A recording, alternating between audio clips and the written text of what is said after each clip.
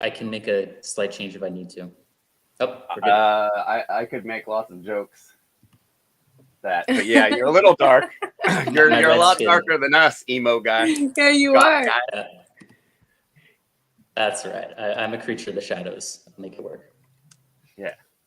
So we are live. If you guys want to post up on your social media, that would be great.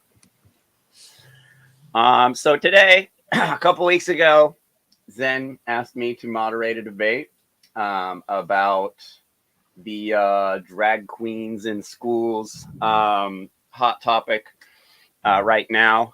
I'm completely on the fence. I'm going to moderate, but I'm also going to be, I'm a neutral moderator, but I am a on the fence moderator. So I want to be convinced either way. And on this subject, I see arguments in both directions. So I'm kind of going to just be, I'll be interacting a little bit because I want to be convinced because it is a subject that I am on the fence about. So, and you guys are put, like, be super fun. So, yeah. So there's going to be 5-minute opening statement, then discussion in the middle, and then a 5-minute ending statement. Do you guys want to do like an hour and a half or 2 hours? Because I've got little ones here. Generally, so shorter the better for me, just because I got my little ones. But I mean, if it goes over that, it goes over that. So we'll try and shoot for 6 o'clock, ending the ending statements on 6 o'clock. Okay, where are you guys? It's 4:30. We're California. Oh, okay. I'm on the complete east side. You got east side, west side. Yeah. Yeah, I'm at it's 7:23 here. Cool. So it'll be what, 8, 9? Yeah, about 8. Yeah, we'll try 8, 9, yeah. We'll shoot for around 9. Cool. But who is the challenger? Who challenged who? I suppose I did. Okay, yeah. So usually challenger starts, if that's cool with you guys. I'll leave it to Cheryl. Do you want to start or? No, you can go ahead. It's all good. Okay. Here, we got 5 minutes, right? All right. Okay. Greetings, lunar punks, wayward ones, anarchists as well as useful idiots. I am yours, unruly, most blasphemous preacher Xenith. And I'm here to present facts and beg for sane and rational minds to come forth humbly in the pursuit of moral consistency, most delicious and most nutritious. Yes, I beg of thee that you just say no to Greevy. I also say my sincere apologies for any mispronunciations that I make. Nikmon Bamajikak Todakrik Azawakuk Wubananyak. These are traditional terms for accepted members of only 5 of the largest indigenous tribes in Eastern Canada. These would be the two-spirit individuals such as myself, individuals who have both masculine and feminine qualities and who may have unique roles or responsibilities within their communities and whom are often considered sacred to their people. I say these words in as much honor as I am capable of to the Innu people, the Makamik people, the Malasit people, the Passamaquoddy people, and the Abenaki people. I could have made this list much larger. Here's another short list for you. Das min Reich riefan au gauluch, dir ir geni, biaf it Iraq, das dira giulich, dainira dionirishon. These are but very, very few titles of publications or books in the German language that relate directly to human rights, specifically LGBTQ+ identities and sexualities. They were burnt by the Nazi regime, you see, most never to be recovered. Here are the translated to English titles of the books and publications that I mentioned. The Human Right to Happiness, The Self-Owns, Liberated Eroticism, The Third Sex, The New Generation. I could have made this list much, much larger. The most egregious burning of human history occurred early into the rise of the Nazi regime in the 1930s, with the complete decimation of the Institut für Sexualwissenschaft, Institute for Sexual Science in Berlin, Germany. I embarrass myself with these poor pronunciations to do my best to make it clear to you something very important. Those who fail to understand history are doomed to repeat it. History is written by the winners, and you have not been paying attention. Transphobic people fail to realize that trans individuals have existed since the dawn of time. My reference to these are historical benchmarks which go back thousands of years. To fail to understand this is cultural erasure, something you are participating in by spouting nonsense from the global elite whom would love nothing better than to continue to wipe these historical facts under the rug indefinitely. One's ignorance to this history does not make it obsolete. Knowingly or unknowingly, every talking head out there spouting mainstream media nonsense and fear-mongering about drag queens in libraries, men in women's bathrooms, and men in women's sports are committing the same acts that colonizers and the Third Reich committed. Kindly, please fucking stop. The factual historical evidence is painfully clear. The ones who commit the most acts of sexual violence against children are not drag queens. They're not two-spirit people. They're not gay men in pride parades or anyone else the political puppets want you to believe. They are the Catholic Church. This is not a coincidence that the same people that are guilty for colonization and mass genocide are also guilty for trying to erase human history and demonizing kind and decent beings who are rarely, if ever, hurt anyone. Most certainly not children. That's the church. If you have evidence that drag queens or trans communities harm children in high percentages, please present it. In this debate, I will be bringing scientific evidence founded in verifiable human history that the trans community is not only the scapegoat for the crimes that the church themselves are doing, but the church has throughout history and in this very moment pumped out useful idiots to distract the masses from what is actually going on. Mass indoctrination, science denial, and cultural erasure. Things any decent anarchist would fight tooth and nail to end. Why do you post all over your social media an endless stream of anti-science, anti-history, anti-indigenous, and pro-propaganda which aims to subjugate decent, peaceful people, including history related to your own fucking elders? Virtue signal much? Do you even read, bro? Are you an advocate for the non-aggression principle? Why the literal witch hunt? I have my theories of why you do it, but let's all hope that it's only because you haven't been properly educated on this matter yet. Well, today, you and others here get that education. Oh, and by the way, please stop being a moral hypocrite by also being vegan phobic. Animals are not widgets, they're sentient beings, and you can and should leave them the fuck alone. Colonizers invented factory farming, not the indigenous. You and everyone else can eat plants. It's the traditional food of your people.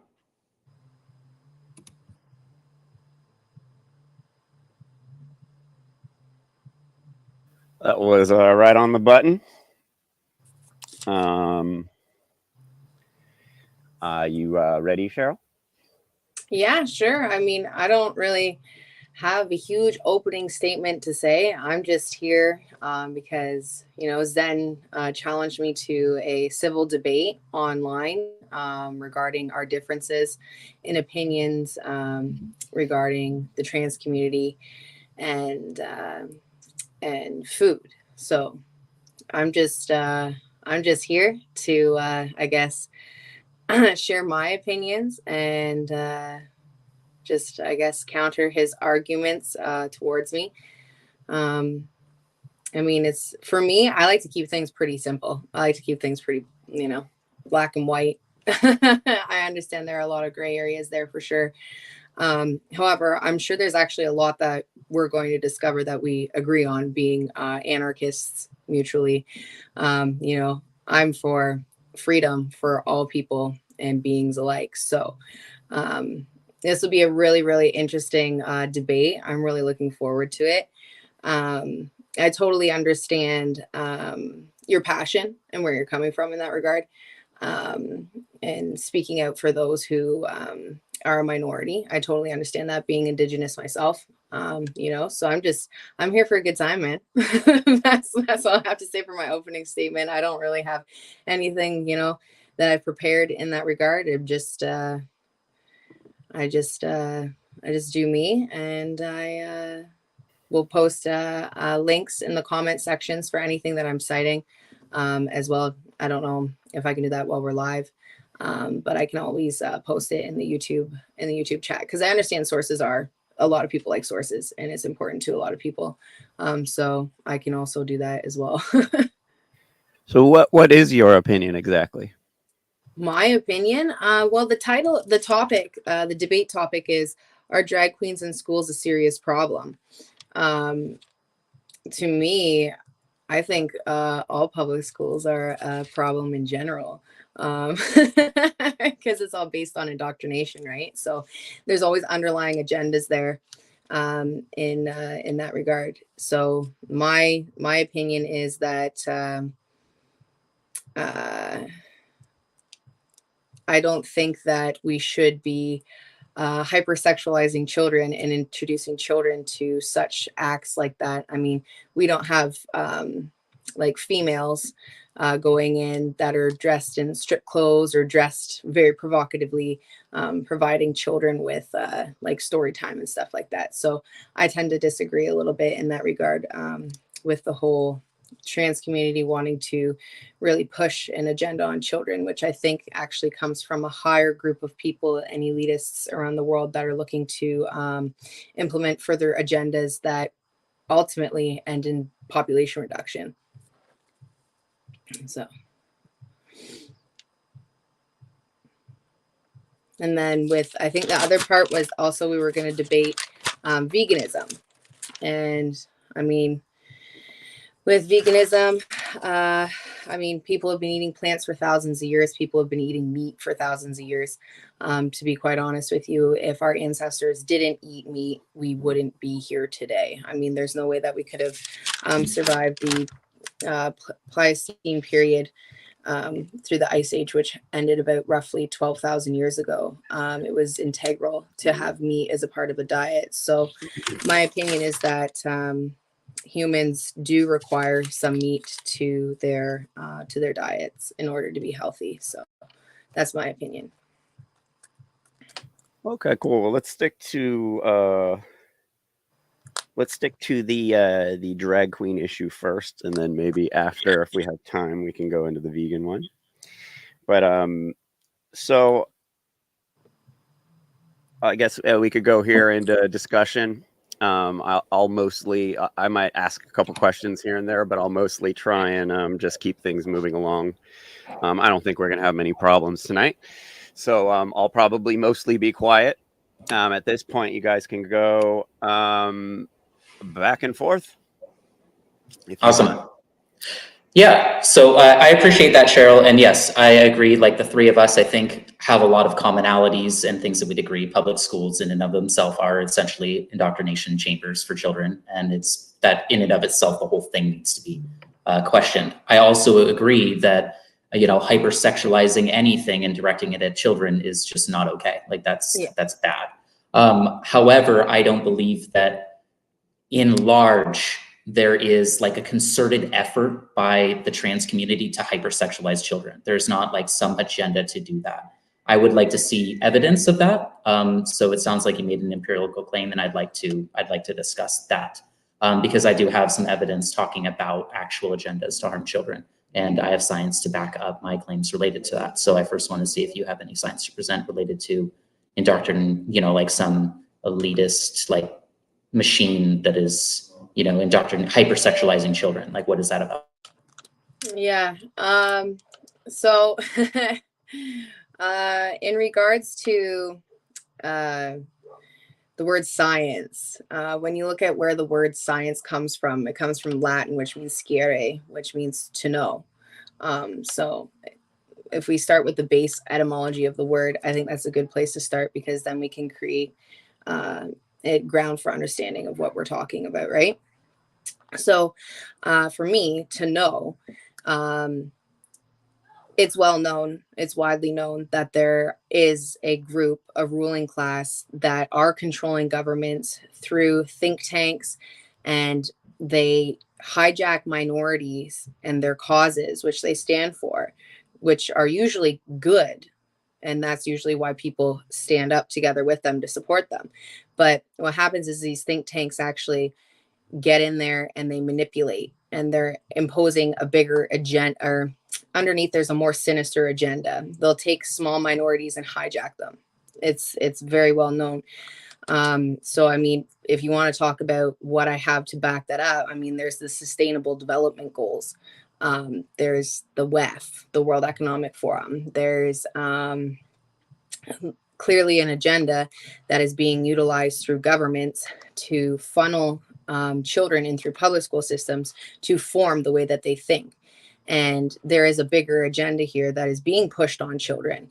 And they're using like soft forms of brainwashing to children to shape the way that they think about their bodies, to think that biological sex is somehow interchangeable. And ultimately that is at the end goal for big pharma, which always wins in the end, because they're making loads of money. They're creating a really big group of people that now are not able to reproduce, which we know that the Georgia Guidestones, I mean, come on. There was these giant slabs of stone erected where they openly state in many different languages that they're looking to reduce the human population. And they're going to do it through a series of a different set of agendas to do that. So like I had mentioned, there's Sustainable Development, Agenda 2030. And all of this information is readily available for anyone to search. I mean, it's right at your fingertips. Everybody has a phone. Everybody can do the research. So, I mean, don't like, as Mark Passio would say, don't believe what I say, research what I say. It's up to people to actually do their own research and formulate their own opinions based on the information that's available to them. So, I mean, I can sit there. I've sourced a lot of stuff before, and then people will still just continue to deny what I've sourced, because they're cognitive dissonance, right? So, I mean, there's lots of different areas on the internet that people can search to see that we know government exists, and we know that their end goal is to control people, right? So us being anarchists, I'm sure we can all mutually agree on that. One thing, being conspiracy heads and anarchists and stuff like that, there's a lot of speculation, and we do use tons of conjecture that isn't really, while there are, possible clues, and some things may seem like evidence when they really may not be, or they've been, we've kind of romanticized them, to a certain point. So, we lost Zen. What just happened? I'm like, yo, it just got small. I'm like, whoop, the screen sandwich there. I'm like, where'd he go? Sorry, yeah, I keep shaking. He'll be back. StreamYard's pretty glitchy. Right. But what I would, it's kind of, and like doing more debates, like I've been engaging in more moderated debates that are like pretty, there's rules to it and stuff. And the more I've been doing this, the more I'm starting to see that, like, a lot of, it just kind of makes all the stuff that I used to talk about, I'm just like, kind of like, well, I don't really have, I'm posting the link again for Zen. We don't have a ton of real good evidence to back most of the stuff we talk about. So in a debate, it's kind of like you kind of want to actually find the best science available, which is, like the Guidestones and, like the WEF and all this stuff. Most of the stuff we hear about those types of things are kind of, are definitely conspiracy based, and they're based in speculation and stuff. So yeah, I don't know where Zen went, but I don't know where he went either. But I just wanted to add to what you're talking about with like choosing the best science, right? And so choosing the best science, there's a lot of funding that goes into skewing information, statistics, things like that. Look at the whole freaking COVID scam. Yeah. Look at how they used science to further their agenda of making it seem like these vaccines are safe and effective. I mean, safe and effective if you want to kill people, give people myocarditis, leave people with all of these health problems. Like, for instance, you mentioned like, the WEF and Bill Gates and this Depop agenda. I just did a debate with this farmer. It was a vegan debate, and he was trying to say that, Bill Gates is buying up all this land because he wants to, he's not because he wants to make everyone eat, garden burgers and stuff like that.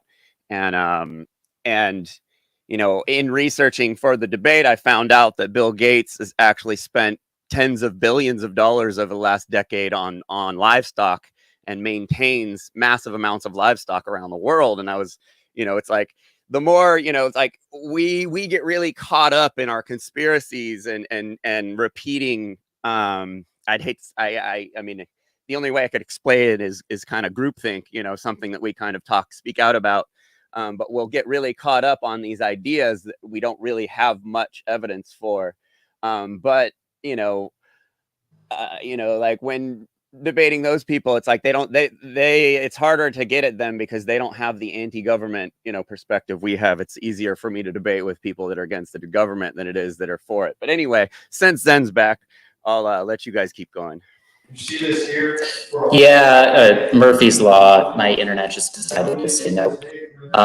Sorry about the background noise. There's nothing I can do about that. Okay, so I was taking this during that and I missed a bit, so my apologies, but let me try this again. Okay, so it sounded like you started off talking about science and the root of science, but then you didn't really talk about science. You talked about some sort of agenda, but didn't present any science or evidence related to said agenda. Do you have science or evidence to back up any of your claims related specifically to drag queens and sexuality directed towards children? And you mentioned something about corporations benefiting from it somehow. I'm wondering how in particular. You did mention that the Georgia Guidestones. Yes, that is something we could talk about, but honestly, it sounds like red herring. Maybe you're trying to make a claim related that like somehow gay people are contributing to population control, which is really weird. Like that's a weird fallacy that we can get into, I guess, but I'd love some actual evidence of that besides just Georgia Guidestones. And you also used a burden of proof fallacy. You made a claim, like your claim is that there is this big agenda. So I'd like you to present actual, like verifiable evidence related to that. Well, that's why I defined the word science. Scare means to know. And it's pretty obvious at this point that you can see that there's an agenda being played out in schools. I mean, it's pretty okay, obvious. So are you anti-science or are you pro-science? Well, that's the funny thing that I was just mentioning to Jeff is about the whole thing about science is a lot of the times is there'll be a lot of propped up information that was bought and paid for that is called science. Yeah, right. Exactly. Like I was mentioning with the whole COVID narrative. And then they suppress other information as well. So it's like, are you anti-science? Are you pro-science? It's just like, well, you're pro-good science. Are you pro-good science? We'll say that much. Sure. Yeah, absolutely. Okay. Pro-good science. Yeah. Because the scientific method is a very specific method that's spelled out very clearly. And a lot of people fail to understand how the scientific method works out. There's something called the hierarchy of evidence, and it's vital to the scientific method. Are you familiar with the hierarchy of evidence? I guess so, a little bit. You posted did you post an image in the group chat earlier about that? It has like the pyramid. Very convenient. Yes, I did. Jeff, would you be able to share screen and show that, or is there a way that I can share that graphic? Drop the link in the private chat, and I'll post it. I'm pretty sure you can. I think they just added that you can share your screen. But if you want to drop it, if you want to drop it in the private chat, I can pull it up. Yeah, let me go ahead and do that. Again, sorry about the background noise. There's really nothing I can do about it.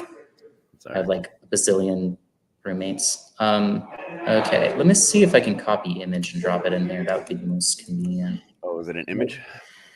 No, let me see if I can get the URL to the image itself. Sometimes this link works, sometimes it doesn't. Do you have the ability to present down there? Does it say present? Possibly. I'd rather not share my entire screen because I didn't prepare to do that. But did that work or no? Yeah. Hold on one sec. Okay, sweet. Steve.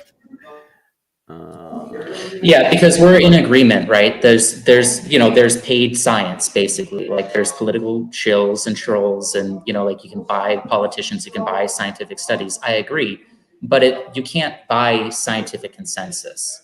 Like that involves like decades of paying people, and like maybe you could make a claim that like the Rothschilds or something are capable of steering scientific consensus, but that's a big fucking like that like overwhelming claims require overwhelming evidence. I don't think that you can present evidence that scientific consensus can be like doctored. Scientific consensus involves systematic reviews over a long period of time. So that's systematic reviews are looking at good science and finding commonalities between all the good science over a long period of time. So yes, you can buy one scientist or one study, but buying scientific consensus isn't really a thing. I'm pretty sure that would be next to impossible unless you were like immortal. Well, data is data, right? So I mean, over time, data shows, and that's usually what I go with. And while we're talking about things to cite, one of the individuals I would like to bring up is, I think his name was John Money. And there was the case of David Raymar. I might be pronouncing his last name wrong. But this guy actually trailblazed a lot of what people are supporting now with children, and them being able to transition from male to female and female to male. So anybody can do the research on John Money and find a lot of controversial information in regards to gender dysphoria. And isn't this a different subject though? Do you think this is it? Well, he was asking me about, like, do you think drag queens are trans? Maybe that is something we need to go over, like definitions of things, because I think this is about drag queens. And in a debate, you kind of want to be like hyper stay on the subject, kind of. My concern going into a trans debate would be a totally different discussion, I believe. My concern is that we can talk about that, but we still don't even have, I feel, like a basic understanding of what science even is and what the hierarchy of evidence is. So I think let me try and share my screen now. Let me select. Are you just talking about the pyramid? I have the pyramid right here somewhere. Yeah, are you able to show it on the screen? Yeah, I have the pyramid on. I'll find it on my computer. Okay. Because I think I have it. I'm sorry about the noise.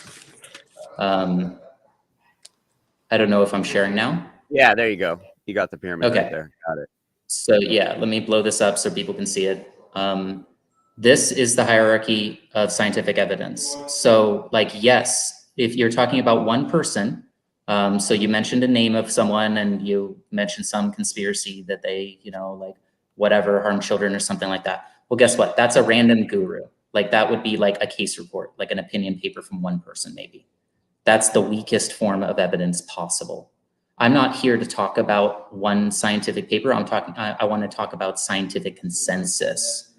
So like you can use an ad hominem attack and you can like claim, oh, this one scientist a long time ago pioneered an entire field called gender studies. Well, guess what? Like just because, let's even say that they were like a murderer and child, like rapist. Let's say that one scientist was horrible, right? Like worse than Freud, right? Like horrible person, okay?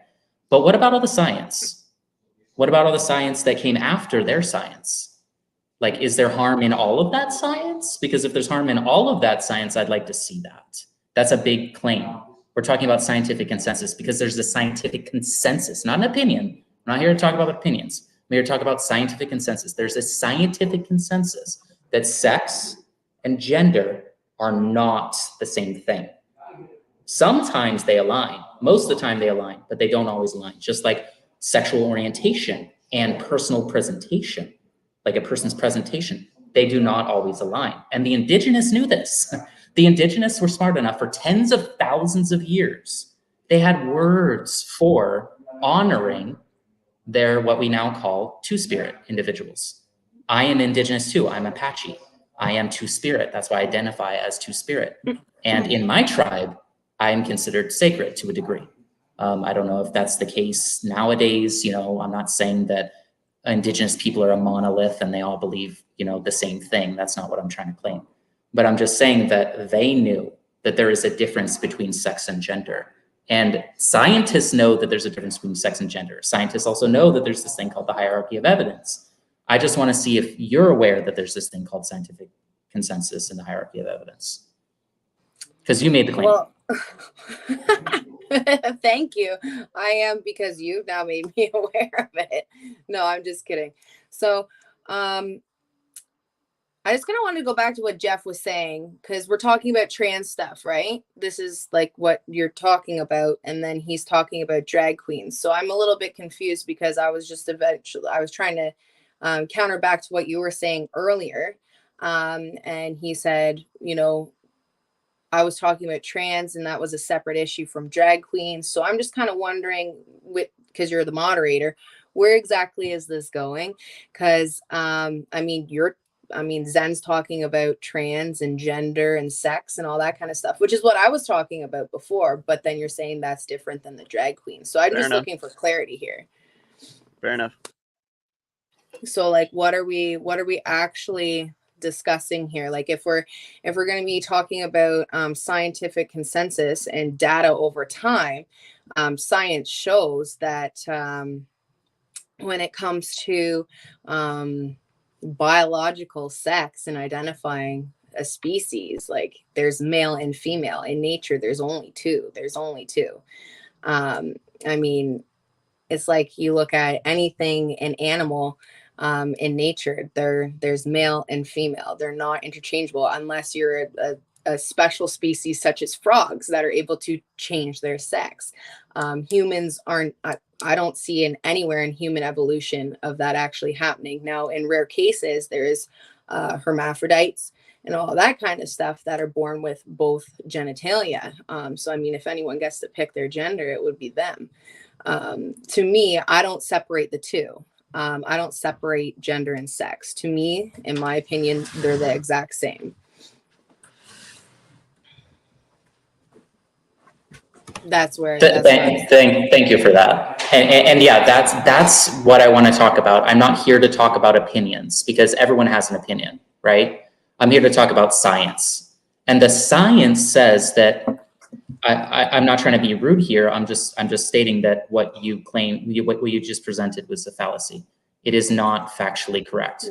In actual science, in actual nature, there is a huge, massive plethora. Like you could literally go on duck.com right now and type, is there only two sexes in nature?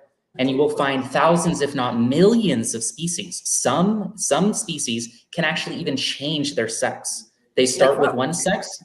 I'm not sure, maybe frogs, yeah, like as tadpoles or something like that, right? And in actuality, like even humans, you want to talk about humans, we're all born technically female bodied.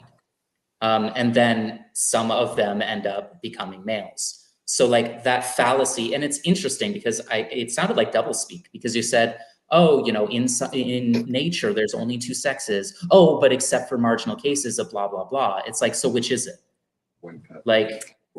Well, that's just what I'm talking about, it's like I said in the opening statement, it's very, it is what it is. Like, you don't have to come up with all this fancy data, all this dollar signs to see what's right in front of you before your eyes. You look at skeletal remains, even if someone did transition from being a male into a female, in 1,000 years from now, some archaeologist is going to dig up the skeleton and look at the hip structure and say, oh, this is a male species of a human being right here. That to me, I think this is a red herring. Can we pull back a little bit? We got to get back on the drag queens in schools. Okay, yes, drag queen is presentation, okay? So orientation, who you're sexually attracted to, and presentation, how you dress, are not the same thing. They often are. Heteronormative people often present the same way that they're attracted to someone of the opposite sex and blah, blah, blah. That's heteronormativity. right? But drag queens, they may or may not be asexual. They may or may not be demisexual. They may or may not be sapiosexual. They may or may not be gay. They may or may not be straight. It doesn't, like, it has nothing to do with their sexuality. It has everything to do with they like wearing a fucking dress. And if you want to talk about history of wearing dresses, like, there's been lots of periods of human history where men, powerful and influential men, wore fucking dresses and wigs and makeup. So does that mean that they're not really men? To me, can you shut the door, please? What determines, like, again, if you're a man, your biology determines that, your genetic makeup determines that. Like you had mentioned, technically we are all in utero. Humans all start out female. Well, it's a genetic coding and a hormone that triggers from female to male. So I agree with you on that, actually. Like I said, there's going to be a lot of things that we actually probably agree on. So yeah, do start out female, but there's a genetic coding that switches that over to a male. So you can't, that's science. That's what we know. And drag queens, I mean, are they trans? It doesn't, to me, they have the freedom to express themselves however they want. I'm an anarchist. I'm about freedom for everybody. They have that freedom and that right of choice. If they want to wear feminine, like, dresses, I don't give a shit if you want to wear a dress. I mean, fuck, I wear guy clothes a lot of the times. Often when I'm out hunting, I prefer wearing men's clothes. Does that make me a man? No, I'm still very female. And no matter how much, if I cut my hair, shaved my head, all that kind of stuff, I'm still biologically a female. And to get back to the drag queen topic and them being in school, I mean, what kind of a grown man wants to dress as a female and then read storybooks to children? I mean, that's just kind of strange. I mean, again, like when you see a lot of these drag queens at story time and story hour, I mean, one of them, for God's sakes, uncrossed his legs and you could see their whole dick and shit, like right in front of kids. That's not cool. Like, I mean, we don't have strippers going into schools. And well, actually, technically, you know what? We do. There's been a lot of vile shit that I've seen in gymnasiums and things for schools where you have people hypersexualizing children. And that, to me, shouldn't be tolerated whatsoever in any public school. But I mean, public schools, like we said in the beginning, are a problem in and of themselves because they're literally grounds to indoctrinate children. That's something we all agree on. So if there's something going on here where this is being widely funneled to children, there's obviously an agenda at play where they're trying to manipulate the minds of children. I mean, children's minds are heavily underdeveloped. So to me, it makes no sense why someone would want to explain to children why they wear a dress and all of that kind of stuff. Like, why do you want that to be your audience? You know what I mean? And there's actually quite a few drag queens that have straight up come out and said, you know, public schools, like, we shouldn't be going there. We shouldn't be doing these things. There's actually a lot of drag queens that have spoken out against about these story times and hypersexualizing children and introducing them to that. I mean, look at the sex ed curriculum. They're teaching, like, 6 and 7-year-olds about anal? Like, come on, that's fucked up. That's really fucked up. And so, I mean, just trying to keep on topic about the whole, are drag queens in schools a serious problem? I think that them promoting what they're promoting is an issue to children because children's minds aren't fully developed yet, and that can actually cause confusion in young children. So, like, for example, I used to dress as a tomboy when I was a little girl. I always wore a backwards hat. I wore ripped jeans. I played with the boys' toys because I thought Tonka trucks were cooler than Barbies. If I was born to some parent today, they might see that and be like, oh my God, we need to put on hormone blockers. We need to, she wants to be a boy and then totally disregard my bodily autonomy as a child and force me to go through all of these freaking medical procedures. And to me, that's wrong.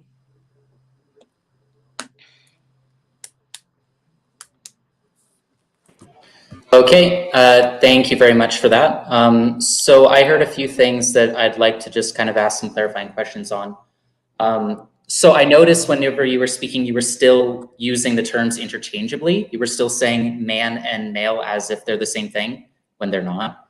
You were also saying, no, they're not. There's a scientific consensus on this. This goes back to the hierarchy of evidence. You can literally just go to duck.com and say, is there a scientific consensus on sex and gender being different? And you will just hear like you what can go to google.com where they cite that vaccines are safe and effective because it's bought and paid for science. That's why Google is controlled. Please don't cut me off. Sorry. Please don't cut me off. Thank you. I'm not done yet. Thank you. I didn't say for you to go to Google and find a random source. I said for you to find what is called the scientific consensus. There is no scientific consensus about the COVID. We're not even talking about COVID. Okay, that's a red herring. I'd like to set that red herring aside. And I'd like to remind you again to look up the scientific consensus. Those two words are very important. You keep acting like they're not important, but they are. Scientific consensus on if sex and gender are the same thing, because they are not the same thing. And all you have to do is look it up yourself on duck.com, not Google. Okay? And then I'm not done yet. That's the first point. The next thing is you said that's just kind of strange. And I agree. So, we can confuse children in a lot of ways. Like, like children are much stronger than you think. Like, like it's actually good to challenge children's brains. Like education in and of itself causes confusion. Economics in and of itself definitely causes confusion. Capitalism in and of itself is confusing. Carnism, for crying out fucking loud, is very confusing to children. And those things, in my opinion, are much worse than confusing people. Ooh, it's a person that I assume has a penis and they're wearing a wig and makeup. Ooh, like, okay, so fucking what? Like, what's the actual harm? Okay, that's what I'd like to talk about, the actual harm, not marginal cases of hypotheticals of wooey weird conspiracy stuff. I'd like you to present evidence, because we do have scientific evidence. Do you have scientific evidence that relates to your claim that drag queens and or are hypersexualizing children, that there's actual agenda for that? And also, how do corporations benefit from, oh, sorry, I actually lost my spot in my notes. So what's the actual harm? You said that obviously there's an agenda. That's an appeal to common sense. Fallacy is what that is. And I asked you to present evidence. And you said that there are drag queens that have said we shouldn't be doing these things. Yeah, of course, you're always going to have marginal cases of some people within a sane community speaking out against other people. I'll be the first to say it. Here you go. You ready? I'm not a drag queen, but I'm a two-spirit individual. Hypersexualizing children is a bad idea. I agree with you. However, the mainstream media is blowing this shit way out of proportion, because they should be talking about the fucking flight lists. I'm sure we'd agree on that. They should be talking about the Catholic Church and their long history of abusing children, but they're not talking about that on mainstream media. They're pumping out useful idiots that have these silly discussions about, oh my God, a drag queen uncrossed their legs in a school. Did that happen? I don't fucking know. Present evidence, and we both agree that you probably shouldn't be exposing a genitalia to children. I agree. But is there an agenda? That is the question. Please present evidence that, for example, drag queens are teaching anal sex to children. Present evidence. Well, you talk about scientific consensus, and it says scientific consensus is the generally held judgment, position, and opinion of the majority or the supermajority of scientists in a particular field of study at any particular time. So the reason why I keep referring back to the COVID narrative is because it's similar. It's a similar, you can compare the two. And we know that there's bought and paid for science, which sits there and says that vaccines are safe and effective, yet we have how many records amount of people dropping dead from heart attacks, children dropping dead from heart attacks. So we have a scientific consensus that you can find on the internet where it's bought and paid for science, which ultimately in the end funds big pharma, which is making billions of dollars off of it, off their agenda. It's right there. The same can be said for in regards to the whole, I don't even know what to say, because drag queen, trans, like, to me, trans is that someone transitioning from being female to male, male to female. I mean, you talk about what harm is there being done. I mean, look at John Money. Again, I've mentioned his name in the case of David Raymar, I think his name is, and harm being caused. That guy started out because he had a botched freaking circumcision that went wrong, and it mutilated his penis from an infant. So the doctor said he would never have a normal life ever. So the parents decided, when they saw John Money on television, they decided to put him through hormone blockers and all this kind of stuff and try and turn him into a female. In the end, there was a lot of harm done to this individual because he ended up committing suicide. I mean, you look at the suicide rates in the trans community, it's absolutely massive. So there's a lot of harm being done, and Big Pharma is benefiting off of these people that have an illness. And it's, to me, that's absolutely heinous. Like, it's disgusting that there are people that need help, and the way that they're given help is actually causing them further harm down the road. There's so many cases that people can look up of people who previously transitioned and struggled greatly and realized that, you know, this isn't working out. And there's a lot of damage caused to these people. They weren't given the proper help that they needed. So, I mean, we can sit here and talk about scientific consensus, which is the opinion of the majority of scientists, but it's all being bought and paid for, in my opinion. When there's data, actual human beings that are living that can actually speak and talk about the suicide rates, the harm that's being caused, and all of the data that actually shows biological males can never actually be a female. I mean, it's right there. It's very black and white. It doesn't have to get more complicated. And I find that this topic gets so muddled and so overcomplicated that people lose sight of how basic this actually is. I'm not against people's freedom to choose to wear whatever they want. If they want to, if a female wants to get double, what is that called? Is it a vasectomy? No, that's male vasectomy. Mastectomy? I don't know, but where they get their tits cut off, and then if they want to do that, they can do that. If they want to put themselves on hormone blockers, they can do that. But don't push that onto other people, especially children. I mean, it's very easy to look up and find the meme and the picture of the drag queen at Story Hour, and they literally uncross their legs and their whole junk is showing to children. So, I mean, you're sitting here asking for science and all that stuff, but this is actual science. This is actual data. This is actual information. And it doesn't have to be overcomplicated. Like I said, a lot of the science is bought and paid for. And the science that doesn't fit the narrative or the agenda, it's swept under the rug, similar to the COVID stuff. People who are coming out against the vaccine saying they're causing myocarditis, they're causing all of these issues. All of that science was called misinformation. And the same thing is happening now when people sit here and say, okay, so we want to talk about scientific consensus. What about the opinion of the majority of the people? What do people think? And a vast majority of people think that gender and sex are the same thing. When you're a man, a male, a guy, this all has to do with them being a masculine male. They're a biological male. Their sex is based on their biology, right? So, I mean, look at sports, for instance. There's biological females that are competing against biological males, and they're being completely erased. We talk about cultural erasure. Well, females are currently being erased in the sports arena by mediocre males who want to go in and take all of their trophies and win all, like that one guy who was ranked like 239 in the swimming, and then he transitioned to be female, and then he wins. Like, you're erasing female identity. That's men stealing actual natural born biological female's identity. Yeah, that's so we're getting back off of the drag queen part.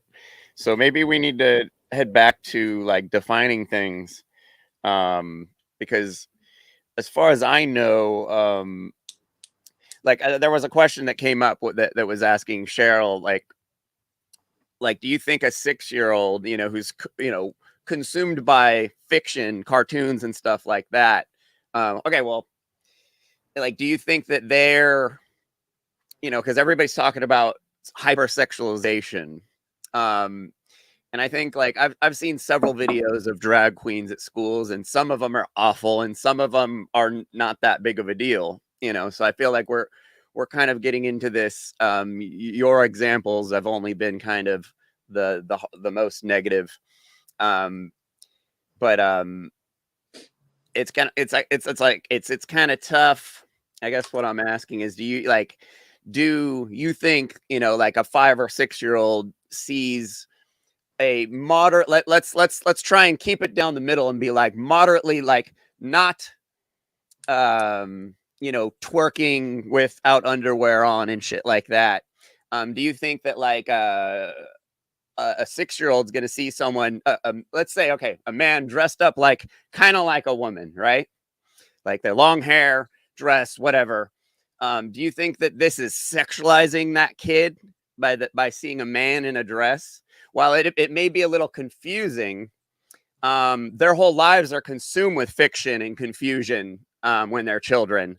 So, like, how bad is the problem is kind of what we're trying to get at. Like, I get what you say, that you can go find some videos that are pretty fucking awful. Like, I've seen some shit where it's like, okay, yeah, that's pretty bad. And then I've seen some stuff that like, people have been posting recently and they're ranting about it. And I'm like, I don't know. Like, I don't think that those little babies understand anything that's going on. Because I saw a video that got really big last week that was like a bunch of ladies holding their babies and like a guy doing gymnastics, with no titties out, no ass out, like nothing like that. Like, it was like pretty mellow.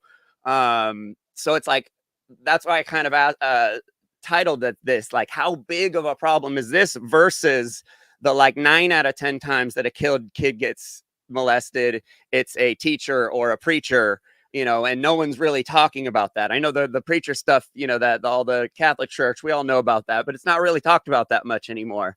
So this is more of a question of like, how really big is this? Because while I understand a lot of this stuff, and like to Zen, I'd ask you, me coming from growing up in the Boy Scouts and being a victim of the whole Boy Scout thing, and then being a part of the class action lawsuit where I'm seeing, that there was tens of thousands of these dudes that just like gravitated towards working with Boy Scouts so they can molest kids. So I get like, there's like that kind of a quote. Like, that's where I'm like, I'm on the fence, because there are some, it is a little odd. And there is that like, okay, well, why are these guys choosing to go do this with kids? It kind of makes me feel the same way the Boy Scout thing was. Well, why are these guys working so hard to work with little children?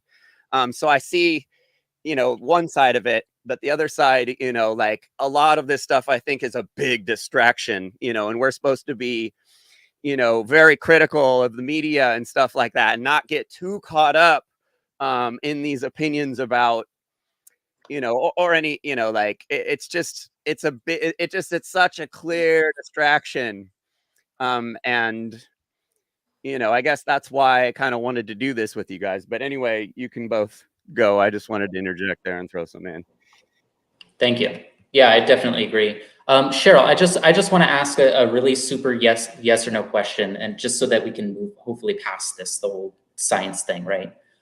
So do you have any science at all to present related to any of your claims that you've made yet? This is a yes or no question. Yeah, so I said that I will provide links in the comments. Okay, please do so now. We can wait. No, okay, sure. I have a bunch on the other topic that we're going to discuss as well. Okay, yeah, on things that you talked about already, please.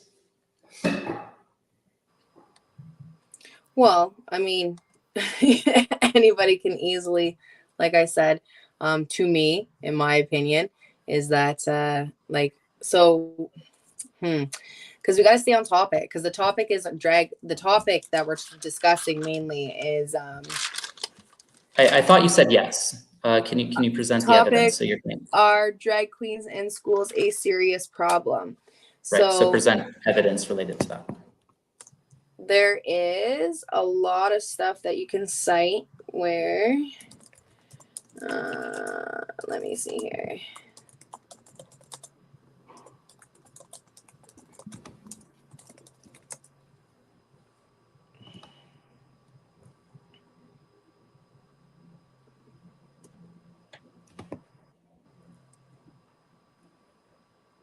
And while you're doing that, I'm going to present my science if I can. Yeah, for sure. Okay. Do you want me to drop it in the StreamYard or in the YouTube or both?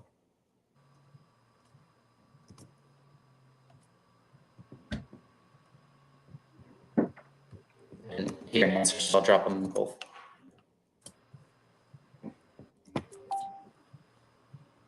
That's the science I'd like to present. And you'll notice that these are old numbers, and I'm sure that things have gotten much worse. I don't know if there's anything specific that happened in 2010 that would have like prevented the church from continuing to do harm to children. What was interesting about that too, about the church, when you look at that stuff, where did a vast majority of the sexual abuse happen in against Indigenous children? It was by the Roman Catholic priests. Exactly. Through the education system, right? Yeah. So I mean, residential schools. Exactly. Yeah, exactly. So that can also kind of like segue into the whole idea is that a lot of the time predators will seek out easy way to get their prey. So, you know, you look at priests, they're pedophiles, they're going to put themselves into a very easy way to have access to children. Right. And this is why I wanted to have this discussion with you. Like Cheryl, like I want to be blunt, and I want to say, you know, they say that like, you know, your biggest haters, your biggest fans. I like you, like as a person. Like I like what you're doing. I appreciate what you're doing, and I do believe that you're a good person. But you're a fucking influencer. Like you're someone that honestly that I look up to. But I see you saying really hateful, like bogus stuff, and like you could. Instagram posts. Yeah, like your transphobic Instagram posts and your vegan-phobic Instagram posts. Like you could just talk about the church. Because when you talk about the church, because you do, I see you posting about the church, right? I see you posting about, you know, Jocelyn Maxwell, you know, the names. I see you talking about missing and murdered Indigenous women. I love that shit because we are 100% in alignment there. But that is a much bigger issue that deserves, because the mainstream media, the talking bobbleheads, they're talking about who can poop in what pot behind what door. They're talking about stupid shit that in the grand scheme of things doesn't fucking matter. What Jeff mentioned about what happened to Jeff and people that I'm sure Jeff knew personally, that's a fucking issue. Who's talking about the Boy Scouts and Girl Scouts? Who's talking about Eagle Scouts? Who's talking about, you know, like these residential schools and all of this shit? Like that's what we should be talking about. I don't think it's a coincidence. I think it's the Hegelian dialectic at works. I think it's a fucking psyop. There's definitely conspiracy. And that conspiracy is bait and switch, distraction, fucking paid opposition. Yeah, and I feel like, I don't think you're doing it intentionally, but I feel like you might not realize that you kind of have a responsibility. Like I wish I had your fucking platform. I'm jealous of you. I'll say it now.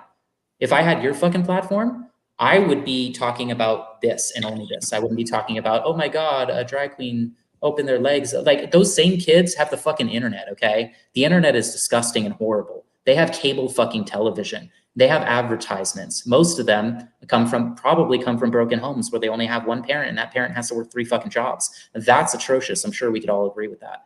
That's a major fucking problem that needs to be addressed. That's why I talk about a lunar punk future so fucking much. That's why I'm doing what I'm doing in my church, to help break people out of this bullshit. But like if the mainstream is talking about something, that should be a sign that you should stop fucking listening to them. That's my opinion.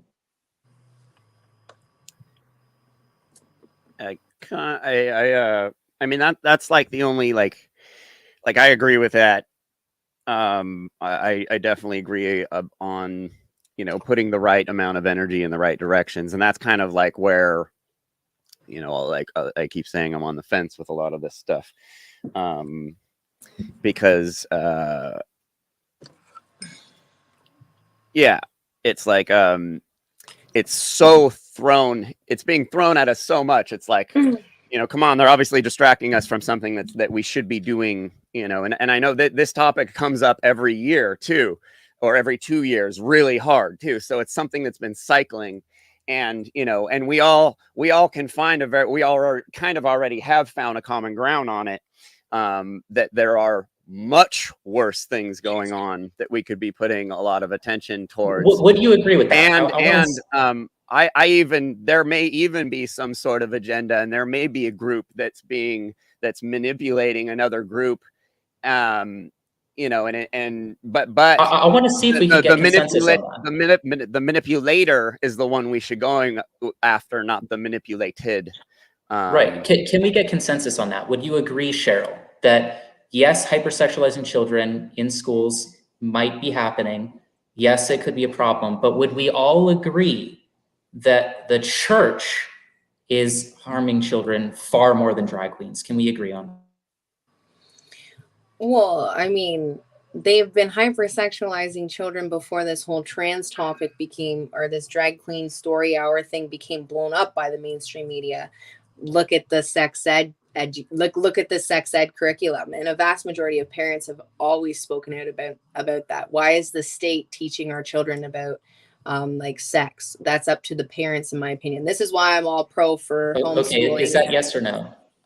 Like related to the church, is that a yes or no answer? Well, I'm getting there, because when you actually go back to the real origins of everything, it all comes back to the church, and actually the Jesuits, to be more precise. And the Jesuits, the church and state, control all of the public school systems. So yeah, there is definitely an issue there.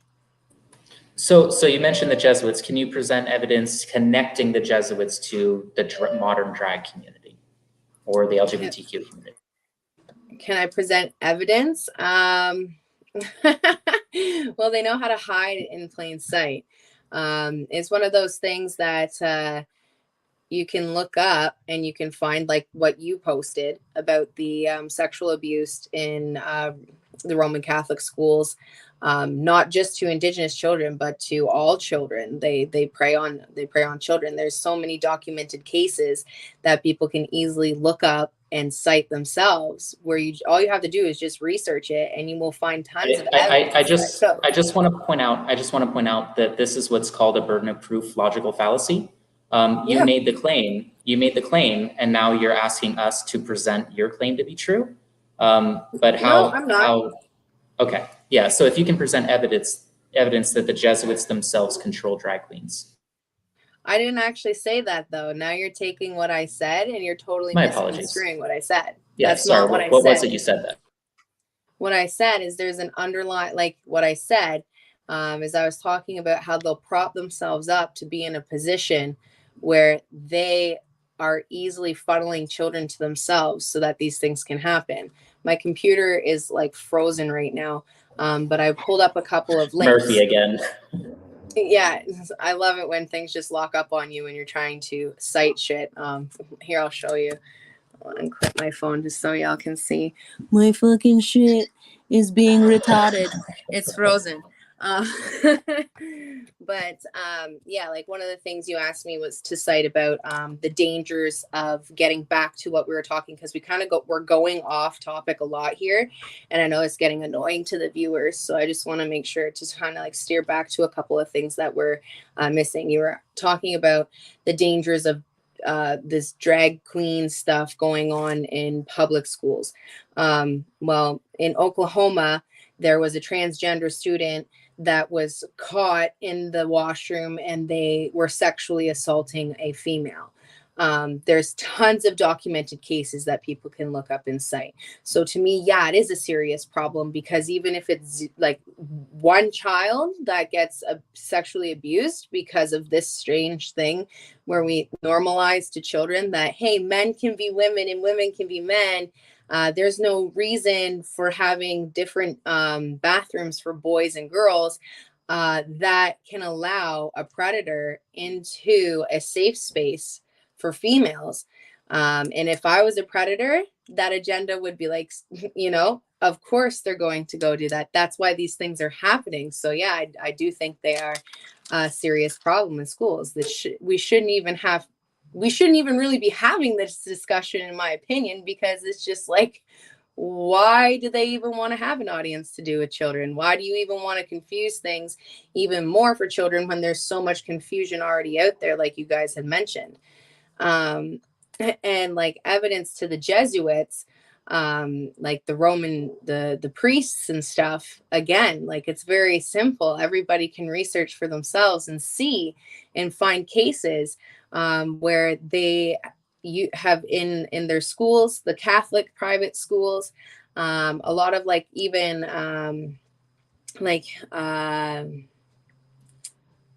education systems like colleges and universities and stuff like that.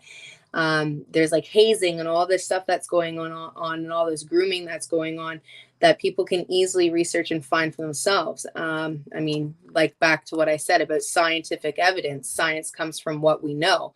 Well, evidence shows that there are issues here where children are being preyed on, and that's a serious problem, and they're using the public school system to do it. I mean, I have links here. They're completely frozen on my computer. Okay, so that's what I get for having an Acer. Yeah, I used to have an Acer. I hear you. Okay, so I'll try and be a little bit more fair given that situation. But you did mention bathrooms and how it could be attractive to predators. I'd agree. Like theoretically, yes, that could be. Oh, I could just claim that I'm, like queer or something, and then I could sexually assault someone. But I want to say maybe they actually are queer and they just want to poop. So I just want to say, like, they might not even be attracted to females. Can you present, like, I know this is a little unfair, but do you have any evidence or to know of any evidence that exists that women are sexually assaulted at high rates in bathrooms by cross-dressers or any other sort of queer people at all?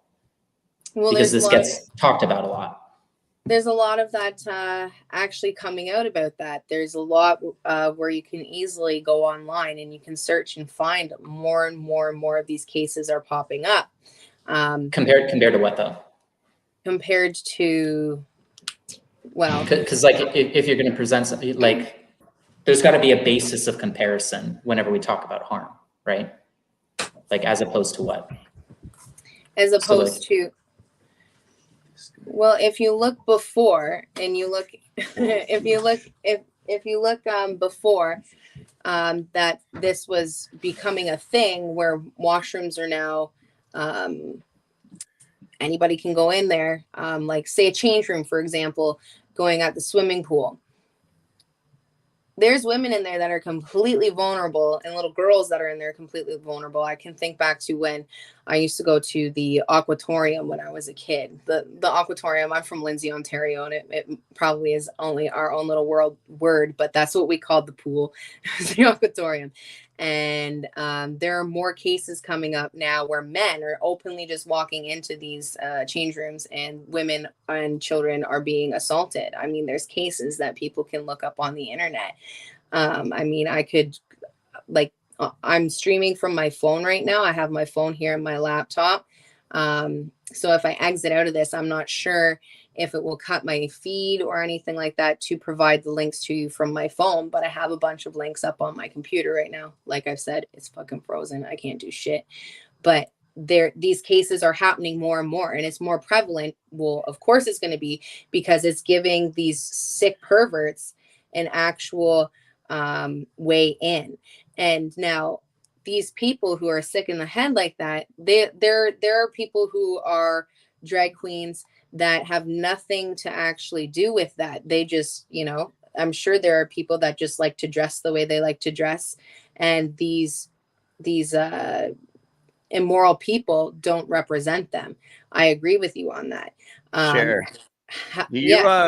Do you think being gay or being trans is something that's learned, or do you think it's something that you're born with? Maybe we can get back on track by, because I feel like this is, if you believe, you know, that it's something that's learned, then I would see that this whole thing would be an issue to you. But if you believe that it's something that you're born with, it would be a harder argument.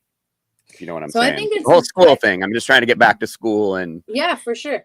I think it's I appreciate you bringing it back on topic, because it keeps going off onto this, this trans debate and stuff. And I keep trying to come back to the drag queens in school too.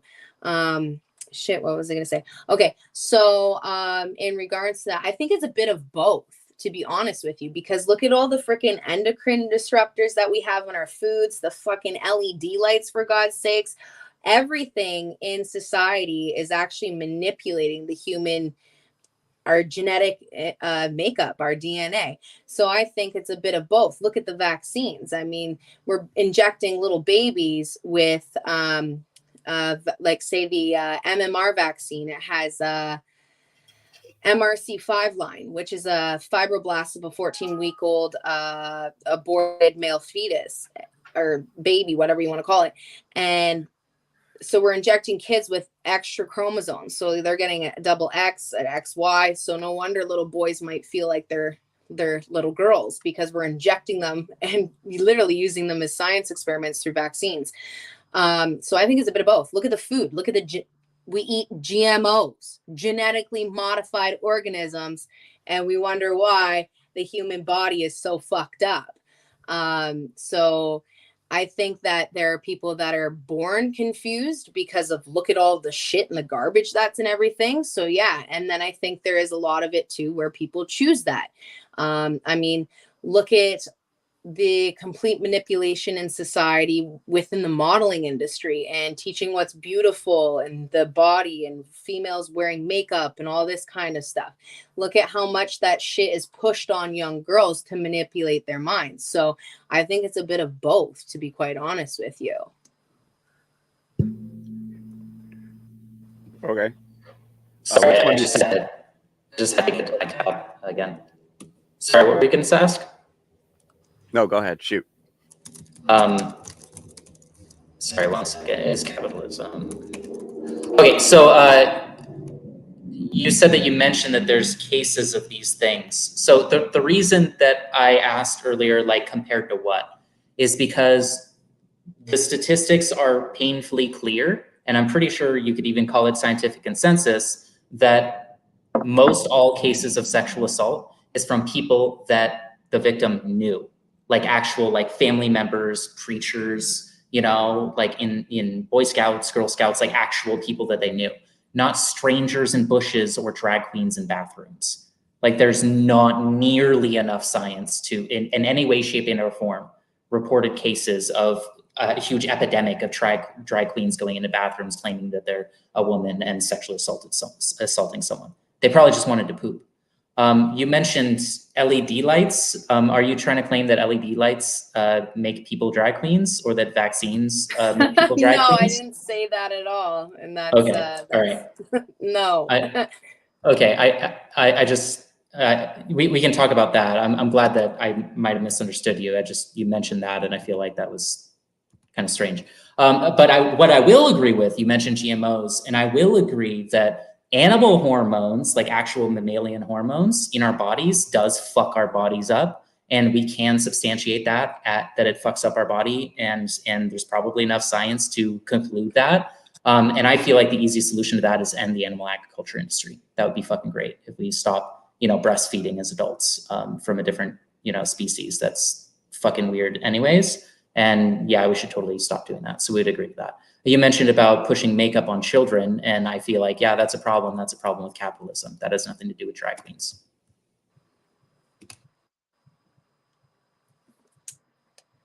No, I don't think it's drag queens that are to blame for pushing makeup on kids. No, but irregardless, like both. So whether we're talking about the sexual abuse cases that are happening through a vast majority, you said, of them being someone they know, or compared to drag queens in public school and stuff like that, they're both awful and they shouldn't happen at all to children. I'm sure we can both agree on that.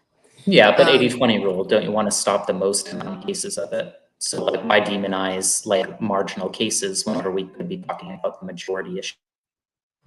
Well, I think we should be talking about all issues, shedding light on all issues, especially where there's a victim that is actually, you know, that there's the actual true victim. Like, it's about children here. That's the main concern. And so, yeah, we could talk about the big thing about what about all the sexual abuse that happens on the reservations? The reservations are rampant with sexual abuse because the children from the residential schools were taught the only form of love, the only time they're ever touched, hugged, or anything was through the manipulation of a priest trying to fucking get his rocks off because he's a pedophile. So, I mean, like, you can look at it at that angle. Like, I mean, that goes back to the whole stuff with the Roman Catholic Church and residential schools. I mean, which are finally being talked about, which is amazing. And all of that awful shit that my grandmother went through. My grandmother's a residential school survivor. I wouldn't be here if she didn't survive going through that disgusting system. But we should still be able to talk about these cases that are happening, that are allowing, it's almost like a gateway for these sick fucks to get in there and hijack a minority.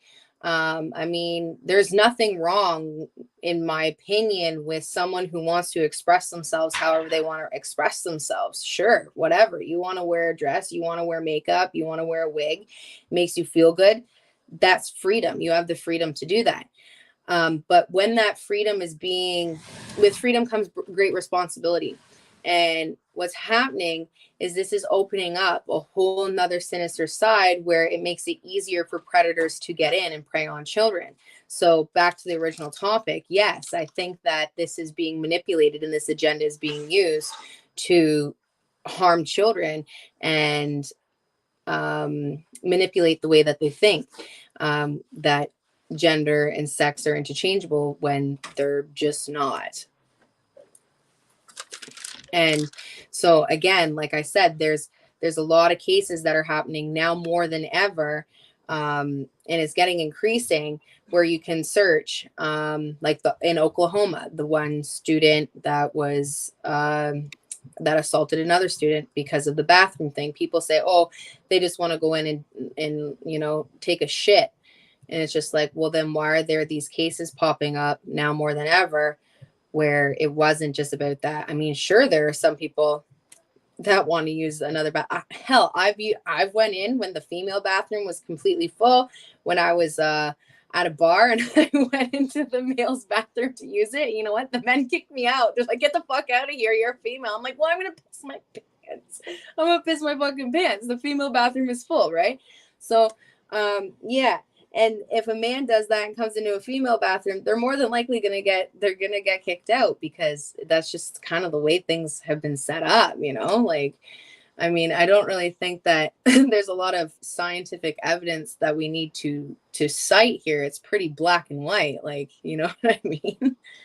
Well, the reason I think this is an issue, that why I'm, you know, so salty, as you said, on social media, is because I feel like you have a responsibility to like help contribute. I think we all want a better, just like society, and there are agendas. There is a psyop going on, and unfortunately, how do you know that you're on the right side of the psyop? Because I feel like you're on the wrong side of the psyop. Because the Hegelian dialectic is you have the thesis and the antithesis in order to get the synthesis. I don't think that it's like, you know, I mean, I presented evidence that, you know, two-spirit individuals have existed since the dawn of time, right? Tens of thousands of years old. Just because mainstream media is talking about people that want to poop and they're freaking out about, oh, they went into the wrong bathroom, just like you were not a sexual, like you're not a sexual deviant because you needed to pee, right? You went into the wrong bathroom. But people trying to make it out that you're a sexual deviant, like that is a distraction. That's all fucking hyperbole. That's all noise, because ordo abo chaos, order out of chaos. There's order. This is what the Hegelian dialectic is all about, is tricking the masses to fight against themselves. Like right now, the three of us, we could be talking about a lunar punk future. We're talking about who has a right to poop behind what door, And I think that's fucking absurd. We're talking about who has a right to read like stories to children, for crying out loud. Like that's, I don't know. I think that's a big fucking distraction. We have much more important things to talk about. That's why I think it's an issue. And that's why I think that whenever you contribute to this hyperbole and this noise and this misinformation and this anti-science agenda, you're kind of being a shill. You might not realize that you are, but that's how I feel about it. Yes. A shill. That's interesting. Yes. That's not the first time I've been called a shill. That's hilarious. I've been called it too, so. You're a paid shill. You're fed. You work for the government. You're not an anarchist. Yeah, okay. Yeah, two-spirited people have existed since the dawn of time. I mean, yes, for sure. Absolutely. I agree.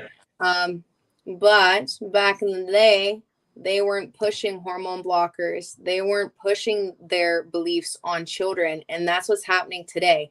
There's a case of a father from BC, British Columbia. He's in jail because his daughter wanted to transition to male. I think I could be wrong on this, but anyway, this father was in jail because he didn't want his daughter to transition.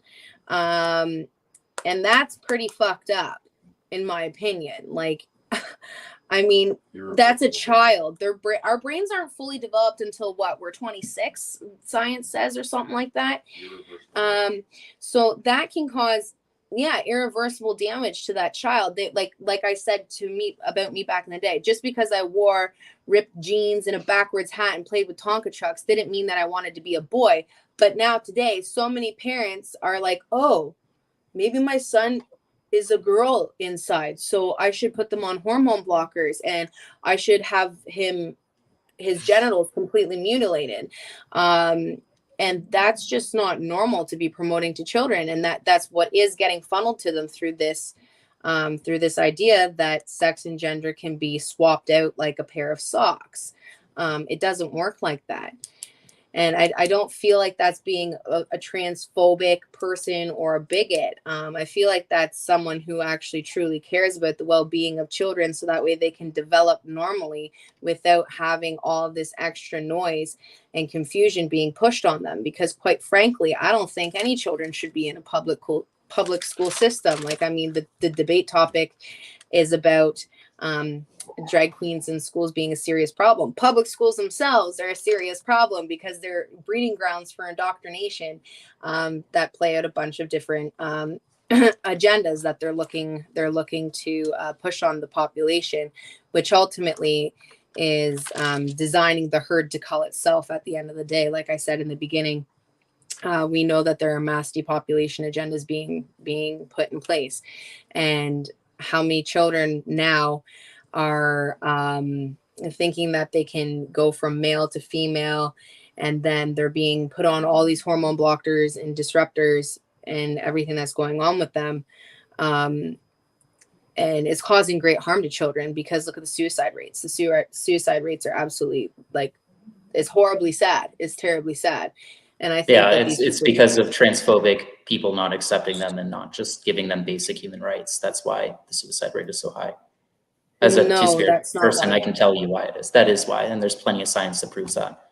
It's a lot to do with the same reason of the vegan phobia stuff that I can share later. But the suicide rates are horrible, and that's because of people not accepting queer people.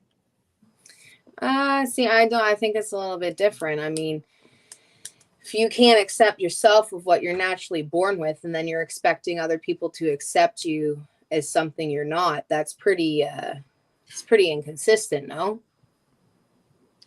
But what if they are? Like, what if I am a dynamic mix of masculine and feminine? Are you saying that I can't exist and I don't have rights? I didn't say that at all. I didn't say that at all. You've done that quite a few times now, where you'll take something that I'm saying and you're getting really combative and taking it almost personally, saying like, so you're saying that I can't exist, you're saying that. No, not at all. I didn't say that at all. Not one bit. Okay. Dynamic. All right. Well, thank you for that. I don't know what the heck that was. At any rate, I want to share this graphic because I want to respect your time. I know that you said you only had so much time tonight. and I really do appreciate the time that you've contributed to this. But I want to hit onto this graphic in particular. I presume you know what the non-aggression principle is? Yeah. Okay. I would the hope reason so, I wanted... being an anarchist. Exactly. Yeah. So for those that are uninitiated, the non-aggression principle is basically the ethical framework of, voluntarism or anarchism. And I believe all three of us do our best to ascribe to the non-aggression principle. The reason I wanted to have this discussion with you today is because I believe that, I don't know, you might be missing some of the stuff where you see the LGBTQ flag here. So like bossism, bullying, dehumanization, disproportionate or unnecessary force, domination, manipulation, libel, intimidation, hunting people, objectification, provocation, sexual harassment, slander, subjugation, trapping people, verbal assault. I feel like you're doing that to the LGBTQ community, and I don't know why you are. I'm not doing that at all to the LGBTQ community. I am allowed to have my own opinions and disagree with people. If someone, so that doesn't mean that I'm violating the non-aggression principle. The non-aggression principle means that you have no right to go out and cause harm to another human being. Like, right. I can't just go walk up to a trans person and punch them in the face because they're trans. That's fucked up and that's fucking wrong. Same with, there is a case, I used to work in the jewelry business. And I remember there was this guy, and it was like, he was like 50 some odd years old, total masculine looking dude. And he just one day decided to shave his face, put on this hack wig, put on this god-awful outfit. And he came into the store. All my coworkers beelined it and ran away because they didn't want to deal with that person, and left me there to serve this customer. Well, they're a customer regardless of what they're wearing, how ridiculous they may look, whether or not I agree with them saying, hey, I'm a female, when I can clearly tell you're a biological male. They're still a customer, and they don't deserve to be discriminated against because they're different than anybody else. So discrimination is discrimination. I still continued to do my job, and it was, holy shit. I had to find this man a bracelet. So this guy is a female, and he's looking for a bracelet to wear. None of the bracelets fit him because he is a male, and the bracelets are designed to fit a feminine bone structure, and his male bone structure was too big. So do you know how hard it was for me to actually sit there and be like, holy fuck, I gotta find this guy a bracelet that fits? Like, how do I find a bracelet that fits this man? Because all the bracelets are designed for women and actual biological females. And I, there's many people that are trying to push laws against people who don't think that these two things are interchangeable, and forcing people like me to serve them. That's like, so you look at it like this, down in the United States or in Canada, you're allowed to serve whoever you want in your business. If someone decides to be like, say, I don't serve these groups of people, it's discriminatory, but it's still their freedom of choice to not serve those people. Sure. Does it make them a piece of shit? Kind of. Like, well, shit, you're being kind of discriminatory towards these people. But trying to create a law saying you have to serve me, I think that's causing far more harm, and that's not actually harmonious with reciprocating freedom for all people. It's not an attack on the trans community when I sit there and I post what I post to my Instagram. And I know which posts you're exactly talking about because I can go back through our chat. I wish I could dual screen on my phone, but I can't, and show the exact posts to the audience that you're talking about. One of them was the swimmer guy. And he transitioned into a female. He was like ranked 239 something. He was awful, just mediocre, terrible swimmer. And so he decided to switch over to trans, and now he's on the top. He wins and knocks out all other actual biological females in sports. And to me, that's heavily unfair against actual biological women, because you're competing against a biological male. And there's a thing called sexual dimorphism. Males have testosterone, they have far more, their bone structure is different, their muscles different, so they're able to actually perform better in sports. Women don't really stand a chance. Look at Fallon Fox, for example, in the UFC. Fallon Fox and Tamika Brents, he completely crushed her orbital bone, and she's a strong female in her own right, and she said, I've never been manhandled like that before. So I mean, who's standing up for women's identities being stolen by men? You know what I mean? That's not being a bigot. That's not causing harm. And that's not violating the non-aggression principle at all, in my opinion. But it is, because you keep mischaracterizing people like over and over. That is dehumanization. Like, you keep mischaracterizing people. You even said the person that came to your thing. Like you have like, okay, please let me speak now. Please let me speak now. The reason that the queer community is so pissed off about people like you is because you have an unhealthy obsession with our genitalia. Like, seriously, dangly bits, leave our dangly bits out of your fucking brain, because it's creepy. Like, everyone's like, oh, they can't go into that bathroom because their dangly bits might touch the water or something. I don't fucking know. Like, it's an unhealthy obsession with other people's genitalia. Children don't have an unhealthy obsession with genitalia.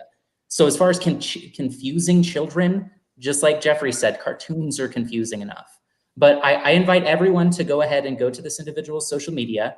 This is one of several social medias, and unfortunately, myself included, I get shadow banned and removed from platforms all the time. I'm not, like, demonizing you because of that. Unfortunately, in today's day and age, it's really hard to even have a platform in today's day and age. But I'm sure people here now can go to this individual social media and probably see what I'm talking about.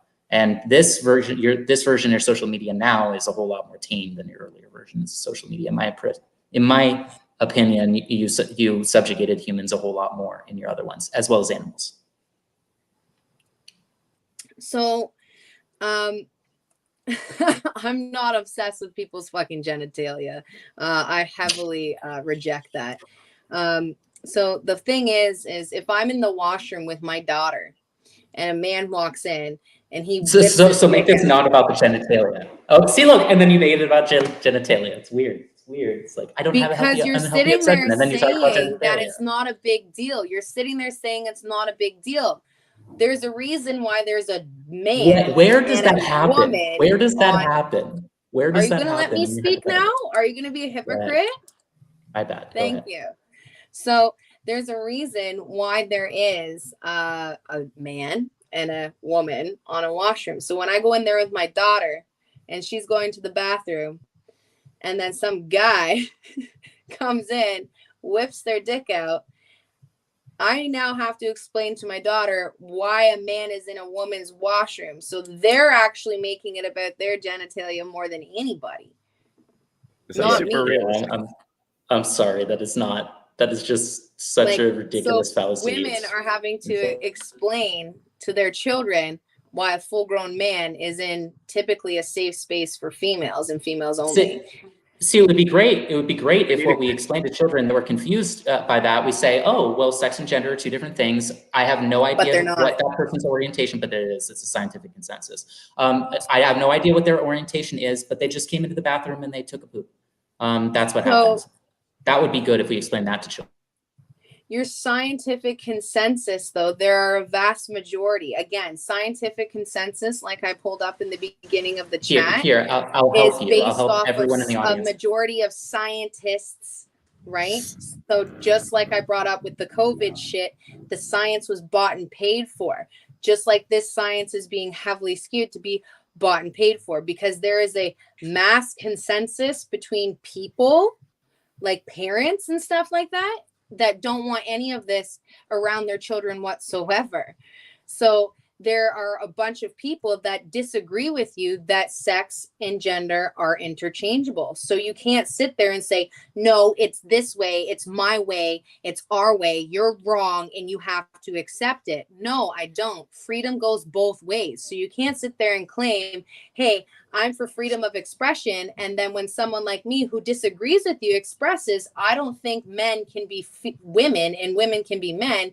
And you sit there and say, well, you're being a bigot, you're violating the non-aggression principle, all that kind of stuff is just straight up whack, because that's not even respecting my opinion and my freedom of choice. Your opinion matters a whole lot less than the scientific consensus. Just like my opinion on something matters a whole lot less than scientific consensus. Again, we're talking about a lot of this science is heavily bought and paid for because there's underlying agendas. You can't skew scientific consensus. Present evidence that you can skew scientific consensus.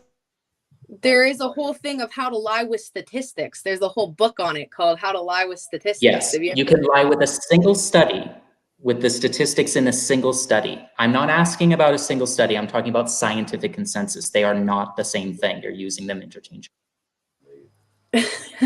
See, we're going to have to agree to disagree.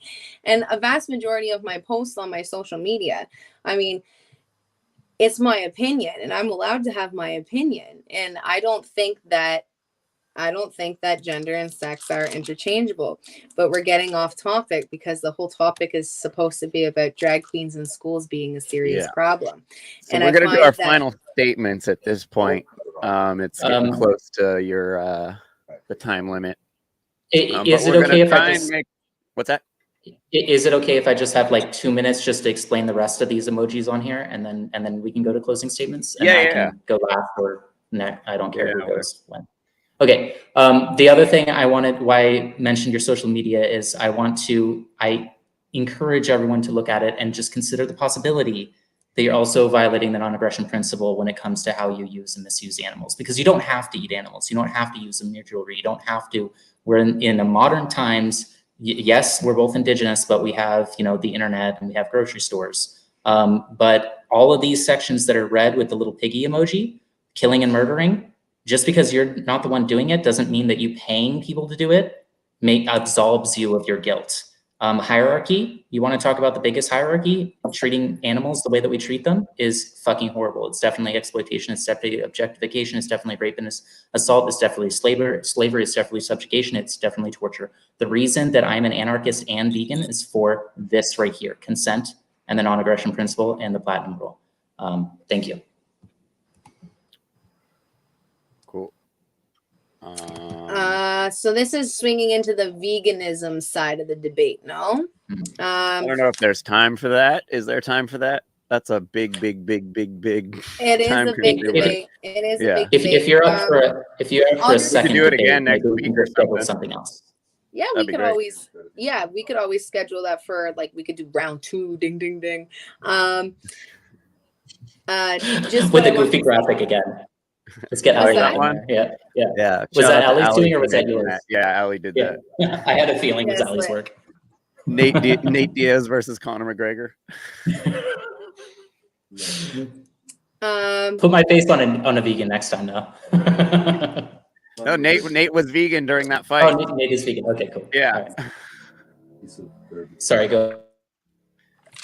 So so like let's do your final couple minutes, basically about the severity of how bad. Well, like I think what causes a lot of division on this topic is the people on say Zen's side see that the actual molestation that's happening is far more bad than the mild to moderate confusion that's happening, I suppose, with these trans, or not trans, these drag queens.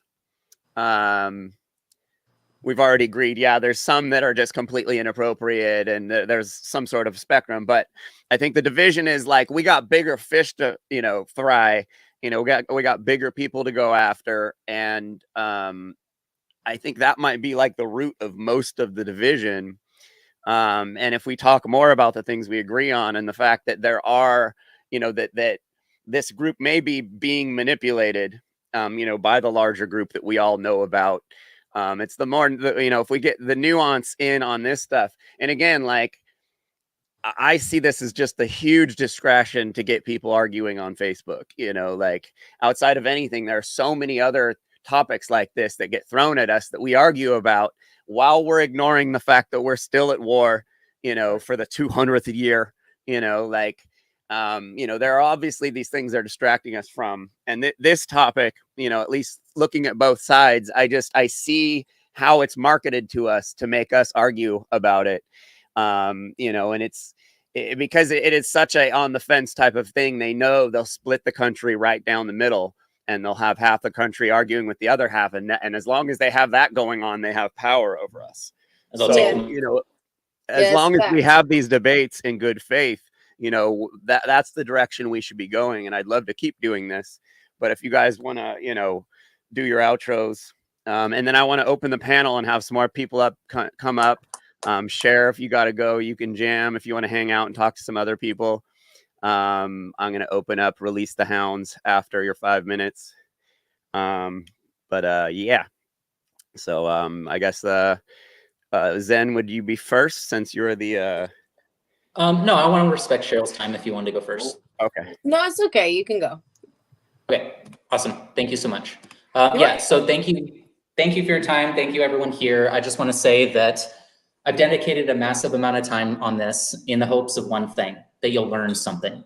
Even if you didn't learn something, I hope those listening to this have learned something. Don't take anything that I've said as fact. Do your own due diligence and look into the things that have been mentioned for yourself.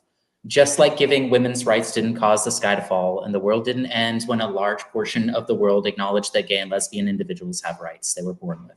The existence of queer people isn't a threat to homosexuality, but the bigotry of heteronormativity, and especially the hate coming from the fucking church, is in fact violence. If you're actually an anarchist, you would apply the non-aggression principle to your conduct to millions of trans and two-spirit peoples on this planet now and since the dawn of time. You will stop pushing the agenda of the Nazi regime and the state that you claim to reject, and the church, which tends to be the exact source of the most evil, nefarious shit ever conducted on Turtle Island. Please respect Mother Gaia and stop being a moral hypocrite. Just as trans individuals are not a target for your empty virtue signaling and whataboutism, animals are not objects that you can subjugate. Apply the non-aggression principle there as well. Please and thank you.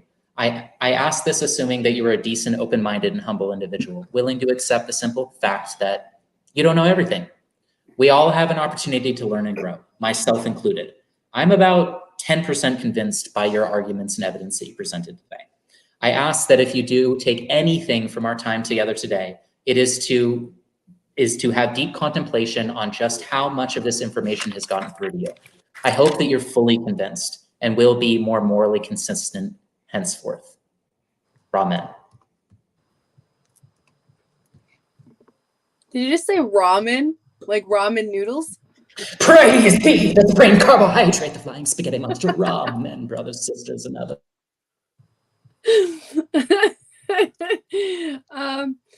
All right. Well, my closing statements, like you all can see, I generally like to keep it pretty freaking simple, pretty black and white is what it is. We got off topic quite a bit, and it was kind of difficult not to, because I think the title of the podcast debate, whatever the debate, maybe it wasn't, the title wasn't exactly the greatest. I understand we'll do titles and shit like that for clickbait to get more people to watch stuff and everything like that.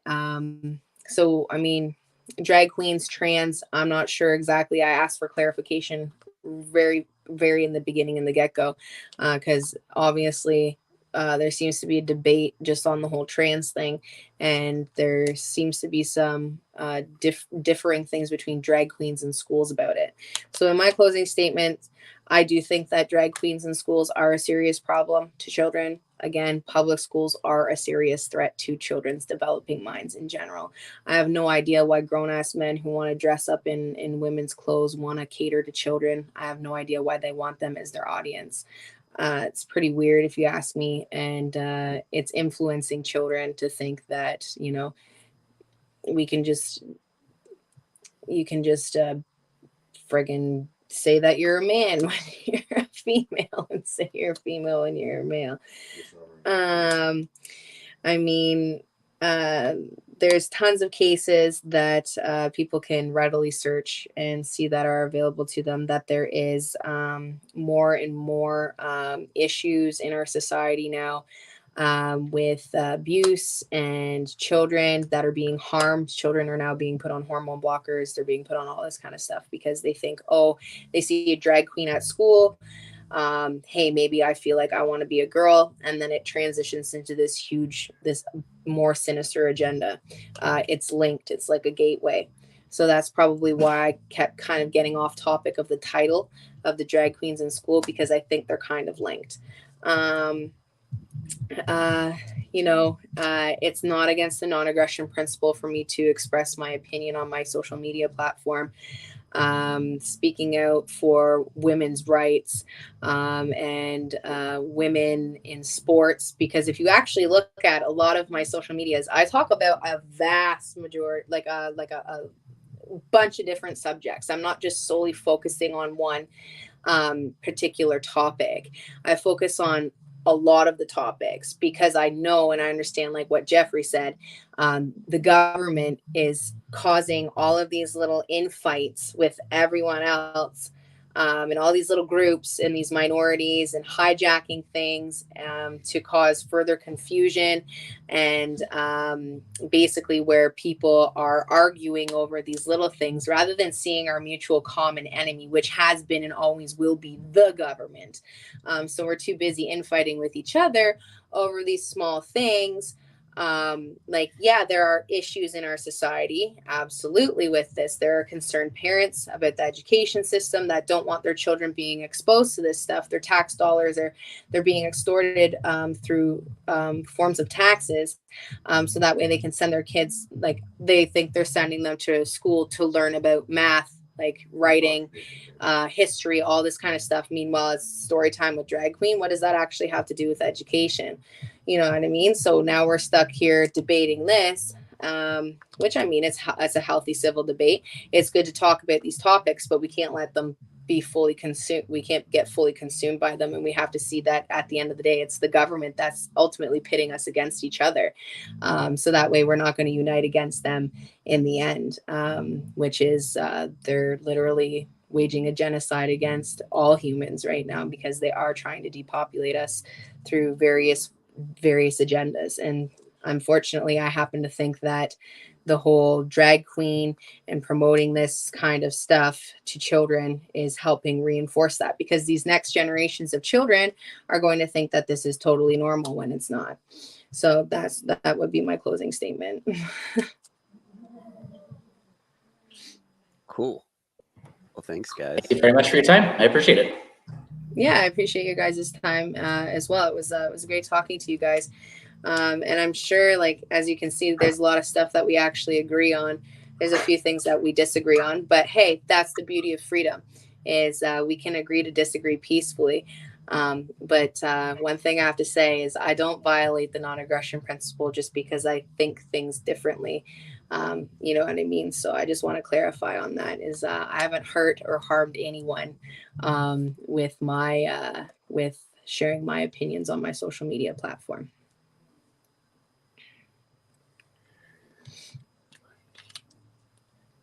Cool. It'll be fun to do another one. Doing the vegan one would be fun. Yeah, I guess. Do you have anything? Well, what do you think, Eric? Man, it's complex. I'm my age, you know. I grew up in a time, and I worked in an industry where, I was New York DJ, rave. In the 80s? No, I'm not that old. 90s. The club kid. In my day, there was, gay pride was a weekend, and it was gay and lesbian. So now we're living in an age where That's nonsense. This LGBTQXRYZ plus is retarded. I poop on that. Are you talking about like labels in general, or like the LGBTQ, whatever the hell the thing is? It's retarded beyond the pale. If you'd like, I can tell you what the gay agenda is. Like exactly what it is. We talk about the gay mafia, by the way. Yeah, sure. The gay mafia agenda. Like I can tell you exactly. Like I can drop that like truth bomb on you right now. You don't have bumps. You're a bump. What? I wish I had bumps. That would be cool. Sorry. So the gay mafia agenda is to exist and be respected. That's the agenda. Well, if you want to be respected, I don't think you should. Oh, go ahead. Sorry, go ahead. I was just going to say, if you want to be respected, don't go out there and freaking have a gay pride parade where you're freaking bending over with dildos and all this kind of shit in front of kids, because that's what you see happening. It's like, if you want to be respected, don't go out there and have a gay pride Lubass, come on, dude. Jesus, you're better than you Lubass know. shows up and just What the fuck how did I do? unprofessional you are, man. How What the many fuck did I- panels are you on? You still don't know you got to turn your shit off. Oh yeah, okay, I forgot for 1 second. Hey, come on, lady, what's your name? lady. Yeah. This is Lubass. Ma'am, what's your name, ma'am? And my name is Cheryl. Cheryl. Come on, man. What's the problem with a couple of dangly bits hanging around in front of kids? You know, kids love to play with little balls and little sticks. You know, they could play baseball. You know, Yeah, you remind me what's of the wrong with a couple of dangly bits for the babies, man? the fucking Have a Adam heart, Sandler man. skit. Knock your nuts Like, around, stay mama. away from this Play with your man. cock and balls. Play with your Leave this- balls, okay, baby? Leave this man's dangly bits alone. Let the children play with them. Come on, have a heart. I thought I made this weird with my preacher stuff, but Lubass. Well, you're just, bro. Let's get real.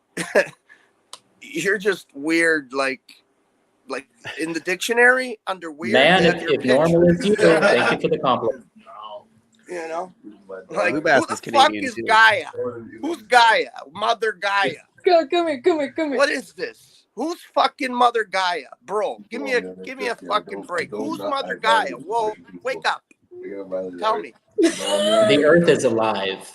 The Earth is And alive. there That's are Mama, other belief Mama systems Gaia. outside of You your got own Mama narrow Gaia mind. in your blood. Is that what's going on? Yes, I suck Yeah. from her teeth daily. Bro, I don't give a shit if you're gay. I don't give a shit if whatever the hell you are. But I think Eric's old enough. He's a little younger than me, but he's old enough to remember when this whole fucking thing started, right? It was, well, you know, You clearly if we didn't allow look at the these science that I gays, presented. you know, look, and that was never me. I don't give a shit what you do in your bedroom. Just keep it in your fucking bedroom. Like a normal human being. Now, back then it was, if we allow this, it's going to be a slippery slope. Well, God, no, there was no slippery slope. It's not as if we're hanging dangly bits in front of children. That didn't happen. Well, All let me they interject. wanted was to get married, man. That's all they wanted, right? Lou, my God, you're just. Shut up, Eric. No, all due respect to this guy.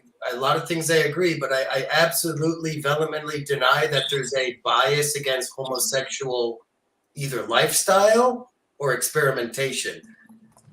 I'm sorry. Well, is that what you're saying, sir? What's your name? There's no hatred against homo. It's been around forever. That is literally not the topic in any way, shape, or form. Okay, what's the topic here? I thought you guys were talking about are drag queens in schools a serious problem? That's the title.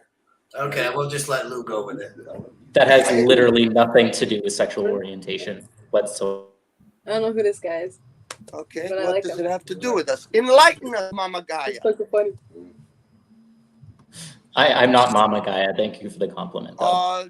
Baby Gaia. I don't know. What do you call yourself? If Mama Guy's what are you, Baby Guy? I don't know. Don't Help me fucking out. kill me. I'm just a dumb Are one. you looking at a teleprompter to I'm get? just Because a you're dumb. looking Yeah. this way. There's I got a whole team behind me, Eric. There's a whole. Hey guys, be quiet. Eric knows. What a fucking Blue bass. Okay, Yeah, sorry. Cheryl, mean you're to learning that hijack you've been your- invited to a very colorful I don't mean cast to of hijack your individuals. stream, Jeffrey. I like the topic. You've been trained very well by your crew, though. That's cool. What crew? I don't have a crew, bro. Yeah. I live in the fucking on a farm in fucking Ontario. Like, who's my fucking crew? Yo, you Come live on. in Ontario, bro? I live in Ontario too. Let's link up. Okay, sure. Shit, No we're in problem. Oh, Ontario you got to be right now. careful of this guy, Cheryl. You wanna go out? We'll go out. We'll party. No Well, problem. no, I'm married. but- Well, listen, a little bit of partying on the side's okay sometimes. No, I'm just kidding. Everything's okay in moderation. That's right. No, I mean, it's a whole fucking. Let's get real. Like, I mean, just look at some of the kids that are going. They're so confused nowadays, man. Like, it's out of control. And I'll tell you right now, it's going to backfire on you pricks, eh? Whoever you pricks are. I'm not saying any of you guys or whatever. Whoever is behind, it's going to backfire, right? Because the kids that come up and that are harmed by this, they are going to get seriously pissed when they're older. And they're going to start taking you fuckers out one by one. I see it coming. Okay? It's going to come. Mark my words. Because they're pissed at how you've confused their brains with all this Mama Gaia fucking garbage. You are the New World Order. Okay? You are. Not the Jesuits. Yeah, the Jesuits have taken over the Catholic Church. Did you ever listen to the word Jesuit? You are the New World Order. You ever listen to that word?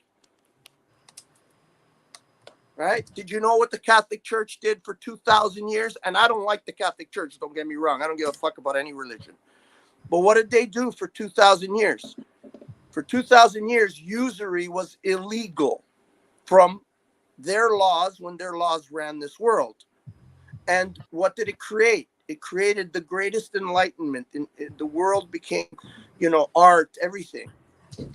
And now with the usury system that we have run by BlackRock and Vanguard, nobody can truly prosper except a select few, right? And we know who runs the system. It's the people you can't talk about, right? Is there anybody we can't talk about, Mama Gaia? Who can't we talk about? Baby Gaia, sorry. I mean, if you're trying to address me, I just think it's funny that there's children being literally sexually assaulted by clergymen right now, at this exact by the clergy. Okay, so then, and you're here talking I'm about sure there's children some being student hold being on, attacked I right got now you. in the Just bathroom by because the clergy. person says I they're got a you. man. Okay. No, there isn't. Go ahead and bring up the statistic related. Hold on. Is sexually assaulting children codified in their scriptures or books of any sort? Can you find that for me anywhere?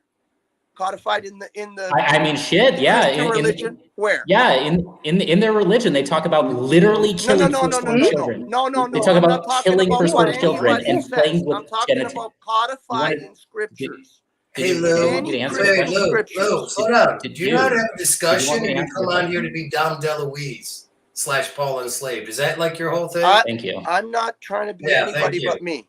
Yeah, but I'll go ahead and bring up some topic. Well, can you let the guy finish talking? Well, no, we're agreeing, but I'm sorry. Can I just finish? Because we were talking, and you just jump in like a fucking. No, you're here doing a monologue, which I wasn't doing a monologue. I asked him a simple question. No, you're not. Well, I don't even remember my question now. Go ahead, Eric. No, I mean you posed questions that were you stopped us from talking. Go ahead. Us? I stopped you. Me and Baby Gaia were talking. No, I stopped you. I interjected. I'm not stopping you. You're free to talk. Baby guy. Do you have a question? Do you have a point here for anybody? Yeah, Or you okay. just Let me here- ask. Or you Let me just ask being here? anybody. Okay, Dom. Who Miller, can please we go ahead. not talk? Let me ask you, Eric. Who can we not talk about? Yeah, we know that. Who? Generally, we know the small Okay, hats. say the word. Why are you having Tiffany. trouble saying the word? I'd like to meet your burden of proof if you'll allow me. Okay, meet the burden of proof. Okay, Who great. can we not talk about? Dude, let me answer. You want some fucking proverbs? I'll give them to you. Could you just mute yourself for just a goddamn moment? Thank you. Give me the proverbs. Give me the proverbs. Proverb 19:18. Discipline your child. In that there is hope. Do not be a willing party to their death. Let's see. There is. Stop. I'm not done yet. I'm not done yet. Mute yourself, Let's deal please. with one Mute at a yourself. time because I'll forget. Jeffrey, can you please? Okay. Then take notes, just like I did during my debate. I'm not that smart. I don't know how to read. Go ahead. Okay. Open a tab. Open a note. Mute yourself, please. Proverb 13:24. Those who spare the rod of discipline hate their children. Those who love their children care enough to discipline them. Let's see. Proverb 22:15. Foolishness is bound in the heart of the child, but the rod of correction shall drive it far from him. Proverb 22:16. Train your child in the way that he should go, and even when he is old, he will not turn away from it. Yeah, so there's a few for you related to child abuse from the Bible. Okay, so that's child abuse to you. Yes, the topic is child abuse. That's the topic, child abuse? Okay, so yes. you believe disciplining your children is child abuse? You asked for me to present evidence of child abuse from the Bible, and I did that. Thank you very much. I asked you to find me any references in the Christian literature that makes it okay to have sex with children. The topic was child abuse. You asked me to do that, and I did it. No, but I asked you a specific question. Do you find any codified in their This is what's called moving the goalpost. Thank you for the follow. Guys, is that not what I asked? Did I move the goalpost or did he? Who do you keep looking at, Lou? I got a larger screen here because I can't see you guys on this little tiny one. So I'm trying to look at the larger one. Did I move the goalpost or did he? I asked him if there's anything codified in scripture saying that it's okay to molest sexually children.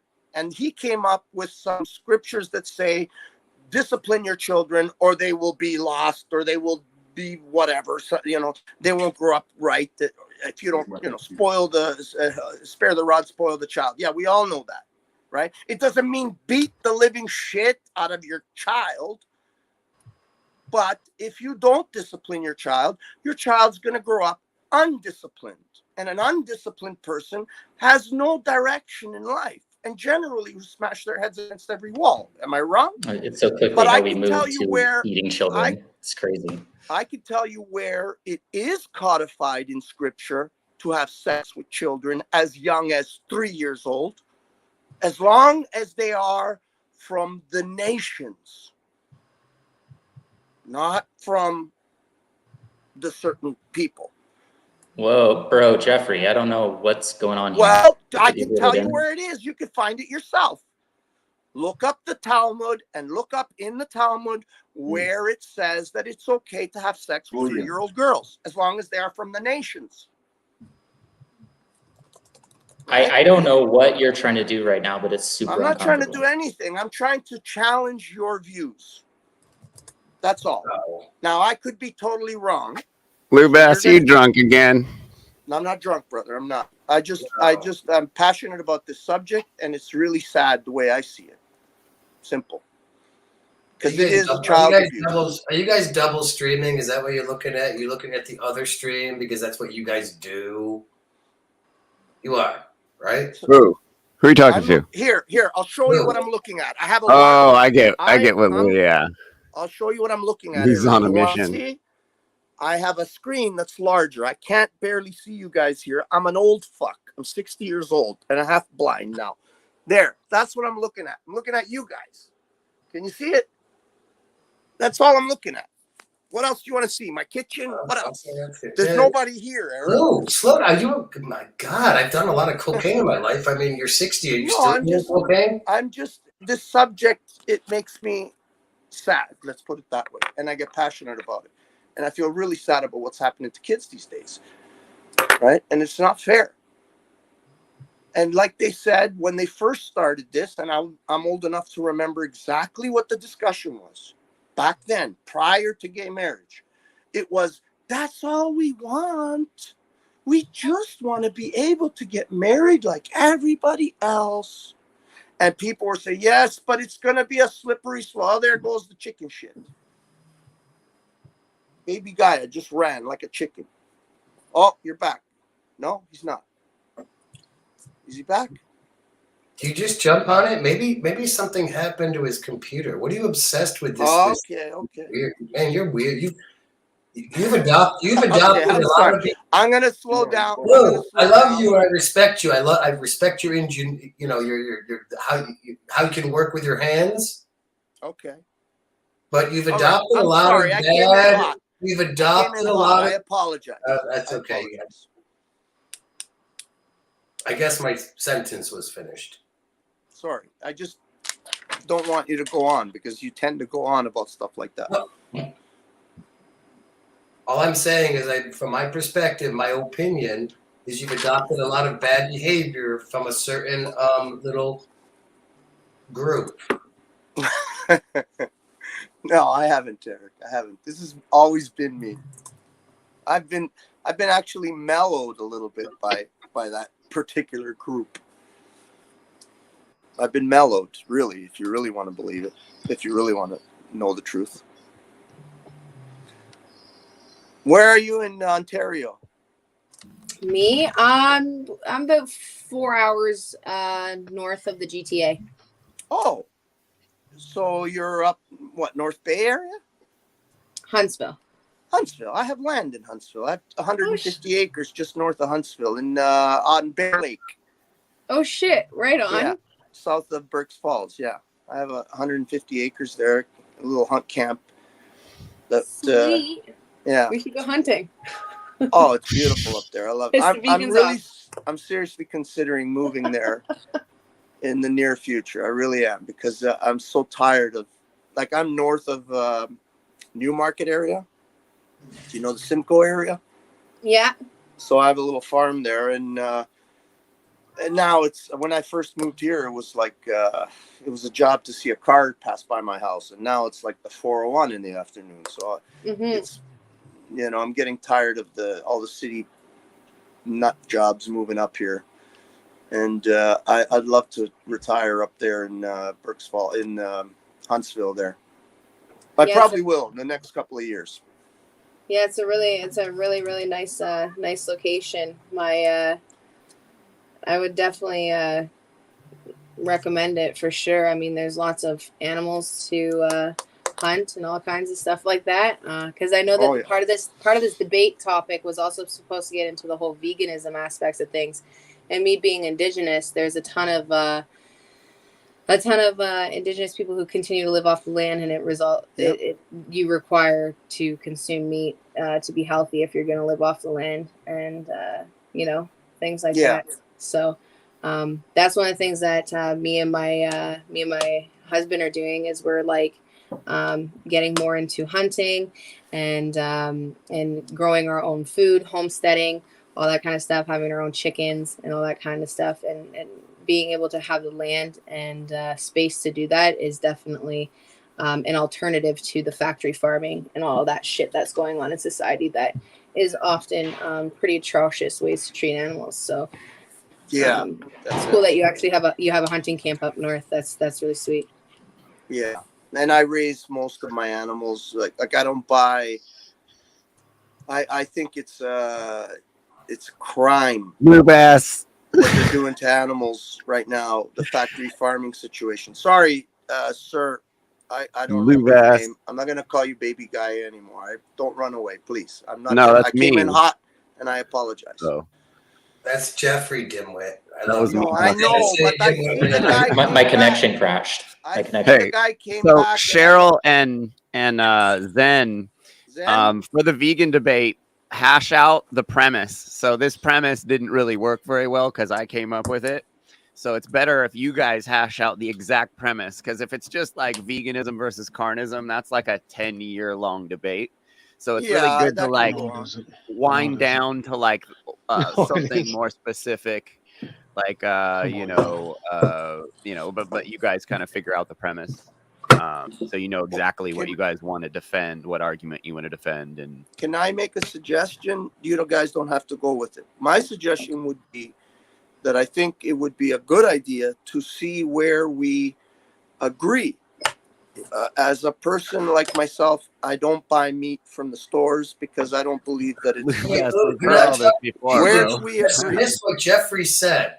I said that could be the. How many thousands of times have we all heard Lubass say that statement? No, I'm said trying to go back to the. Oh my Lou. Oh, okay. So maybe Jeffrey, the platform tried to steer it back away from the vegan debate. Did you not? Oh, okay. I thought he was looking for a premise on the vegan debate so that we could. Listening skills. Okay, sorry. Still having microphone headphone issues, huh? Bro, I don't know what's going on with my shit, but my computer won't even work now. I got to be on my phone because I can't even talk to people unless I'm on my phone now. That's what happened to me. My computer completely froze up when I was trying to provide links and stuff. So finally my computer's unfrozen. I was able to toss some of the links in the freaking comments section. But yeah, I know what you mean. Fucking everything failing. I just wanted to point something out though, back to this whole that whole drag queen and trans thing. That Lupron manufacturer Abby V made $726 million on the drug alone in 2018, which is to help lower testosterone levels in men. So it's like, where this is a straight up attack on masculinity and men and testosterone. So I wanted to point that out, that I did find that there was something done here where to prove that there's an agenda. Well, Big Pharma always has an agenda, and they're benefiting and profiting off of people's mental illnesses, people who suffer from gender dysphoria. They're making money off of them. This is how they hijack minorities. It's the same thing as the fucking vaccine agenda. It's right there. It's just a lot of people either choose to not see it or have cognitive dissonance, or they're completely ignorant or nescient about it. But I just found one of my links popped up since my computer's working. The money that they're making off of this whole sex is interchangeable thing is pretty fucking alarming. So it's causing a lot of harm to people. Can I ask both of you a question? You used one term. I listened to what you said. There's probably a lot of truth in that. But when you said they hijack minorities, do they manufacture minorities and victim groups for centuries? Yes. Right? Yes. Well, that's what think tanks are about, right? That's what giant think tanks are. Okay, I'm just saying, I don't believe in minorities or protected groups. I'm sorry. I reject that 100%. I don't give two jack shits about this group or that group. I thought we're all kind of quote unquote anarchists here. So how can we have groups? I wasn't calling you out. I just wanted to kind of add to it, because I think that's part of the biggest game is they create protected classes and minorities and third world countries. It's endless, all these terms that they invent, correct? I mean, Yeah. They well, it's like, look at for example, look at the indigenous communities that are coming out against the pipelines being on their land. I mean, it's their land. Consent is consent. No is no. But then it's turning into this whole climate change agenda now. So there's indigenous people that are originally fighting for not having these pipelines on their land. And now it's turned into this whole climate change agenda. So they're coming in. This is where, like, say, a group of people, like indigenous people, they're trying to fight for their rights over their land. And then it gets turned into this huge other thing with climate change. I feel like it's the same thing within the drag queen or trans community, where they're like, we just want to be able to read books to kids which I don't know why you want to read fucking books to kids, pushing a strange agenda on them about like your sex can be altered and all that kind of stuff. And that's what's now happening, because look at Big Pharma profiting off of it, just like the whole climate change agenda.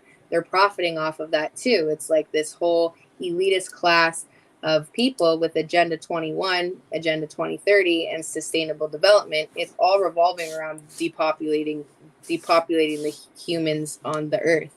And this is where I think that these groups of people, they start out with a good cause, and it's just like, yeah, we want to have the freedom to be able to do this, but then it turns into a more sinister and underlining agenda. So that's what I mean about it, like getting hijacked. For example, when you see Antifa at protests, and they're called anarchists, but they're actually don't represent any of us that actually and they're are being anarchists. paid. And they're Exactly, because being they're paid. George Soros paid fucking provocateurs. Or cops. Or yeah, there you go. Yeah, undercover cops that work for the establishment. So yeah, The whole agenda, it's about transformation. They literally want to transform humanity into something that is more easily managed. Transhumanism, which is definitely whatever. It's about transforming us. Do we find it ironic? I think everybody here probably knows what the transhumanist idea is. And isn't it kind of queer? And yes, I use it in the old sense. Isn't it kind of queer that now we have this trans debate? So it's like, yeah, the general public probably just hears trans, and come on, I mean, we know the general public is kind of dumb. I smell dick. Can you guys smell dick? Oh.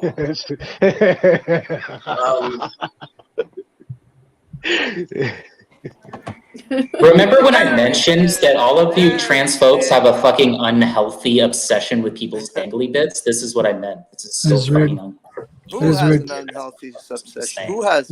Yeah, why are you talking about smelling dick? You're talking about dick. Like, because my friend Dick just came up. He's right next to you. This is Dick. Yeah, the joke is about a penis, right? Which is a little weird. No, it's about my friend Dick. Look, why would it be funny though? I'm childish. What can I tell you? That's fair. I was born in the 60s. Yeah, Lou, it's not my fault I was named Dick. Yeah, jeez, man. I love Dick. It's good for you. I know you do. We support that. So were we talking about transhumanism? Were we talking about transhumanism, or were we? I didn't want to derail, but transformation. Yeah, we were talking about the trans talk storybook hour for kids, for trannies reading books to kids. Why? Well, yeah. So I was under the impression that drag and trans weren't the same. Do you think they're the same, or do you think they're different?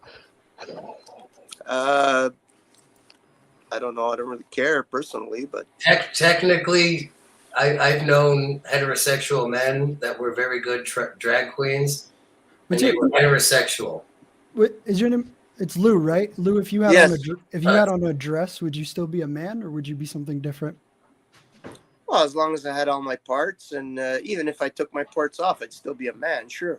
Okay, so then yeah, we would say that you may be in drag, but you wouldn't be a trans person. If you had on a wig and a dress for Halloween, that might be drag. Wouldn't make you any different, right? And would it be bad for you on Halloween in a wig and a dress to like read a book at a school, or? If it's under the whole Halloween thing, no, I don't think it would be a problem. So one day a year it's okay because everyone else is dressing up, but on different days it wouldn't make as much sense. You just wouldn't like it, or? Well, I wouldn't be spreading my legs so that my dangly bits can be perfectly visible to children. Yeah, I think whether you're wearing a dress or not, if you have on like jeans and you decide to slip a testicle out, that'd probably be fucked up either way. Yeah, right? But see, that's the difference. I probably wouldn't be doing that, right? And I probably wouldn't be reading stories to children saying, oh, you could be a boy today and tomorrow you could be a girl. And it's all how you feel. And don't worry about it. No one can judge you. It's an interesting, no one can say anything to you. If you're a boy and you want to be a girl, it's okay. We'll give you these little pills and this little injection. You'll be fine.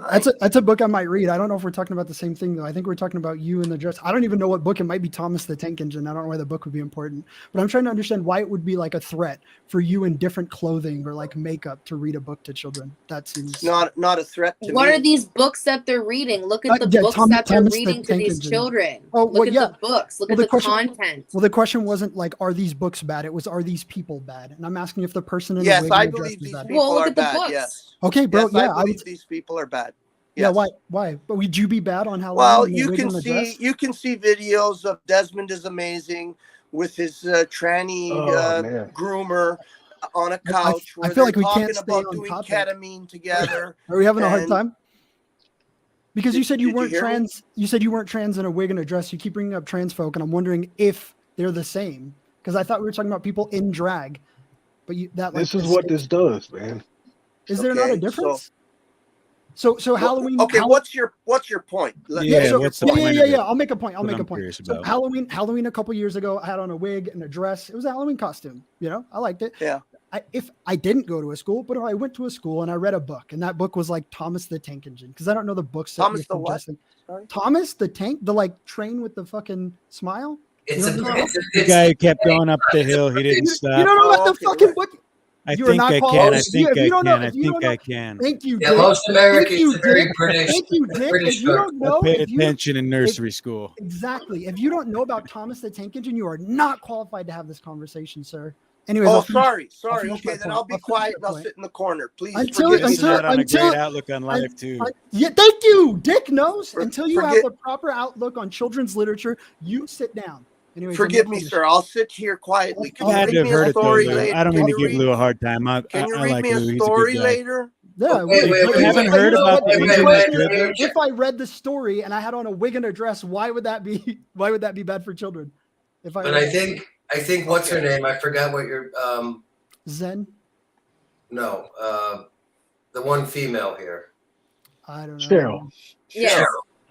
But I think you tried interjecting, but they're not reading Thomas the Tank. They're the subject. Exactly. Sure. They're telling kids, hey, you're a boy, but you can be a girl. So there is an agenda that they're pushing on kids. This is why I have a hard time separating drag that's queens fair. from this That's fair. trans So- agenda. So we can talk They're- about the book, but I'd say we wrap up the first issue first. Is it bad for? Yeah, they're talking about not Thomas the Tank, but Okay, cool. Timmy the Two Okay. Spirit. Okay, but again, this is the problem that I've had with the whole conversation. The first time it was like, is it okay for them to show their genitals? Fucking, of course it's not. Would it be okay to read to the children any book? Of course, we'd have to analyze the book. But first, I'm asking about the messenger because that was the question. Is the messenger bad?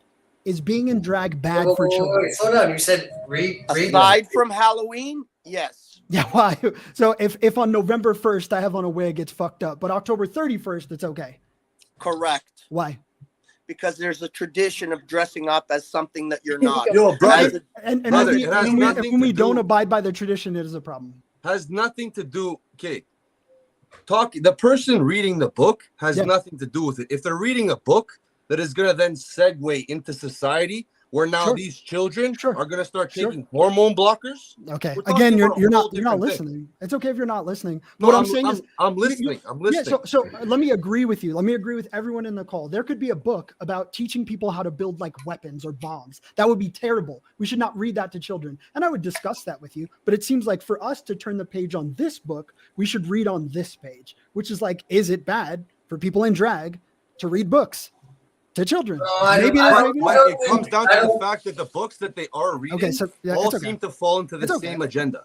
Wait, I don't It's okay. all the think same agenda. So if they are You've reading seen Thomas, some of these books, what they're actually saying No, I in these haven't. books that they're No, I presenting to children.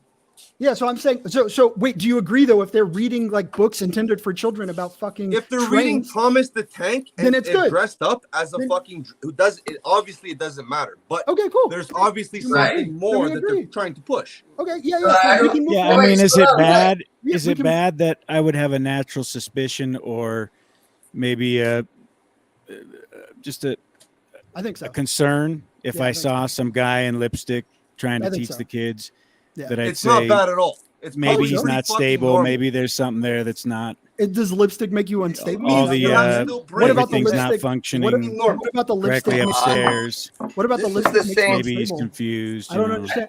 I don't like women in lipstick and big maybe there's- tits and high heels either. So Okay. screw the Yeah, men. but you're So gay, are we talking about nudity Eric. or So lipstick? that is 'Cause I don't bad, think- just to be clear. If Well, I don't think- if I so I have don't- that just kind of inclination, I just a think so. little gut instinct I'll that tell you why. I'll tell you mayday, why. mayday, Yeah. radar. This is kind of strange. I like you, Dick. I'll tell you why I think it would be bad is because I don't think lipstick does anything to the quality of the teacher. I don't think them reading a book in lipstick makes them a more dangerous, like, I disagree. educator. Even if a female, even But if they're a offering female up a that's presentation, heterosexual. you know.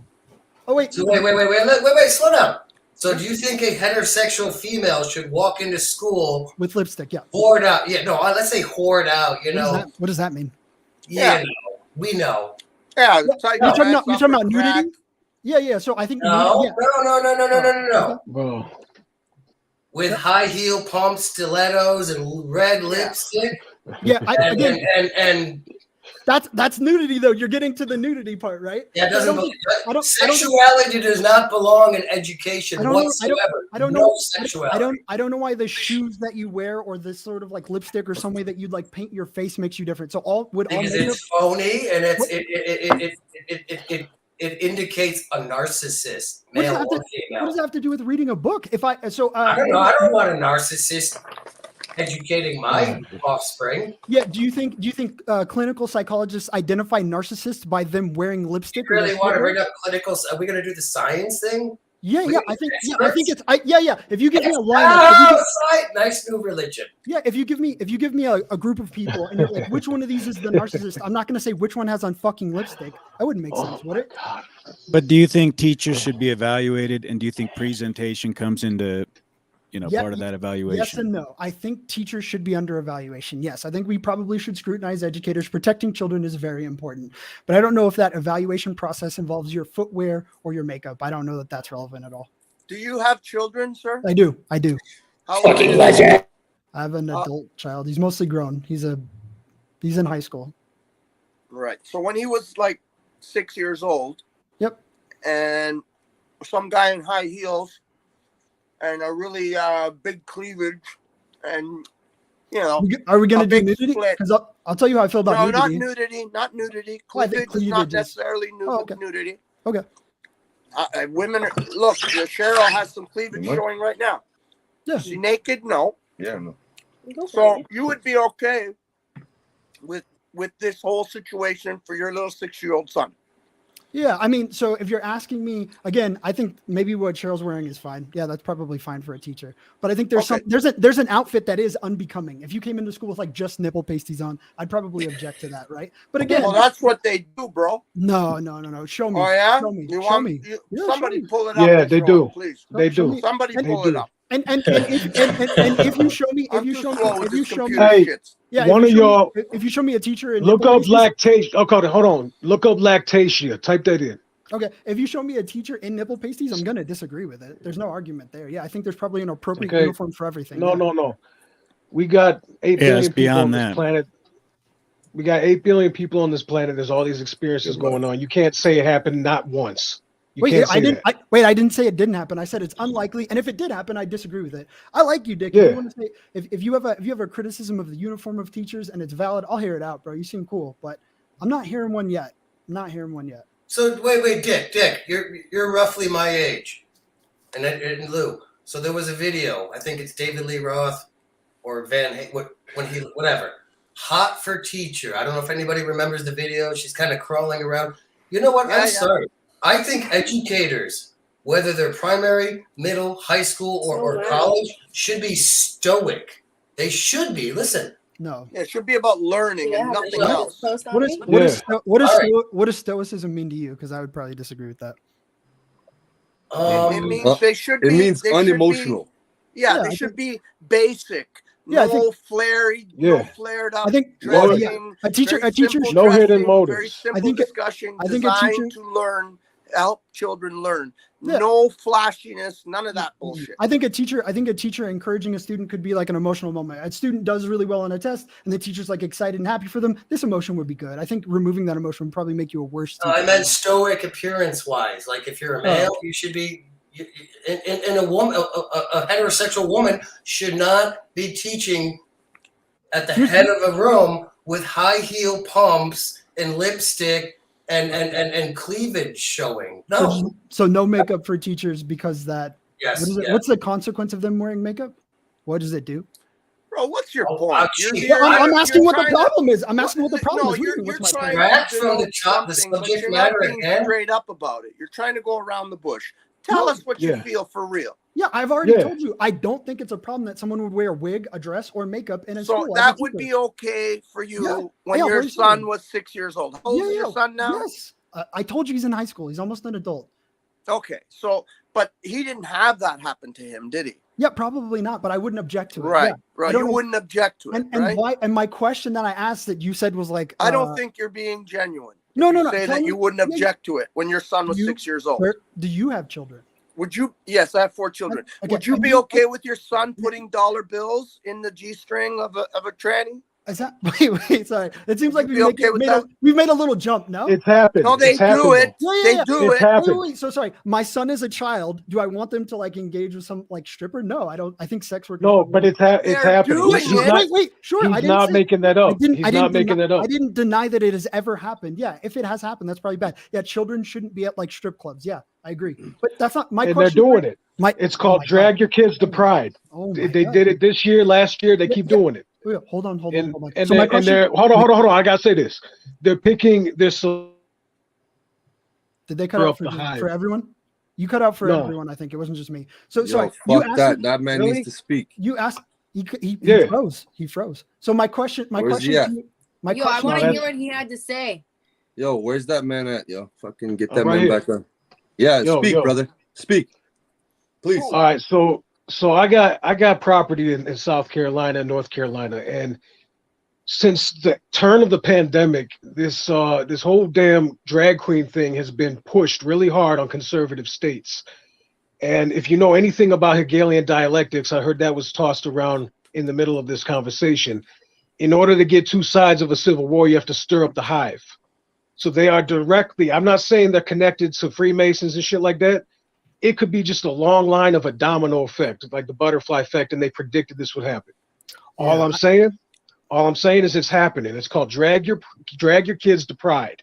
Yeah. So again, tell me the issue, the individual action that you have an issue with. You have a problem with children at strip clubs. Yeah, I disagree with that. Indecency. Do you have a problem with children at pride parades? I do. Pride comes before the fall, by the way.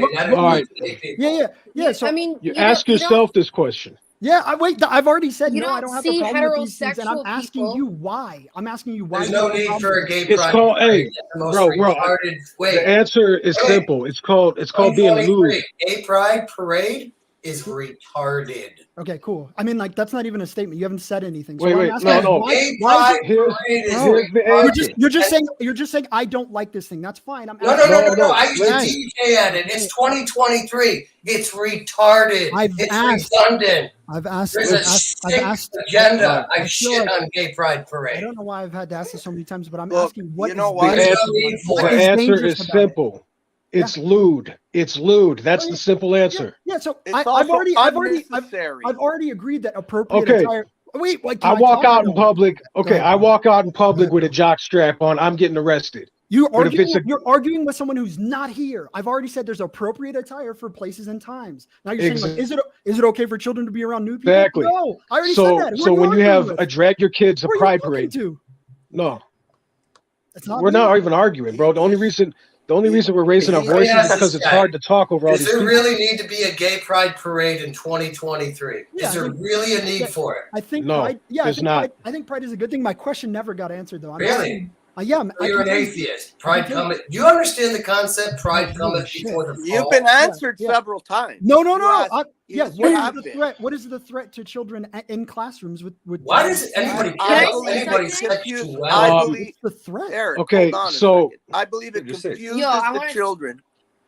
It confuses them.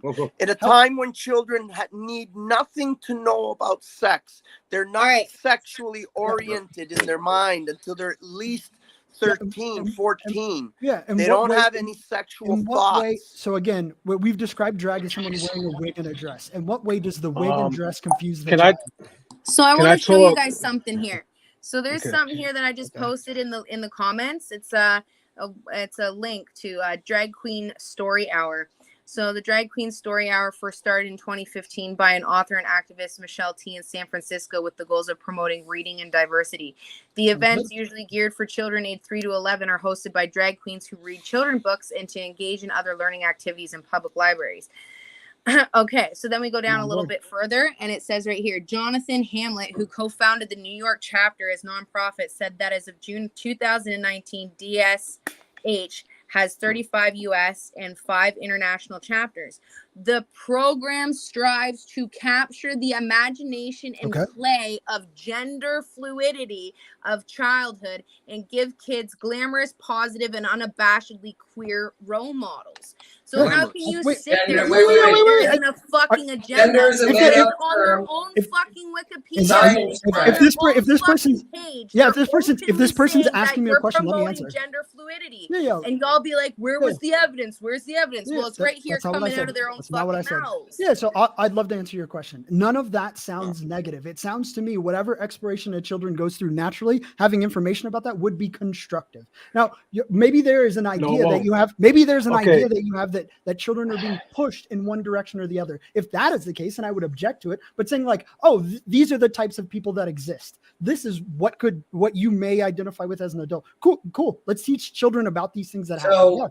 Wait, let me ask you a question. Yeah. Hey, are you married, bro? Are you married? There's a lot of personal questions. No, I'm not married. No. Are you interested? Are you divorced? Are you interested? No, I was never married. It's right there on their own fucking thing. They're really trying to add hominem. I'll send you. I did raise my son. Do you have any other questions? You raised them yourself? You raised them yourself? No, I co-parented. I'm an Aquarius. They really keep trying these out. Okay. You have a large appendage? I have a small house with a big appendage. Did you shower with your boy when he was 6, 7 years old, 8 years old? I don't think at 8. No, I mean when he was younger, probably. Simple question. So sorry, if we can move back to the conversation, because it wasn't like, is showering with an infant weird? So again, I don't think it is dangerous for any of you to wear a wig, go into a school, read a book. I would say the same for you in a dress. We're simplifying it. Yeah, wait a minute. Explain to me. Hey, homie. Okay. Homie, what name do you go by so I can respect you better? I appreciate that. My name is Andre. What is your name? Andre. My name's Riz. Riz, I appreciate that. What's good, man? Did you have a question or you just wanted to know my name? I wanted to ask if you know anything about world history, of human history. I know a little bit. I probably should have done better in school when it came to history. Okay. So we act like this is brand new, okay? We're all acting like this is a brand new phenomenon, and it's really fucking not. I see Zen nodding over there, and he knows what I'm talking about. Yeah, it's not new. But a lot of people are not getting to the root cause of what's happening here. They're just looking at the surface, and they're trying to correct what's at the top. What's the root cause? And so listen and find out. All right. So first of all, you guys don't know my credentials, so you're gonna be like, "Who the fuck is this dude?" I don't have a PhD, and that's just, it takes money to get one of those motherfuckers, man, and a lot of time and a lot of commitment, but not somebody that wants to sit around and not be knowledgeable about anything. So you can say I Google a lot of shit. Cut out. What the fuck? Yeah, yo, keeps doing that to this fucking man. Someone's gonna get slapped for that. All right, so I don't. Again, eh? So I don't. Background. I don't know. Can y'all hear me now? Your husband, Cheryl? There's some voice. Yeah. You're back. We can hear you. We can hear you. What's up, husband? What's good, What's bro? up, brother? So I joined this chat so that, because I saw y'all like, ganging in on here, and I was like, all right, I'm gonna hang out with my homegirl here, because Cheryl's one of my best friends that I've known her for like almost 10 years. And so anyways, I gave her some tips, but she's not into this knowledge as much as I am. I invested 13 years of my life into this. So it comes straight from like an old person's, mind to be able to say this wisdom. And I'm almost 40 years old, you guys. So This ain't like just 13 years of my childhood. This is all my whole adult life, you know? So what I'm getting at is this. This is not new. It may be new to conservative groups and people that have been hiding from it, but it's been going on since probably the first civilizations of Babylon, okay? And you got to look at what the root cause is before you start saying, well, it just happens. Because when you say that, you're ignoring the fact that, well, we got to see that there's a cause. You see what I mean? Like yeah. if you're a farmer and all your sheep are turning up dead in the morning, you wouldn't just say, well, damn, they're dropping dead. You wouldn't you would look to see if there's a coyote getting in, if there's a hole in the fence. You see what I mean? I think I agree with you. I think there's a cause. I think schools can be dangerous to children. I think there are things that like threaten children in schools. I agree with you. Yes, I would probably say kids having access to like lunches or guns in the school. I think those things are probably more dangerous to kids. Would you agree or no? Yeah. There's way more negative things we could focus on here. But what you guys aren't seeing is that this particular subject, it starts off looking like rainbows and butterflies, but at the end of this history, like the way it evolves, it turns into a crisis. And it's happened to the Minoan Empire, it's happened to Babylon, it's happened to the Romans. That was the most recent time. And we act like we don't know what caused the Roman Empire to collapse. And it's happening before our own eyes in America. I'm going to answer that. Wait. I want to ask somebody, is there anybody here? It was resource extraction. Okay. Is there anybody say that again, my bro? I have a question. It was resource extraction. That's what made the Roman Empire fall. That and watering down the economy. It wasn't one or two things, bro. Then it was definitely couple. Yeah, it was. Can I ask you a question? Is there anybody here that thinks homosexual behavior is not quote unquote natural? We see it in dogs. Like this gentleman said, it's been around forever. But I'm going to tell you. That's not what we're talking about, Eric. No, that's not. Yeah, you see in nature, but it doesn't ever reproduce. But a gay lifestyle is not natural. Sorry. You're not. You're asking the wrong question, bro. Hold on. You're asking the wrong question. You should be asking, is it useful? And you're skipping that part. Yeah, I was going to say. So I think nobody is going to debate that men and women have been doing experimenting, quote unquote, homosexual stuff. But I'm sorry, and I'm going to stand on this, and I don't care what I'm called, living a gay lifestyle is not natural. Natural means in line with science. So what about having sex without procreating? What about that? Like, would you that's what I'm talking about. That's not like natural. A male and a female having sex without producing a child. Are you saying that that's a bad? So sex is not conducive to living a gay lifestyle. Is not conducive to nature, to propagating the species. It's not conducive to nature to have sex without. Wait. Zen's asking a question of this person. Can they answer? Yeah. Let me ask a question. So, what about recreational intercourse? That's not conducive for nature. I said I think everybody knows that homosexual experimentation. You're not answering the question. You didn't ask about that. Yes, I did. No, a man and a woman having intercourse but not procreating. Blowjobs. Are blowjobs just awful because they don't make babies? Yeah, are those sinful or those horrible? This is Wow, okay. You guys. What do you mean they're not useful? That's worse than the Thomas the Tank Engine thing. What does this have to do with the discussion? It's not of significance to me. The question about it has everything to do with it is a lot more impactful because we can go because care less what somebody else does in the privacy of their own, relationships. Who cares? Yeah, I agree. Strongly agree. Yeah. Everybody agrees, and my question is, I don't. Yeah, no way. I don't agree with what everybody does in their bedroom. Nobody cares. Nobody with the same mind cares. I agree with Dick. I don't agree with you. Oh, agree with what? Yeah. So Dick is saying you just vilified blowjobs, bro. Like, Dick is saying it's okay to do whatever you want in your own home. I agree. That's what I said. No, you didn't. You said that it was like unnatural and people shouldn't have like. Yeah. What's the definition of natural in line with nature? I don't care. Natural is unimportant. Polio is natural. Does that make it good? Is polio good? Polio good. What about arsenic? Arsenic is arsenic. People get polio all the time, and that is natural. Is it okay? Is it okay to get polio? Is that good? Not natural. Death is natural, and we're all gonna go through it. Yeah, a hurricane is natural. If a hurricane crushes your home, is that good All right, because it is natural?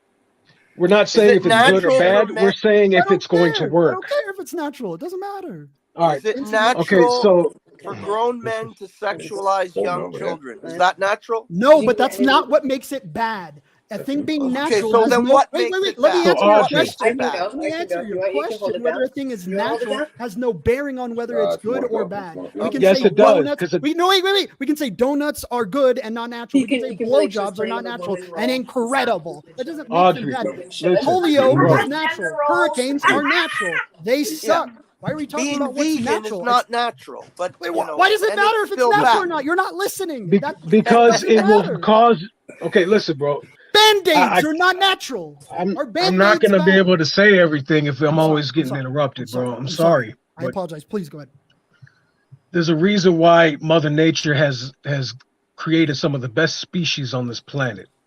If you really look at the dinosaur era, you'll see exactly what I'm talking about. You'll see some strong, capable, unreckonable with species that you can't topple, okay? It took dinosaurs literally almost 210 million years to cause their extinction. They kept coming back. There was moments where they almost went extinct and they kept coming back. So how did they keep coming back? You got to ask that question. I don't know. I saw The Land Before Time. It was a good movie. Well, no. Well, it's not about cartoons and Land Before Time in Disney World. I'm talking about real biology. Okay. So, what causes a species to come back again when they're starting to die down, when the numbers are small? I'm not sure. It's a good question. I don't think our numbers are down, so I don't think it's I don't know. It has a lot to do with man and woman being like compatible. The opposite of Drag Queen Story Hour. Oh, drag queens Probably killed the the dinosaurs. I think exactly.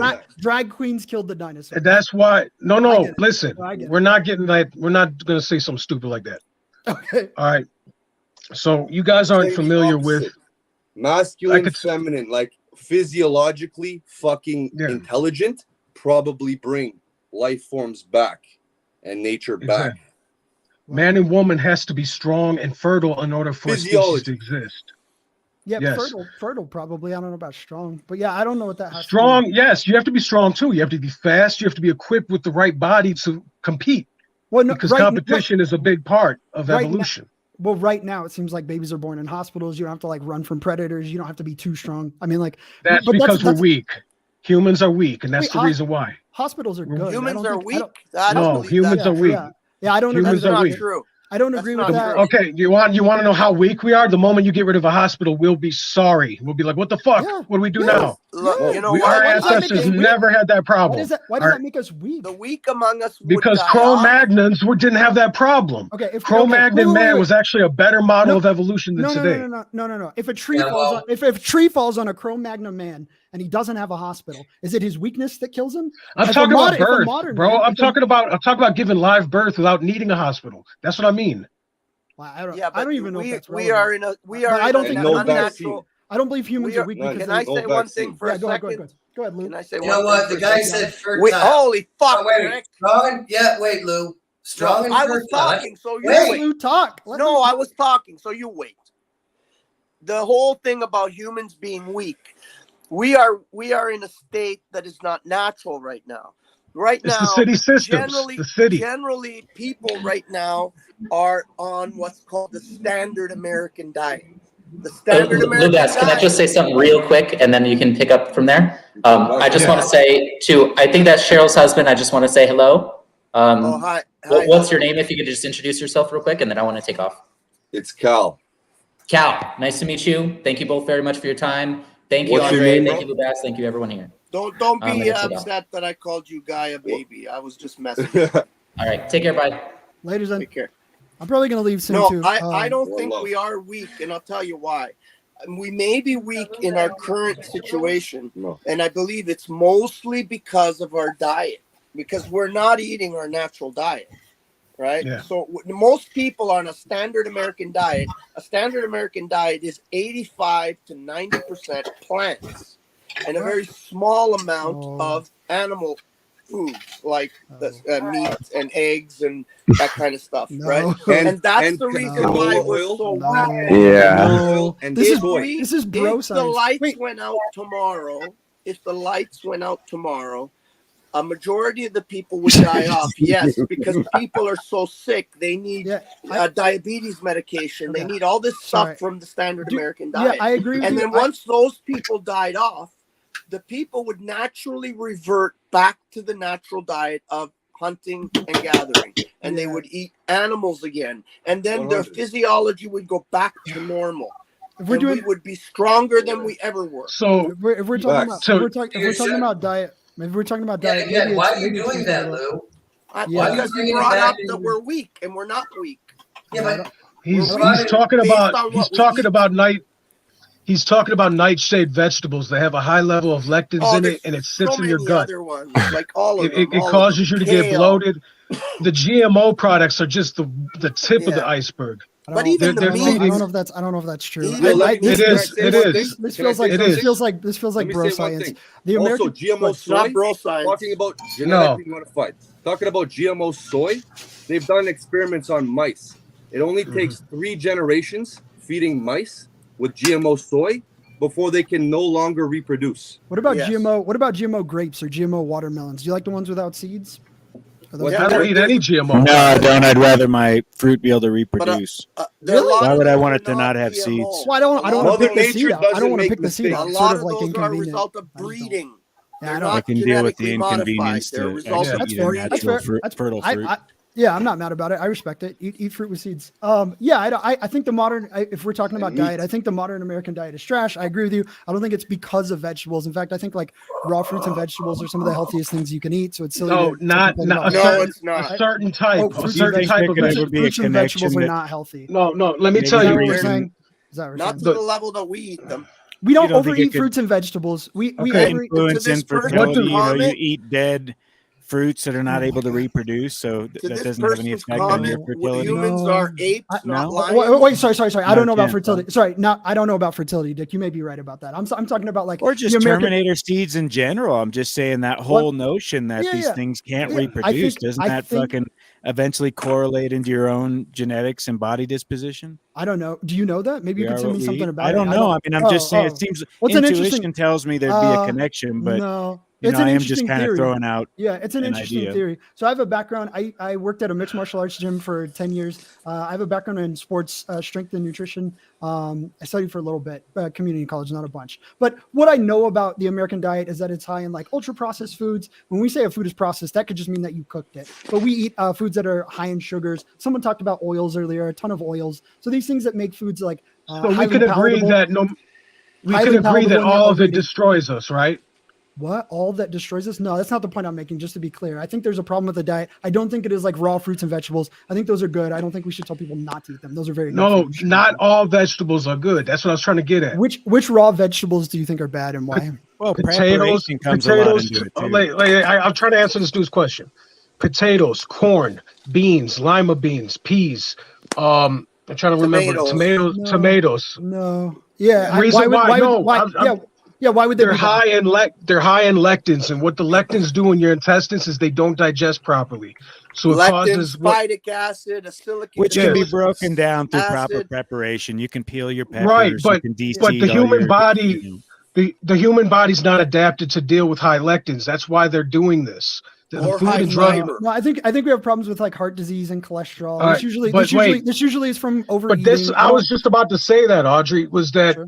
The food and the pharmaceutical industry are working hand in hand to give each other customers. That's exactly what's happening. Yeah, maybe this is the case. I don't know if I disagree right on with that. The money. I don't know if I disagree with that. But yeah. So okay, he was talking. He was talking about the standard American diet. Most people have potatoes as their side with their main course. Most people do. Yeah. Potatoes is one of the biggest, highest killers with lectins. Yeah. So here's the symptoms. Do any of you guys have symptoms where you're bloated, you can't go to the bathroom in the morning? For a long time? Nope. Like but I've been down all these rabbit holes, so I know what you're saying. Be totally honest. I dealt with that for most of my life.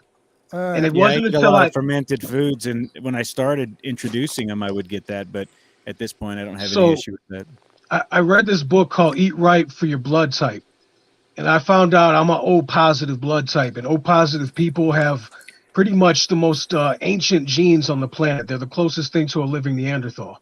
B positive and A positive are people that are adapted to city life. So my type of people, I'm O negative. I'm universal donor. I'm O negative are in the same group as O positive. All right. But what I'm getting at is my ancestry is irrelevant, but I'm Italian, so I should be eating what my Stone Age Italian ancestors were eating. Instead, when I'm thrown into this environment in America, eating corn and squash and things that only Native Americans ate, my body is dealing with it like, what the fuck? And I dealt with severe bloating and just cramping my entire life. It wasn't until I read this book and I realized I have to get on a paleo diet. So I started changing. You want to read a really good book that will change your life? I got Dr. Vincent A. Price or Price, yeah, something like that. Hey Lou, I'm gonna head out. Weston A. Price. Hey Lou, I'm gonna head Weston out. A. Price, yes. Lou, can you hear me? Weston A. Lou, Price. I'm gonna dip. I just wanted to say goodbye. Thank you, gentlemen, for the conversation. I do agree Cheers, that I agree that we should keep children safe and have healthier diets. We probably disagree with like how that happens, but it's good that we all care about children. So I hope you guys. Yeah, I wanted to get to solution oriented, but that was still a fun conversation. Yeah, likewise. It was cool meeting you, Dick. Take it easy, everybody. Take care. Yep. Yeah, because I think the education has to be decentralized. I'll just put it out there just so I get my 2 cents. Yeah, I agree. It's at a communal level. Then we fucking vet that shit. Well, that stuff doesn't slide. Well, yeah, government doesn't belong, especially federal government or central. Actually, you know what? The problem is the public school. Yeah, take the kids out of the schools and homeschool or make community schools. That's what my daughter's looking to find. I actually found a nice place for my daughter that they do a community-based schooling where they have like 20 or 30 families. And and 2 or 3 of the moms do it, like 1 week, and they change and they have different places where they go, like they might take them on outings, and different mothers will get involved and do the schooling, and completely separate from the whole public school system. That's the only freaking thing that's going to save these kids. And by the way, here's one thing I want to bring up about the drags. I think everybody here knows there is a psyop element, even the other side. Wait, hold on, Lo. But do you know the first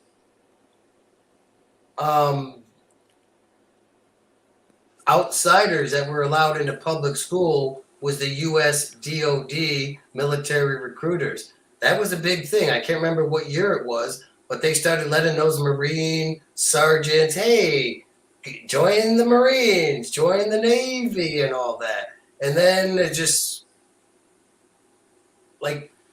it's a slippery slope. I know what you mean. As much as the drag queens don't belong there, in my view, neither do those Marine Corps recruiters. Oh, yeah. None of that belongs there. A school should literally simply... That's why we're saying stoic. That's why people should be stoic. I don't want hot for teacher. I don't want drag. I don't want the Marine Corps recruiter there. It's about math. Simple, basic about learning. Math, English, science, whatever, but none of this fucking, just a simple, well-dressed, normal, whatever well-dressed is. I'm not saying people have to wear uniforms or suits or whatever, but just simple dress, a simple presentment, and about learning. That's it. Nothing more, right? Don't distract them with other shit. So I have some things I want to say, but I feel like I'm preaching to the choir now because everybody in this chat now agrees with each other. The ones with their Zen and what was it? I think his name is Audrey. I can't remember his name. Audrey, I think. Andre. Andre. I was trying to get to them because not that it matters, like they have a big following or anything, but it's there's a miscommunication going on, and there's nobody that's realizing what the root cause is, because it's so obvious, but it takes a lot of education to spot it, and most people don't have a high level of education. But there's a doctor that I've been following. His name is he's actually a geneticist.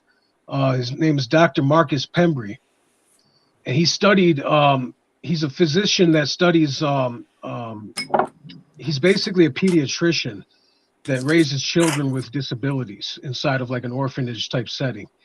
And to just cut straight to the bullshit, like right to the bottom line of what he discovered that a lot of the kids that have born with in his care, they developed it from an ancestor that lived 200 years ago. Go back. So what he repeat the last sentence. You cut out again. Just I missed a couple. I'm sorry, bro. That's I'll say it like straight to the point and more slow. His name is Dr. Marcus Pembry. That's the name you can type in to look up his full research. And the nutshell theory, I don't even want to call it a theory because he discovered a fact. Thanks for jumping in. So, but in science, you use the word theory just to be safe because things keep changing over decades. His theory is that everything we do to our bodies, when we ingest new foods, when we put vaccines in us and things like that, is actually passed on to our grandchildren, and then they suffer from the effects of that. And he already discovered this. This is back in 2007. This is back in 2007, and I hope the two fellas that just left the chat will come back and watch the rest of this, and they'll be able to see what I was trying to tell them. So what the harm is, this is why this conversation is so ridiculous that it gets so complicated and drags on. The harm is we're destroying our evolution. It's that simple. Yeah. It's that simple. It drags on, no pun intended. It drags on. Yes. I got a question. I got a question for you. So, do you think it's even worthwhile at this point now, like World War III around the corner? Like, you think it's even worthwhile still trying to convince these fools, or like? Yes. Yeah, you're not going to. We need a We need a platform. Wait, no. We need a platform as big as the Kardashians to do it. But yes, 100. because the facts are strong. They stand pretty solid. I mean, I could prove it over and over again. But me, like, I can't say like I'm gonna do non-aggression principle and shit. For me, it's like that's why I'm like hesitant to jump on here too, because she's more professional. Me, it's like someone who wants to put children on hormone blockers. I'm gonna violate aggression. Mm-hmm. I don't care. I'm gonna. Yeah. So yeah, you got it. There's an exception in anarchism where if your way of life is being imposed upon by somebody that's destroying everything, you have to save everyone and be that hero. That's what the rebellion of the American Revolution was about, and that was very aggressive, was it not? So it's all about recognizing the threat, and when the threat is obvious to everyone, then it's actually permissible to neutralize that threat. Right. And the enemy always disguises themselves as a peaceful, loving, harmonious. Right, the enemy. But wait. So the NAP aggression is not just me walking up to you and slapping you in the face, and it's not just, or kicking you in the nuts, or it's about violation. Yeah. Right. I mean, it's a fine line that people who get it here. I mean, it is, because generally it's physical, but there are other things where you're literally warring against nature. You're warring against what's good. You're warring against what is. I mean, at this point, I think we're better off. You're warring against us. At this point, I think it's probably better off that we work towards just accepting the system that's here, but looking to have alternate systems. So a remedy out, a way out of the system, right? It's called being off grid, an off grid community. Is that? Well, whatever. An outsider. It looks like. Ooh-wee. There is, even in law, there is remedy that you can work your way out of it. And Paul talks a lot about that. Why do you think the Amish don't pay taxes? They work that system. That's right. They work that system. Yep. That's right. And we could do the same thing. That's the kind of thing we need to work on. Forget about these people that are in these cities, like these two guys that were here. They're nice guys and all, but they're lost. They're not going to hear you. They're already lost. I don't want to say they're lost. They went down their own rabbit hole that led to their own belief systems. That's what happened. But you could call it lost, and I just call it misguided. It's two different things. When they start talking about Mother Gaia, as far as I'm concerned, it's over, right? It's over. I really don't think that they're able to come. They may come back, but I think a lot of them, their mind is completely captured with this beast system, and they will always stay in that beast system. And I say, let them. Listen, there is a Mother Gaia, but there's also the Christ consciousness. There's also the Tao. There's also the Logos. So when I hear somebody catches on to one thing, and it's I'll do the same with Christians. Oh, Christ, Christ, Christ, Christ, Christ, Christ, Christ, Christ. That's all they know. Like you just said, they're locked in their little box, their belief system. It's about separating yourself from your spiritual beliefs and what's actually real. And I'm not saying spirituality isn't real. It's about different ways of interpreting it, and that's why all these religions exist. But what we can prove is physically real is in the realms of science, because science is something that actually tests for physical properties on everything that's around us. And so things like well, you have to be careful there too, eh? On the note of scientists, science these days is not spelled with an S. Sorry. Science, sorry, I don't want to cut you off. Science these days is not spelled with an S though. It's spelled with a dollar sign and then science. Obviously, we're talking about fucking multi-billion-dollar fucking marketing campaigns, propaganda. When I'm talking about when I say science, don't take it the wrong way, because I'm not indoctrinated like a motherfucker. Yeah, I'm talking about the actual method of finding out what's true. These motherfuckers, when they say science, it means the method, the scientific method. Like when we, hey, bro,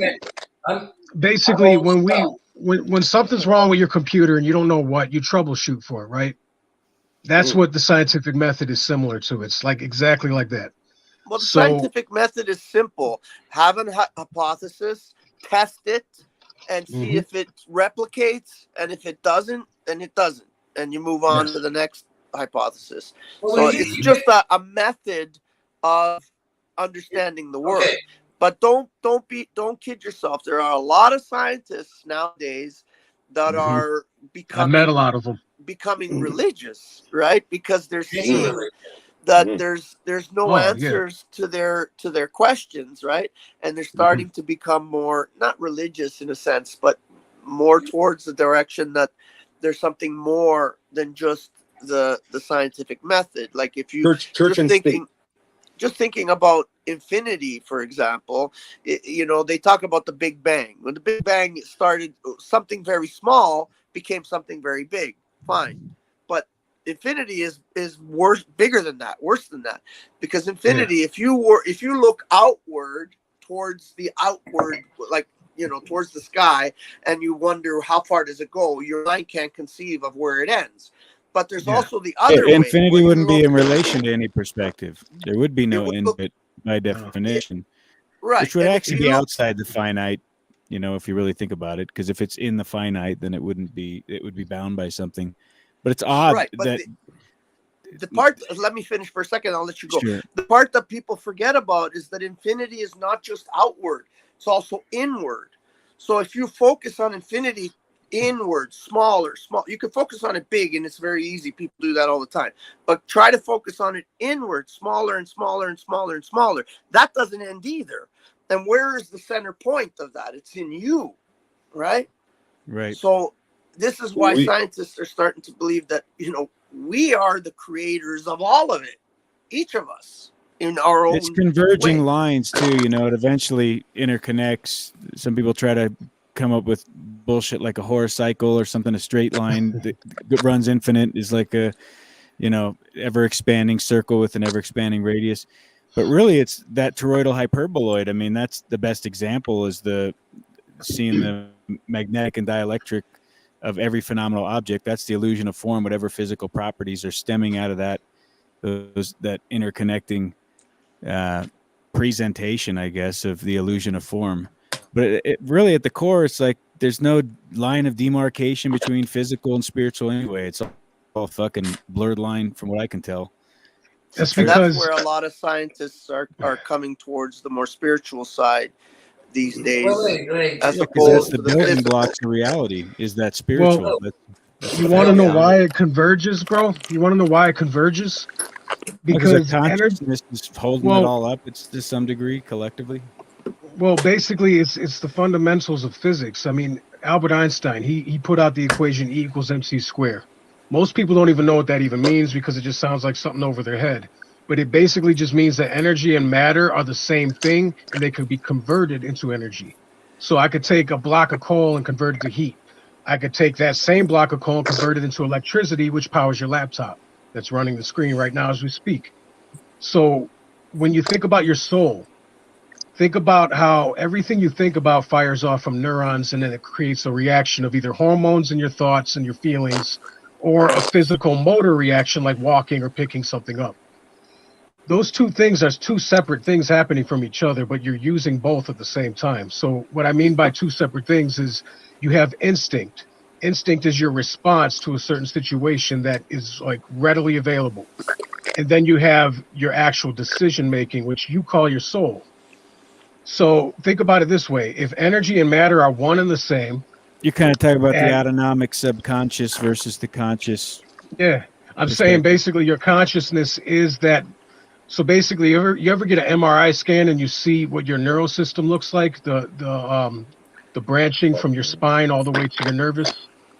I have not, but yeah. I'd like to. It's amazing because you're looking literally at what looks like an upside down tree, and it's you. It's you as a body that moves the whole machine.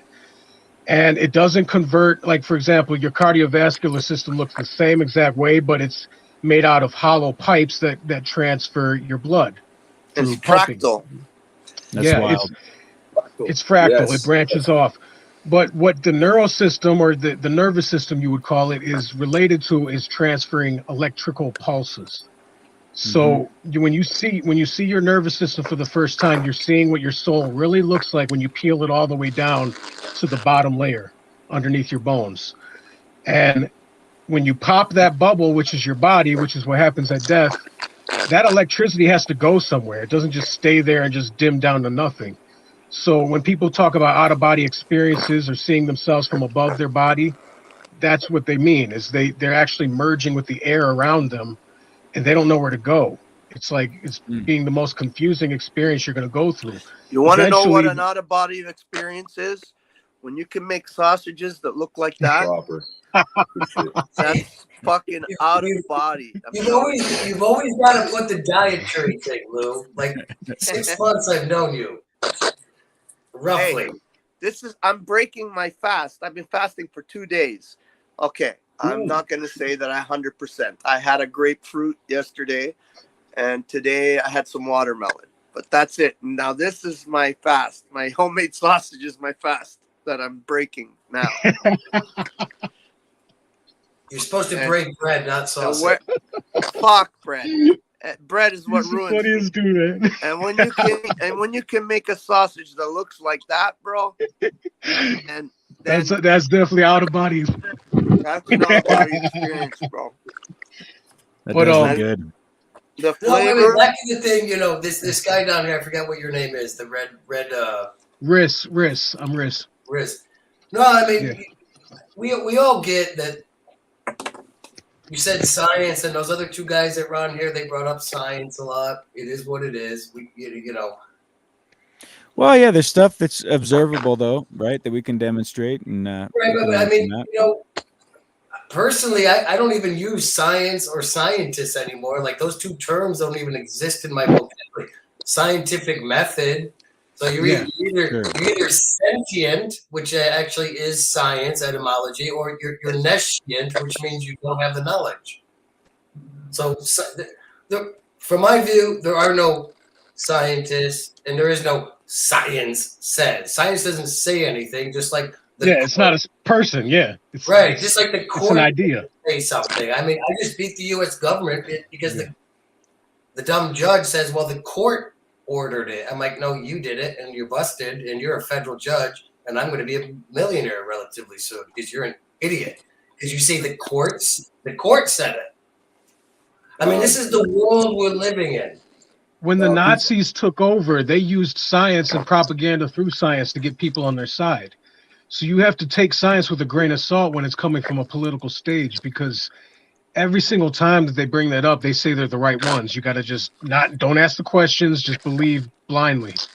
And that's what they love is blind subservience, because when people follow in their order, it's a Simon Says show after that. They could just tell you to do whatever they want, hand over your guns and everything else. Well, it's okay. So we had the church, then we had the state. And in the history we know, and everybody here knows that our history is effed up, and it's all. But first you had the church, or no, first you had the feudal system, the king, and then you had the church, then you had the state, the nation state, and now we got science. Like, it's the same thing. I hate to tell you, all these people that whatever side you're on, church, science, government, you better start thinking. You better start getting it through your head that these are all one and the same. They just the same thing. Yeah, it's the just authority. Just like Democrats and Republicans are running the same show. They're just dividing us with it. Yeah. Two wings of the same bird. And it goes the same way with religion and science. They hijack every it's called controlled opposition. I'm sure you guys know that term. So when they have control of the opposition, they have control of the outcome of the revolution, because when you join the side of their captain of the guard, they know exactly how you think and what you do because they created it. You see what I mean? Who's scratching their cat? That's Cheryl. What is that? It's like you're shuffling cards. Someone's scratching their dog or something, or their cat. Right? Hey, where are you guys out in the bush? Up in Yeah. Brother, near Huntsville. You have your own land? Yeah. Yeah. How much land do you have? A couple 100 acres. Oh, that's nice. That's really nice. There's a whole lot of ceases and shit listening right now. We don't talk too many details, but yeah. I hear you. But I was telling your wife I got land up there too, north of Huntsville, near Bear Lake. I don't know if you know where that is. Yeah, I'm actually right on Bear Lake. It's a good fucking spot. I like it. I like right there. Yeah, it's beautiful. It's beautiful up there. Yeah, man. Yeah. I'm definitely going to move up there in the next couple of years. I'm definitely going to build a little house. Something small, like a little cabin. Yeah. Yeah. We're building them. So. Yeah. So you just bought build. We want to help people escape from the matrix, so build. Yeah, absolutely. Homes. Absolutely. Yeah. Are you in an unorganized township? No. I not yet. Okay. Yeah. Unorganized is what we're trying to go for. Yes, that's the way. Sorry, I didn't hear that. That's real the way. Quick, you guys, because I can't stay on all night. I would love to, because you guys are like my kind of peoples, man. But I could see that Zen is in the chat room right now, so he's actually watching us at this moment. So I want to say my last piece so that I can sign up out of here. Zen, if you're listening, brother, if you're out there, I don't know if you're in the chat right at this moment, but if you're watching this later when it's replayable, you guys are gonna debate veganism next, I think, and I don't want to be a spoiler alert on all that, saying I don't want to dip into the vegan thing. But the reason why a lot of your worldviews and other people that fall in line with that new age movement of turning vegan and supporting the rainbow flag and all that whole package deal of that identity, and you might call it individualism, but you arrived on those ideas because of a group thought process. Everybody joined together and sandwiched it together into something that you identify with, and that's perfectly fine. We're all entitled to our opinions, to join which groups we agree with, and I'm not trying to say we should centralize thought, but you got to rephrase your way of thinking based on how it actually can affect the future of a biological organism, which is what the human species is. We keep pretending like we're some kind of immortal creature that was born out of an AI system that will never get destroyed. And the problem is we can and we will get destroyed. It's called extinction. And like I said, I didn't want to spoil the vegan debate just yet, but my stance on it personally, after studying the fossil record, which is what I specialize in, is that every single time we had a mass extinction in the past, it was the herbivores that died out first before the carnivores. And the reason for that is because usually what causes a mass extinction is a environmental crisis. So something like an asteroid impact and it destroys all the vegetation across America. Well, now you understand why all the long-necked dinosaurs just peeled over. They didn't have enough food to eat. You might say, well, we're not as big as dinosaurs. We don't need to eat as much as they do. We'll get by fine. The problem is when you have no vegetation, none at all, and you happen to be a species that can't metabolize meat, you're one of the ones that's going to go extinct while the other ones around you continue. So it's actually a survival benefit to be omnivorous the way that the human species actually is, because that means we could adapt back to other ways of eating if our original diet goes away. Now you might say, well, what would cause that? Well, the Earth is an actual planet, keep in mind. It's not some kind of controlled environment, you know, like how we're so used to, like right now, I got my floor heater on, keeps the room in here 85 degrees, which is how I like it. We're so pampered, man. We are so spoiled as a species. The planet does not do that to us, right? So every 26,000 years, the climate keeps inverting because the poles shift. And if you guys know about the Earth's precession, you would understand the science behind that. I'm not going to break it down. But an ice age is going to return again, my friend. And when it does, you better be able to eat meat, because that's all that's going to be walking around in Iceland. I'm telling you. Well, that's what kept us. That's what maybe I don't know for sure, but that's how probably we survived, is by eating all these dead frozen animals through the ice age or through the whatever. It is, you know, because if you want to talk about science, if you look at the science of the human physiology, we are completely designed to eat meat, from the tip of our head to the bottom of our canines. Yep. Yeah, but it's worse than just the canines. It's not just the canines. I know, it's the stomach. The stomach too. It's everything. Stomach. We have no cecum. The front teeth. What do they call them? What does the dentist call these front incisors? Teeth? Incisors. And what is an incisor? Scissors. It's a knife. Scissors. Right. It's meant to cut, to incise, to cut. Though I gotta correct you. Designed for. Well, I got to correct you on the incisors, my friend. Those evolved first, and they came from eating fruit. So every time we bit it, every time our ancestors. I know they're designed for biting meat. I'm not trying to make you look. I could bite into my arm. Oh yeah. They could do everything. Cut a piece off. A lion. They're multi-purpose. Do that. A lion has to break big chunks off and eat it. And we have a stomach acid. Okay, you look at the human for one side or another. I'm not arguing. Just let me give them some info. If you look at the human stomach acid, right? If you look at like vultures and hyenas and Komodo dragons, they have an acidity level of 1, right? They're very acidic stomachs. You know what ours is? It's between 1 and 1.5. So we're just as acidic as scavengers. So we're not only designed to eat meat, we're designed to eat rotten meat, and we can handle it. Okay. We don't have a cecum. We don't have a functioning cecum. So we cannot metabolize fiber. Yeah. And the fiber. That's what cows have, just for anyone that doesn't know what a cecum is. That's right. And all herbivores have them, right? And our cecum is very similar to a dog's or a lion's or a tiger's. It's very small.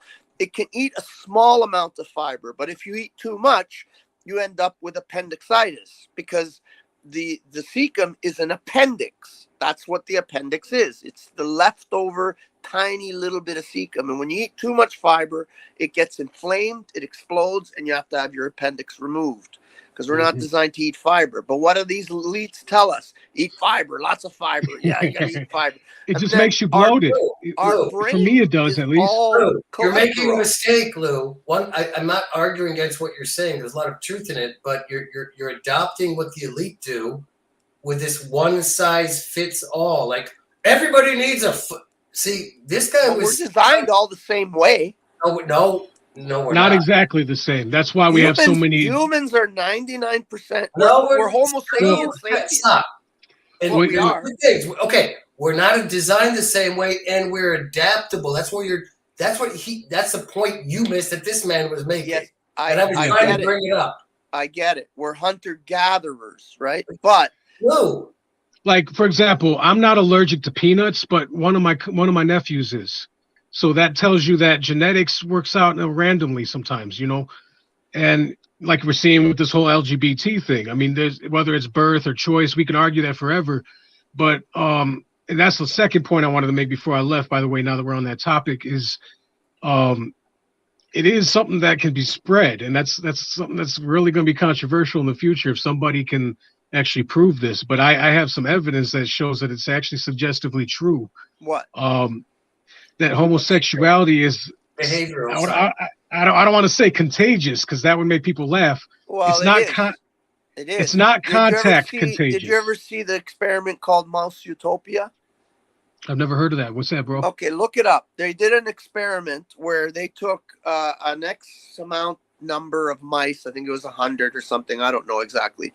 And they put them in this beautiful enclosure, and they gave them things to do and things to, and they gave them all the food they wanted and everything that they needed. And they didn't have to go search for food or anything. They just had to breed and enjoy their life and eat and whatever. And it took, I don't know how many generations till they completely collapsed. And at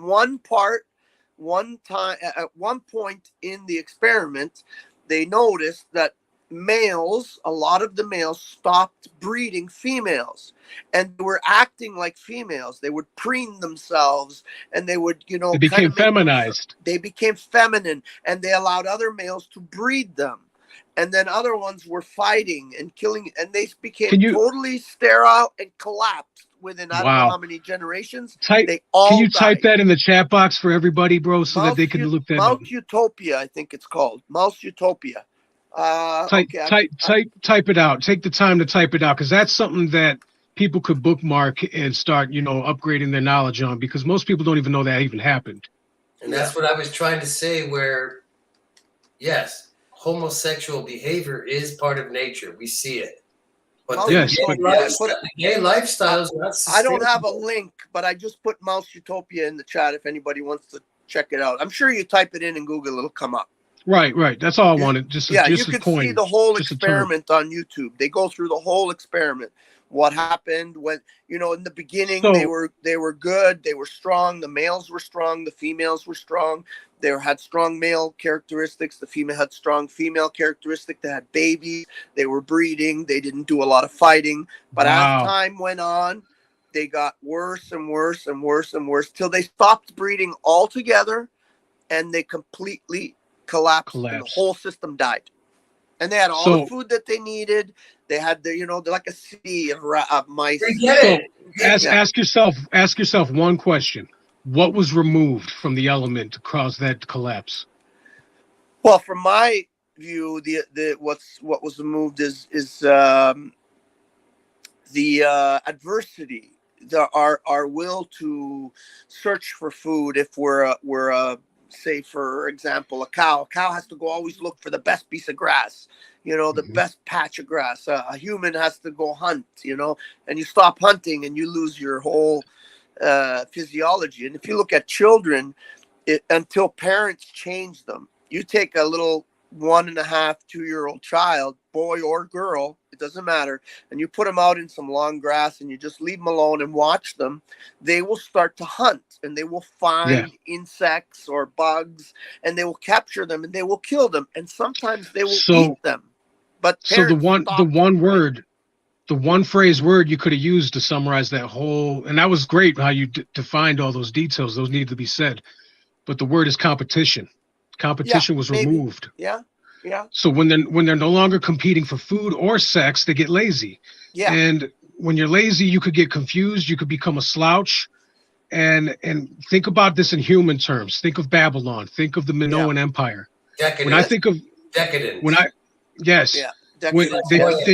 you build up a city wall to protect you from the predators and the rivals, and everybody inside the city wall becomes exactly as those mice are.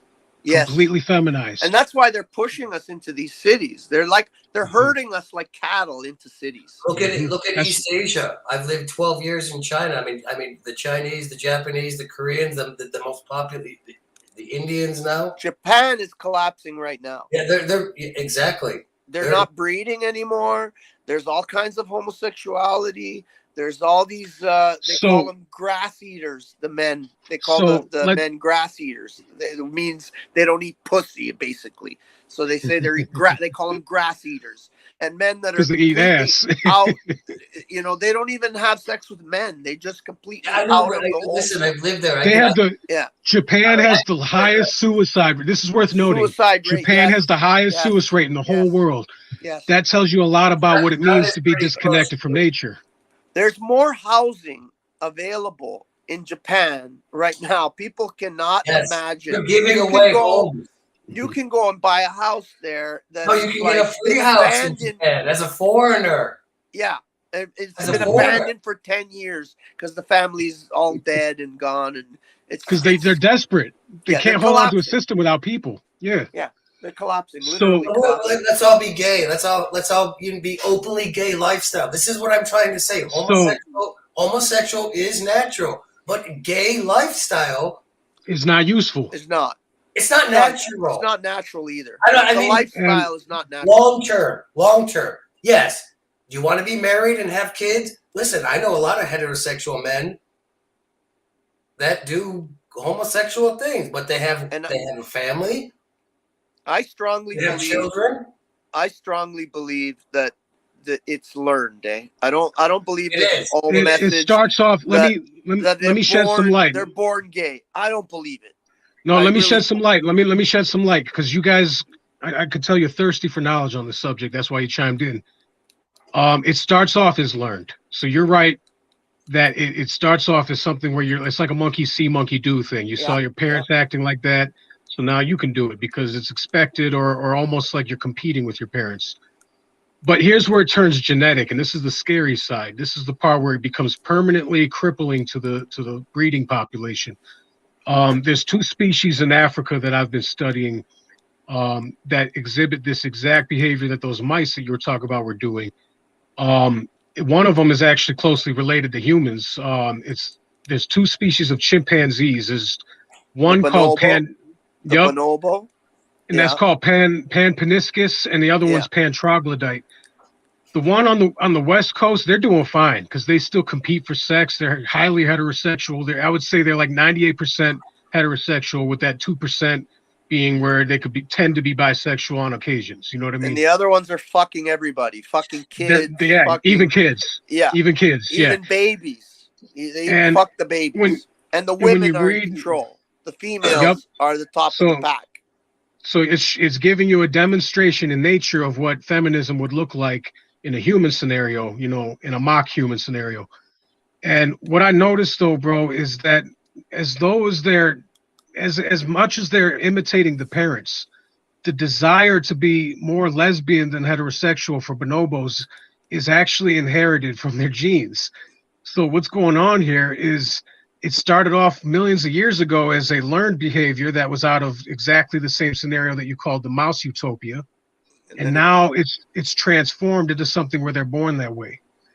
Yeah, and that's where it probably reaches a critical mass, right? Where so many of them are learning this behavior that it reaches that critical mass and it just flips into this. It flips chemically. It's a chemical change. It's a chemical change to their DNA.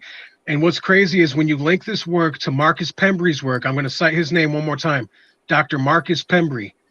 He discovered that the kids that he dealt with his whole life inherited their diseases from people that made mistakes in the past. And he's being highly suppressed by the scientific community right now with good reason, because they're trying to get this narrative through the door. Yeah, there's a lot of good information. Before you go, before I go, the second species that's exhibiting this behavior is the spotted hyena. They're 85% lesbian. They literally bully their men to nothing. And again, they are female leadership. Again, they're female leadership. Mm-hmm. So they bully their men. That's also what brought down Rome, right? Yes. Actually, Rome was a what you would call not misogynist society, but a androgynous society. It was a warrior society, but what brought them down was 2 things. The biggest one was the falsification of the money, where they started adding tin and copper and other metals into the gold and into the silver until the money was no longer accepted by the people because it was either, they thought it was fake. And then the other one is the women started entering into Congress and the Senate. And then once the Senate became a majority women, then Rome completely collapsed. Well, anyways, you guys got to understand that this happened many times in more of the Roman Empire. The Minoans are the best example to be a parallel to this feminist stuff, because the Minoans allowed their women to take over, and then the men started behaving as women. for the rest of that civilization, and then they collapse because of that again. Yeah. Because in an unbroken world where nothing is predictable, you need men, you need soldiers, you need somebody that's going to fight. And when there's nobody there to fight because they're all crying and cowering, then the whole empire falls apart. That's how the Minoans collapsed. They got taken over very easily. And so the bottom line here is if scientists can prove the cause of homosexuality, that means they can also prove that there's a cure. And if it's possible that there's a cure, would people even take it now that they've been this so far gone in indoctrination? Well, Nobody will know. There's a lot of people out there that have done that on their own, right? I'm not talking about electroshock therapy, shit like that. Gay. Like, I mean, personally, no. I don't care. Let me ask you a question. I don't care. I don't care until kids get involved. That's when I get pissed. That's when it comes to the. There's one thing. There's one thing we can add to this gay lifestyle, because I actually, and I question the institution of marriage in the first place and monogamy, because heterosexual, man. I mean. Yeah, I know exactly what you mean. Yeah, I'm just saying that's another topic that actually is highly connected, but most people don't see that. Think of it like laying down the bricks for the next stage. That was what it was. It was like, let's make this normal first, and then later on we're going to make this big craze out of it. Because really, two people loving each other should never have to sign a paper to prove it. It's about living with each other and being, harmonious. I mean, nature tells us that a man can procreate up to 60, generally speaking, whereas a female, roughly 30, I guess 40 in today's age now. But so there's a discrepancy. Nature shows us 60, 65. I mean, I know 60, 65, female, 40 pushing it. 40's really pushing it, yeah. Anyways, guys, Jeffrey, if you're there, thank you very much. I had fun, and nice talking to you guys too, Eric. And sorry, what was your name? Riss. Okay, nice talking to you guys. Yeah, I enjoyed that. Nice meeting you, Lou. Nice meeting you, Rick. It's great talking. If you want, come up to Paul and Slade channel. It's called. I'm banned, so I'm never going. Called. There. You're not banned. You just gotta. I'm 100% banned. You just gotta stop being an asshole. It's called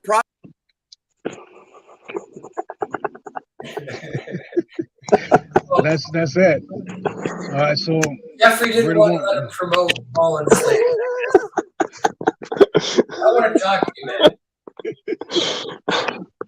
Hey, Reese, was it RIS? I was gonna say like Reese, almost like Reese, but like Riss. Yeah, man. Cool, man. No, you got a good mind, man. Like, you understood, but again, man, I want to talk about monogamy. Actually, I got a little bit of time. I could answer some questions, bro.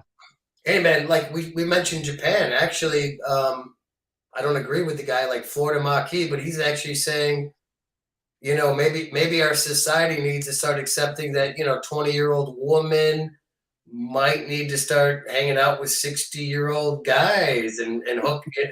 I mean, no, that's what's going on. Is the same thing in the Middle East. They're trying to marry off 10-year-olds to 50-year-old men.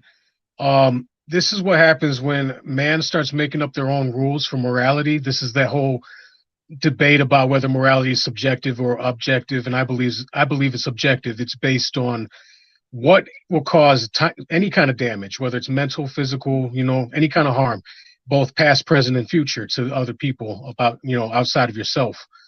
And for a child to be forced into that without knowing what the hell they're even living in, it's like, no, we shouldn't be talking about bringing the age of consent down any lower than 18. I think 18 is a good age for letting your child go off and discover who they are. You know what I'm saying? Because you can't keep them forever boxed up. I had Amish friends, man, and a few generations. I mean, I have great aunts that were married it wasn't that long ago, man. Muslims, Chinese, Jews, Muslims, 14, 15, male, female was age of consent not long ago.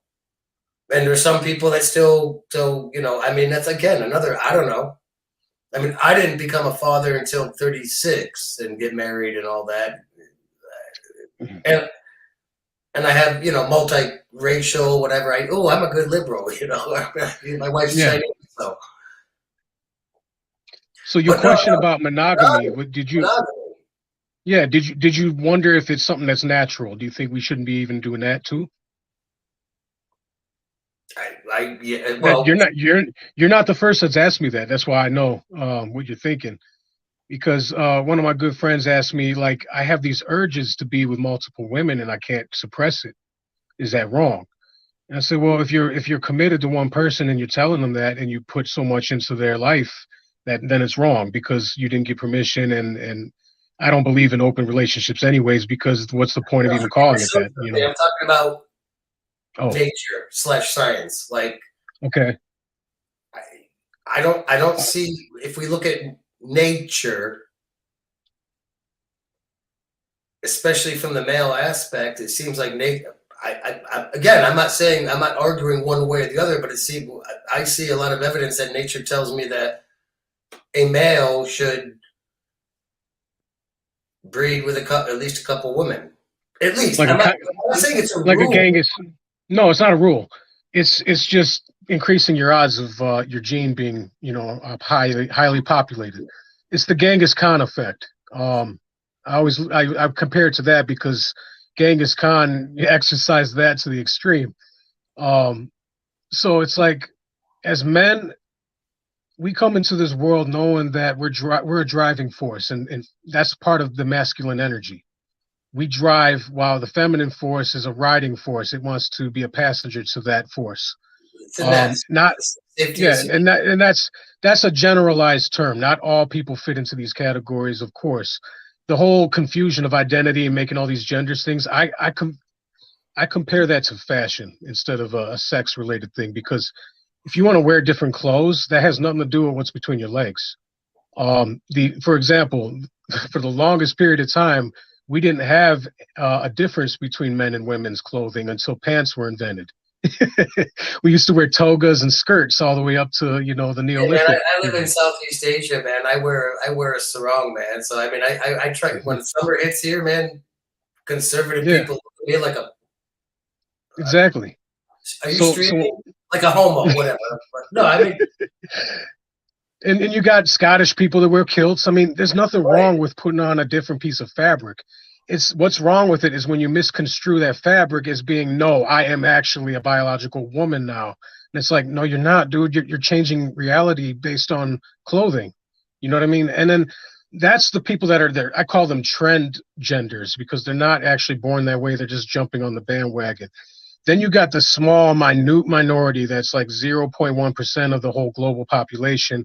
And they're really struggling with something they call gender dysphoria. It's similar to anorexia. It's similar to any other body dysmorphia where you just hate what you see in the mirror.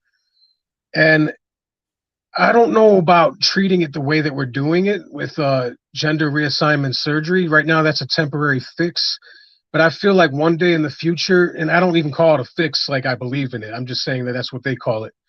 I feel like sometime in the future, they're going to find out, all we had to do was this surgery in their brain and perform a brain surgery, and now they're cured. That feeling is gone. And if that is actually the more humane way of dealing with it, of actually curing it instead of changing the biology textbooks to read that we're some kind of hermaphrodite type species, then we'll all feel stupid at that point and be like, all this war that we started over this easy to solve problem.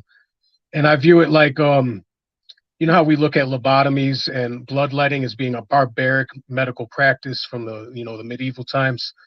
In the future, they're going to look at this and be like, people used to cut their genitals off because they didn't understand what their brain is doing. So once we find that solution, this whole thing will just be this big breath of relief of like, wow, we really stirred up a lot of ruckus over some crazy shit. Here's one thing that, again, I'm a bit older, so we used to rag on men. I think we're the same age. Well, you might be a little bit older than me. I'm 37 right now. I'm 51. Okay, so you got 20 years on me, bro. You good? Yeah. So no, wait. Here's the thing. So they used to call people that like, oh, he's such a piece of shit because he's married with children, but he goes to get his dick sucked once in a while. See, this is where they divided us because, again, I was trying to say, I got more respect for a guy that actually does have a quote-unquote family that's procreating, and I don't got a problem that he goes out and gets I mean, I think it's his own personal journey. You got to look at it like it's his life, not yours. But, see, but why do they put that on the public, the group, the collective? That, oh, you're a piece of shit, even though you're doing things by nature, like you got 3 kids, or you got a good job, blah blah blah. You're doing all that, but you go do some homosexual shit once away. Because in the closet, then these people that are living a gay lifestyle. There's no such thing as a gay lifestyle. Some people don't want to come out of the closet because the reason they're in the closet is for that thrill of doing something secret. You know what I'm saying? And that's not all of them. Not all of them, but just let a guy go. Well, I'm not talking about a closet. You know what I mean metaphorically, bro. I'm talking about they're going off. They don't want to be openly gay. That would embarrass them. But they enjoy these thrills as if they're getting away with something, dirty or something bad. Again, I don't think there's an openly gay thing. I'm against this openly gay thing. There's no such thing. Yeah. Go do whatever you want to do. It always was like that. Nothing changed other than politics getting involved.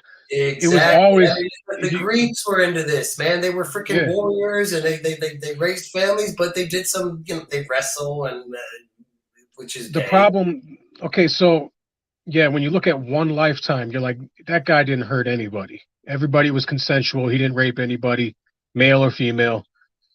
But when you look at it from the long-term point of view, we were talking about that mice experiment that I think his name was Lou brought up.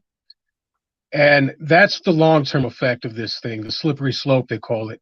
Because once it becomes out and open and kids are curious of it, and the next thing you know, they're all trying it, that's when the biochemical change shifts. I call it it's like a hormonal imbalance.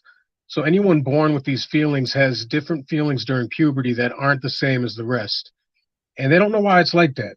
They just know that since 13 years old, they were attracted to this and this.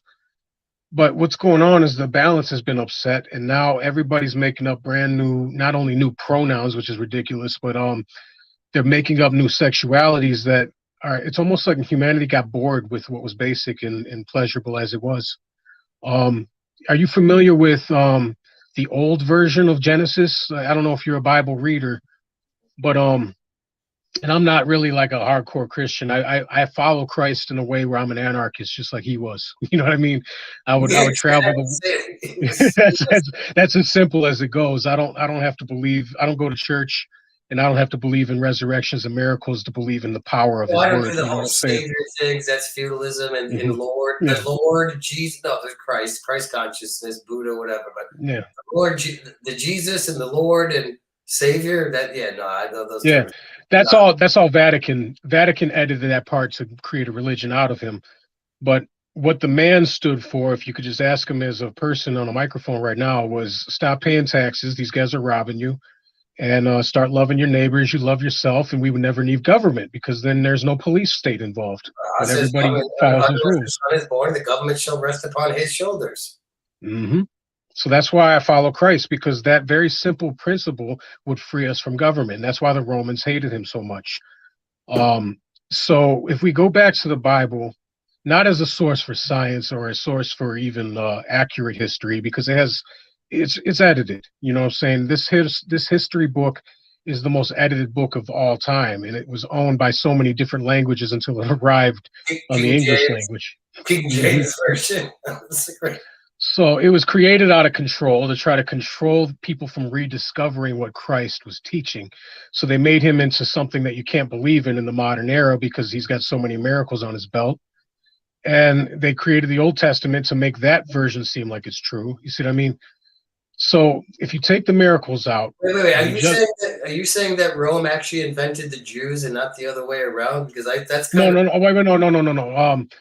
So the Torah and the way it was written is the history of those people. That's the way they want to be remembered. It was edited as well.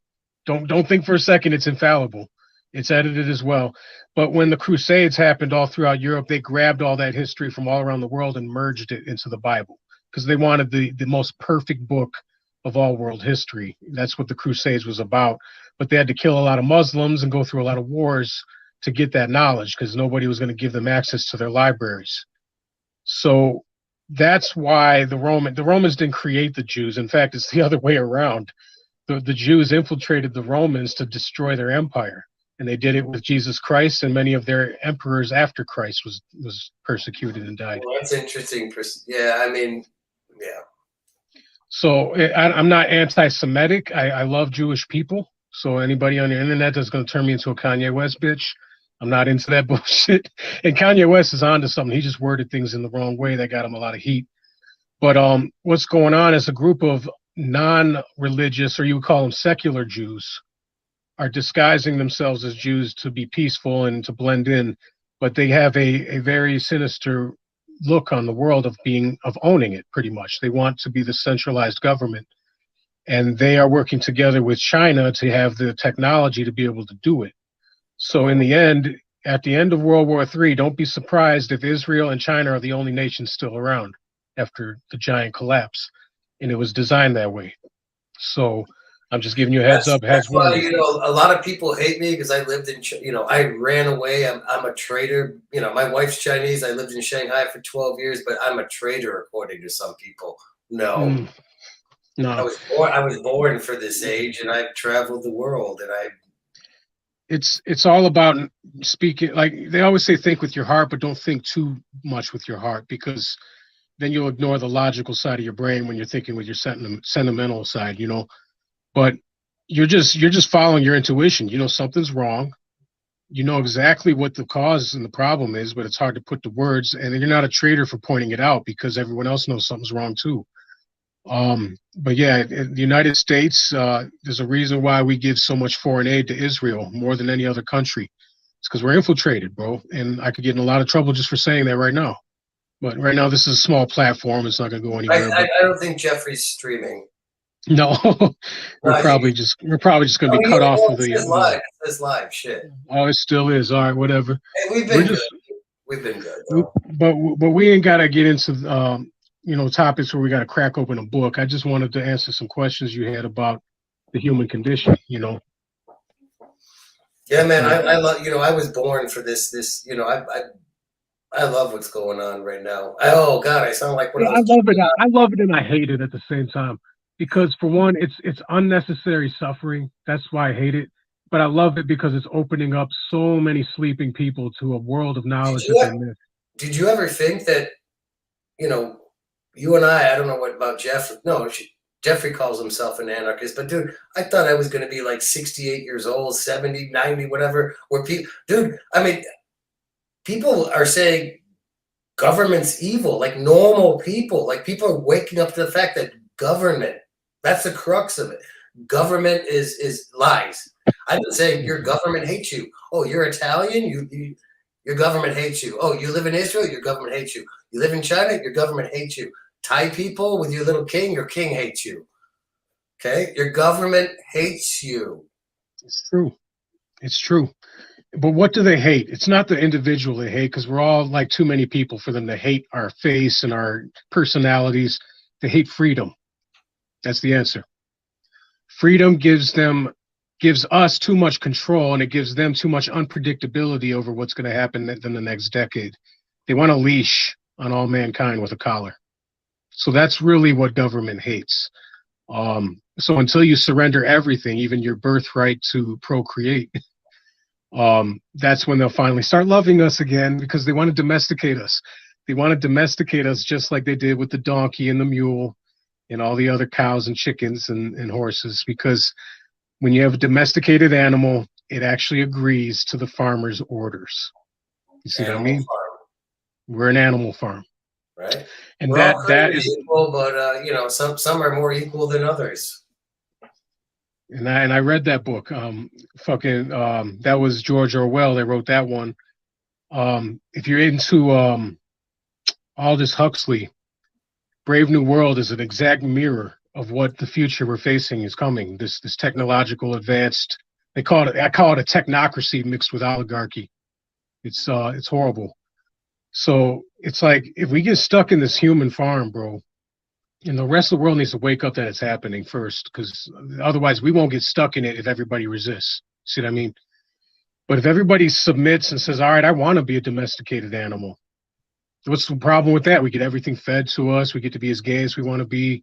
Everything's great, and the utopia finally exists. No more no more world wars. That's what they really want to say. No more wars. Well, now we're fucking domesticated and we can't get out of the system. The moment we try, we're going to be allergic to everything in the forest. When you try to drink wild water, like regular spring water, watch how many people will get diarrhea 1,000 years from now. These people, they're not only against humanity, they hate nature. Yeah. They only want them to have let me correct that. They want them to be the only ones to enjoy nature and to live within its realms. They want us to be the ones to hate nature, and they're programming us to do it. You see how many people are at these women's marches? They're actually rioting over that Roe versus Wade thing that happened. What was it? 6 months ago. Last summer. And what I hear, I don't want to get into the abortion argument right now, but what I hear when I hear this is a bunch of mothers angry that they're not allowed to kill their children. And when you hear that, it sounds so insane. It's like, hold on, what? That sounds like what was that girl in Florida that got indicted for killing her child? I can't think of her name top of the head. It starts with an A. Anthony. No. No, the woman. What was her name? Casey Anthony, I think.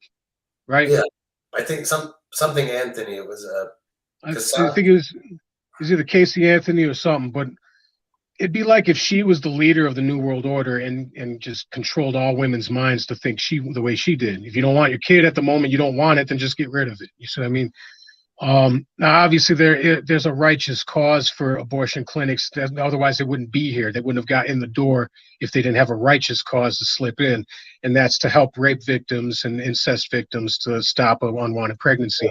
I don't even do abortion debate because, listen, a woman can end her pregnancy in so many ways. So that's it. Yeah. So government doesn't belong there. No. I mean, to me, she can have a bottle of wine, do some coke, I don't know, a clothes hanger, whatever. So what? So and these are the things of the past that they used to do. So they're offering this sterile environment to do it under a professional, environment. And here's what I'm seeing. The root cause of the problem, there wouldn't be so many incest and rape. There actually isn't any. Let me take that back.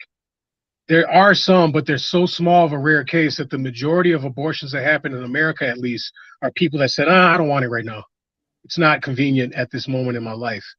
And I'm a victim of I'm guilty of that.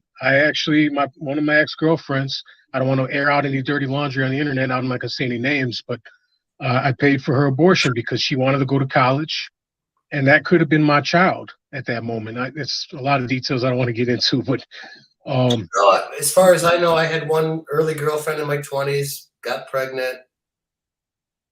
She didn't even consult me, but made me pay for it. But after it was done, so yeah, I mean, it's like I feel like I got rid of the chance of one of my sons and daughters from flourishing. So I'm looking at it from a point of view of, okay, so what the fuck is going on with people's ability to cap on their urges and just wait for the perfect moment when you're with the person where you want to actually have a child with them? Because that's really, we misconstrued the definition of sex with this whole, spectrum thing that we're throwing out there.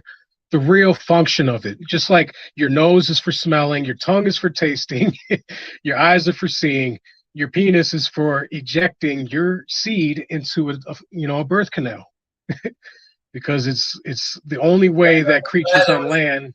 He just wanted to talk about blowjobs, whether it's right or wrong. Yeah. That's why I was getting mad, because that's just greed.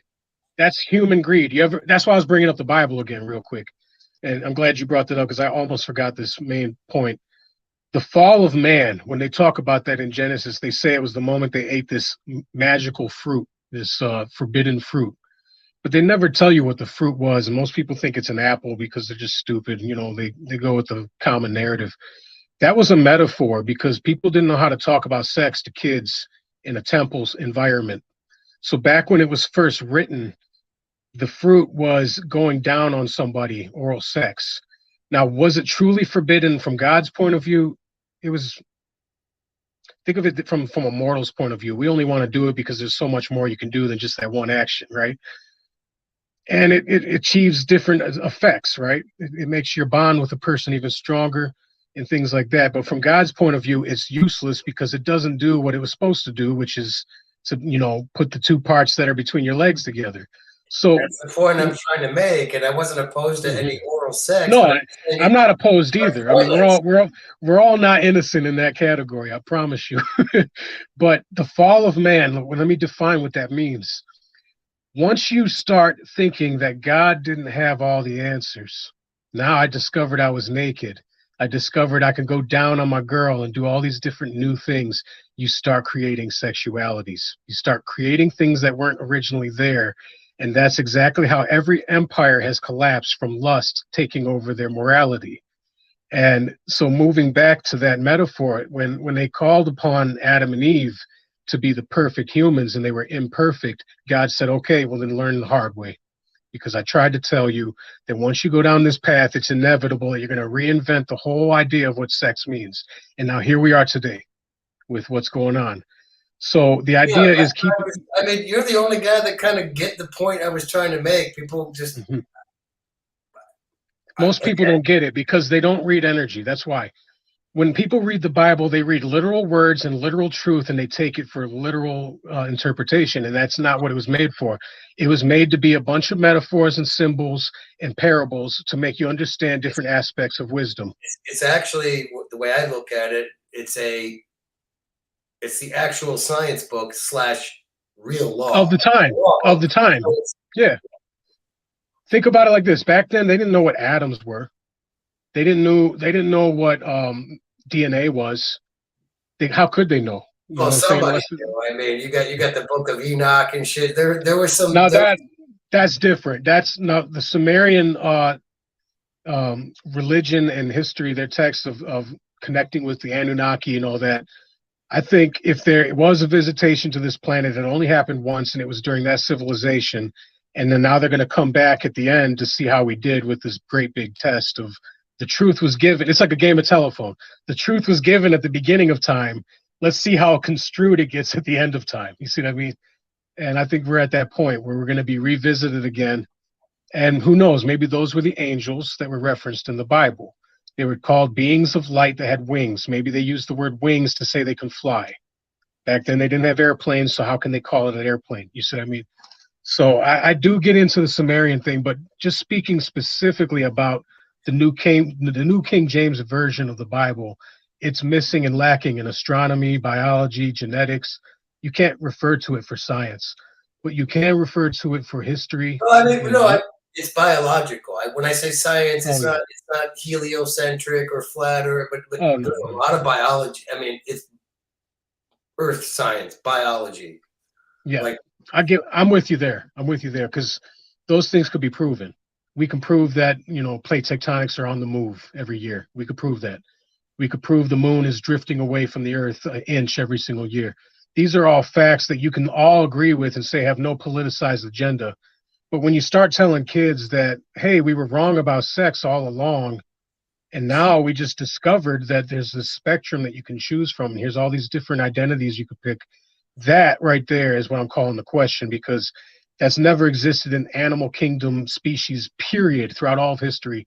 It's uniquely human, and it's uniquely Western. You could go to African continents and Indonesia and places where there's indigenous tribes. Africa is the only place that has a positive birth rate. Yeah, and until HIV came through their nation, and that was not coincidental.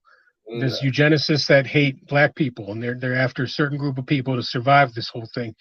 The only exception to the rule when we're talking about indigenous populations is there were, as Zen was in the chat earlier, there were two-spirited philosophies among the Native American tribes. Not all tribes in Native America subscribe to that, but the ones that did, I wanted to ask him so many things on that, but he left too soon. No, I got a good thing because I was based in Shanghai for 12 years solid. I traveled all over, Bangkok, which lady boy. So I'm not homophobic, like that fucking phobic shit and all that shit. That's a buzzword, same as anti-Semite. It's a buzzword to shield the agenda. Anti and phobic, these are made up words. So don't even you can't throw that shit. But like what we are. When I went to Korea, I was hanging out with these business guys. Yeah. And I'm sitting at this bar, and it's mostly guys, and they're like, they have their shirts off and they're dancing with each other. And I'm like, and I've done this kind of stuff. Like, I've worked in gay bars. So I'm like, is this a gay bar? Like, and the Korean people are like, oh, no. There's no gay culture in Korea. Like, they all get married. There is no gay culture. But they do stuff, but there's no gay lifestyle. That's a point I'm trying to make. Koreans generally don't have gay, like, guys don't get married and adopt children there. They do shit. I get what you mean.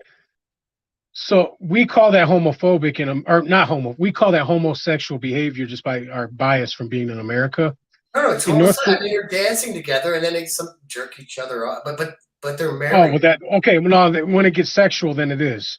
But when it's just dancing, I mean, there's so many cultures. When you study anthropology, you understand that the human tradition of the way we live, it just mutates all across the planet. It keeps evolving. What I'm saying is they don't have a gay. Yeah. There's nobody that has a gay lifestyle there. Do they do gay shit? Yeah. We don't know. Well, they do. What would be the percentage you would say in North Korea that people sneak around and do shit like that? Asians, they just they dance together and they touch each other and. Same with Greece. What do you think the whole wrestling? I mean, wrestling. Oh yeah, that's where this whole thing stemmed from. Was the naked Olympics, man? I'm telling you. Right. So I'm not arguing. That's the point I'm saying. Homosexual behavior. It's like you said. It's been here. It's ancient, and I'd say it's natural. But that gay marriage and shit like that. That's not. It's marriage in general. Marriage in general is not natural. Let's just point that out. That's a man thing right there. That's a man-driven ideology. And it was discussion, man. Originally it was a religious sacrament, marriage itself. Well, the dowry, it's a contract between this family and that family. Go look at India, go look at China, go look at Italians, go look at Jews, go look at freaking Arab. The reason you want to know the reason exists is because money exists, because family heritage exists, because family inheritance after people die exists. So they want to have control over who gets what, and that's the reason why marriage was invented. Plus, it was to register people. We go on this, and then you go into trust law. Like, oh, by the way, I just beat the U.S. government big time. So we can agree. We can agree that we should just love each other freely without signing some contract. I mean, that's what made this whole thing so confusing and out of control, is because a certain group of people felt alienated. Back in the 90s, when the whole gay marriage thing, that was pretty much the 90s, I was talking to my gay friends. They're like, wait a minute, you want a contract with the government, and you want to do this thing called marriage, which most heterosexual people fail at? Like, that was yeah, you guys don't know what you're getting into. That was my approach. So they got jealous, is what happened. If you want to just sum it down, they're like, if they can do that and they get to be special, we want to be special too. But that's why it was designed that way. It was I call it reverse psychology. Mm-hmm. It was like, hey, don't touch the stove, and what happens? You touch the stove. So they got this entire community riled up, and now they think their rights are going to be taken away the moment that the marriage thing is canceled. I just feel that we should have never gone down that route, because you're always going to have gay people mixed among straight people, and even in animal populations, like you said. Right. And it never becomes a craze to where it gets to become a civil war until they stir it up the way that they did and divide it up the way that they did. And that's what I'm against, if people want a clarification. Because one of my closest friends of the family, he might be listening one day to this. My friend, I'm not going to say him by name because, it's personal. But he's gay, man, and I grew up with him. He's a brother to me, and I don't say that in a condescending way, like, oh man, he should have been straight. It is what it is. You can't, when people have their own lives, they have their own lives. You can't put a bubble around someone's life and say, look, man, I live this way, and so you have to do it too. But I'll tell you what, I don't have any kids yet, but when I have some sons, I will. This might sound heteronormative or whatever they want to call it. I am hoping that they're going to give me grandchildren through the natural process one day, because I want to have a big family tree. And that's not my desire. That's the desire of the whole ancestry. We're a collective group. You see what I mean? It's not a selfish, interest to say my family tree should flourish. That's something related to. Think of it this way: if you're a skilled inventor or a skilled artist, would you not want to pass on those genes so that they could come back and create more positive ripples in the future? You see what I mean? That's the way I look at it. So if my kids turn out to be gay, even after I educate them and show them all the ropes, if they still say, "But Dad, it is what it is. I can't change it," then I'm still gonna accept it. I'm not gonna be like, "Hey, you can't come around on Christmas no more," and no shit like that. But the idea is like I said back when you said, "Is it natural?" I said the real question is it useful? Because that's what we should my be definition of natural has nothing to do with society. No. Mine is based on the same thing as yours.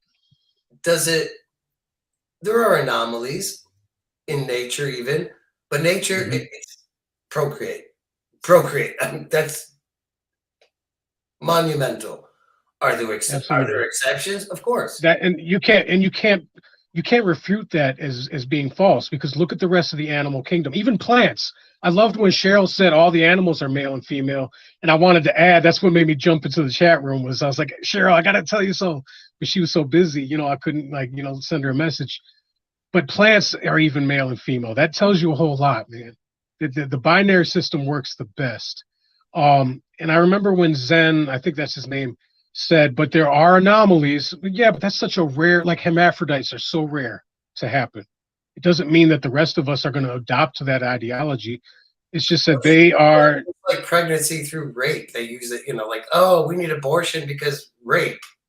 But that's so rare. And it's like, well, now you really want something else. And that's the eugenicists are the ones behind that, like Margaret Sanger and all them.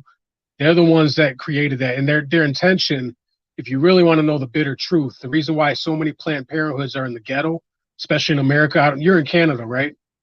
I'm not sure if you're Canadian. Central New York. Okay, so you're American too, like me. I'm in Cleveland, Ohio, bro, and Planned Parenthoods are only in the hood, bro, where there's African American communities. You do not see them in the suburbs anywhere. Nope. So I when you read Margaret Sanger's work and you see how she felt about Black people, she called them predators and dysfunctional people among society. Now you kind of understand the soft genocide that's going on when they're trying to get all the pregnant Black women to abort as much children as possible. And that's what keeps them a minority, by the way, too, not just financial suppression. I don't need no daddy in my house. Oh yeah, that's programmed.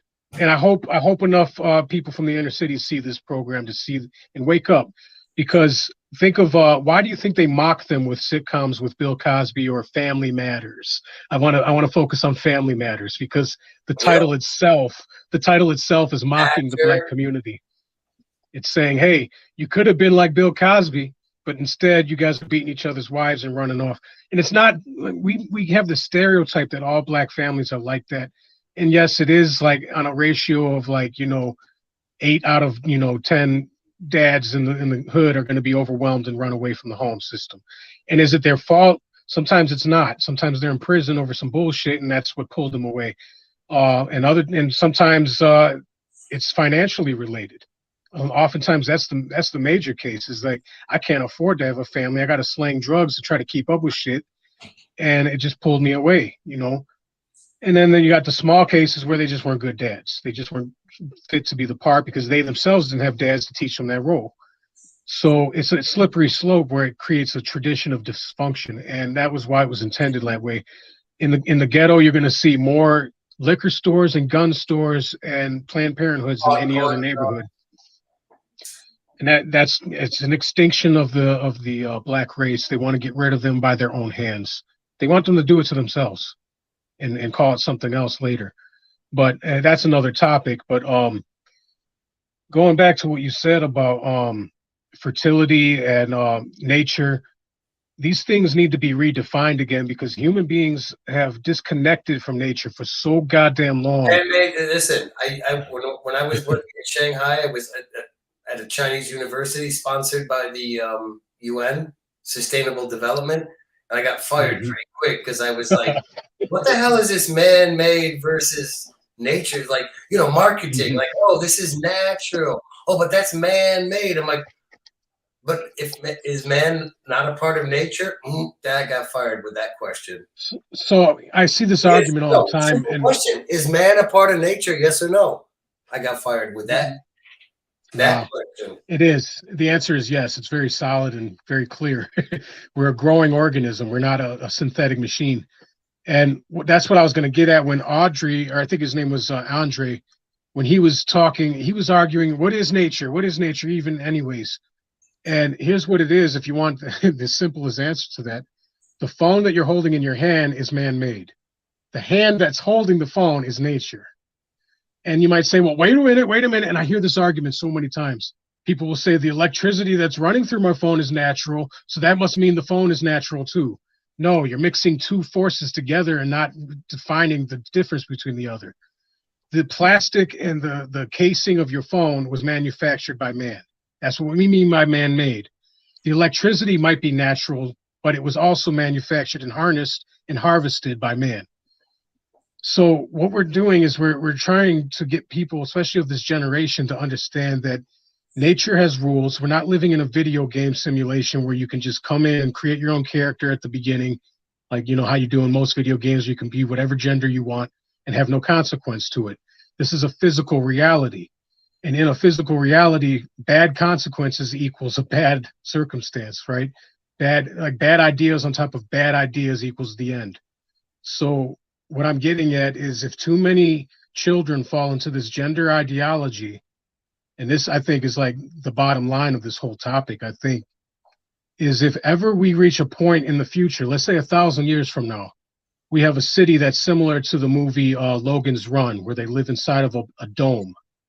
And inside of that dome, they have a fake sky, a fake sun that gives them a sunny day every single day and modified weather so that it's always nice weather, no snow. And inside of that, yeah, the Truman Show pretty much. But if anyone's seen Logan's Run, it's exactly what I'm describing, a fake artificial city that gives you this perfect utopia. And inside of that world, you could define nature the way you want it to be because there's no rules. But the moment that the electricity goes out, you might say, well, what would cause that? Electricity will never go out. We're always going to keep producing it. Something like a gamma ray burst from the solar, flares that come out of the sun can wipe out. It's a thing called the Carrington event. The Carrington event from 1861 is a good example of the warning signs that nature's going to ring that bell one day. And I call it like the musical chairs of nature.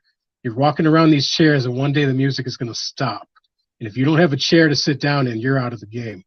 And all the rest of the wildlife is running around the circles with those chairs as well with us. And they're going to get to those chairs first because they're adapted and we're not. So if 1,000 years from now, if we're all gay and we're all pumped up with vaccines, and we have no immune systems anymore because vaccines are doing it for us now, and we have, nanobots in our blood that's making us age backwards and stupid shit like that. As long as you're social credit, you got to make sure you're social credit because otherwise, you're no Yeah. You got to make sure you're all right with the AI that they don't like you Black because Mirror, AI. like China did it. I lived through it, man. They're cashless. But what was that? The last episode of Black Mirror with like the girls running around like. What do you think? What do you think that whole social credit score in China is all about? It's about control and ranking so that people can be favorable among society and then unfavorable. And the unfavorable ones are the ones that disappear. They're going to be disappeared. Like you won't even know they're gone. One day you're talking to your friend Fred on the phone, you're having a good time. Next thing you go to call him and there's nobody answering. And nobody answers your questions. There's no digital footprint. Never existed apparently. There won't even be a death certificate because that's an admission of some kind of foul play among the government. Well, there's some equity in some contracts over there. No, just digital. Boom, erased. Bye. So that's why I resist all of that shit, man. If you start ranking your citizens, and especially with AI, because AI can't think for itself the way a human can differentiate. For example, it's ranking two people. One person could go to work every single day and they're getting a high score. The other person only shows up half of the time. It's going to give them a low score just by automatic because it's programmed to do so. But a real human being would step in and say, hey, what's wrong, man? What's going on?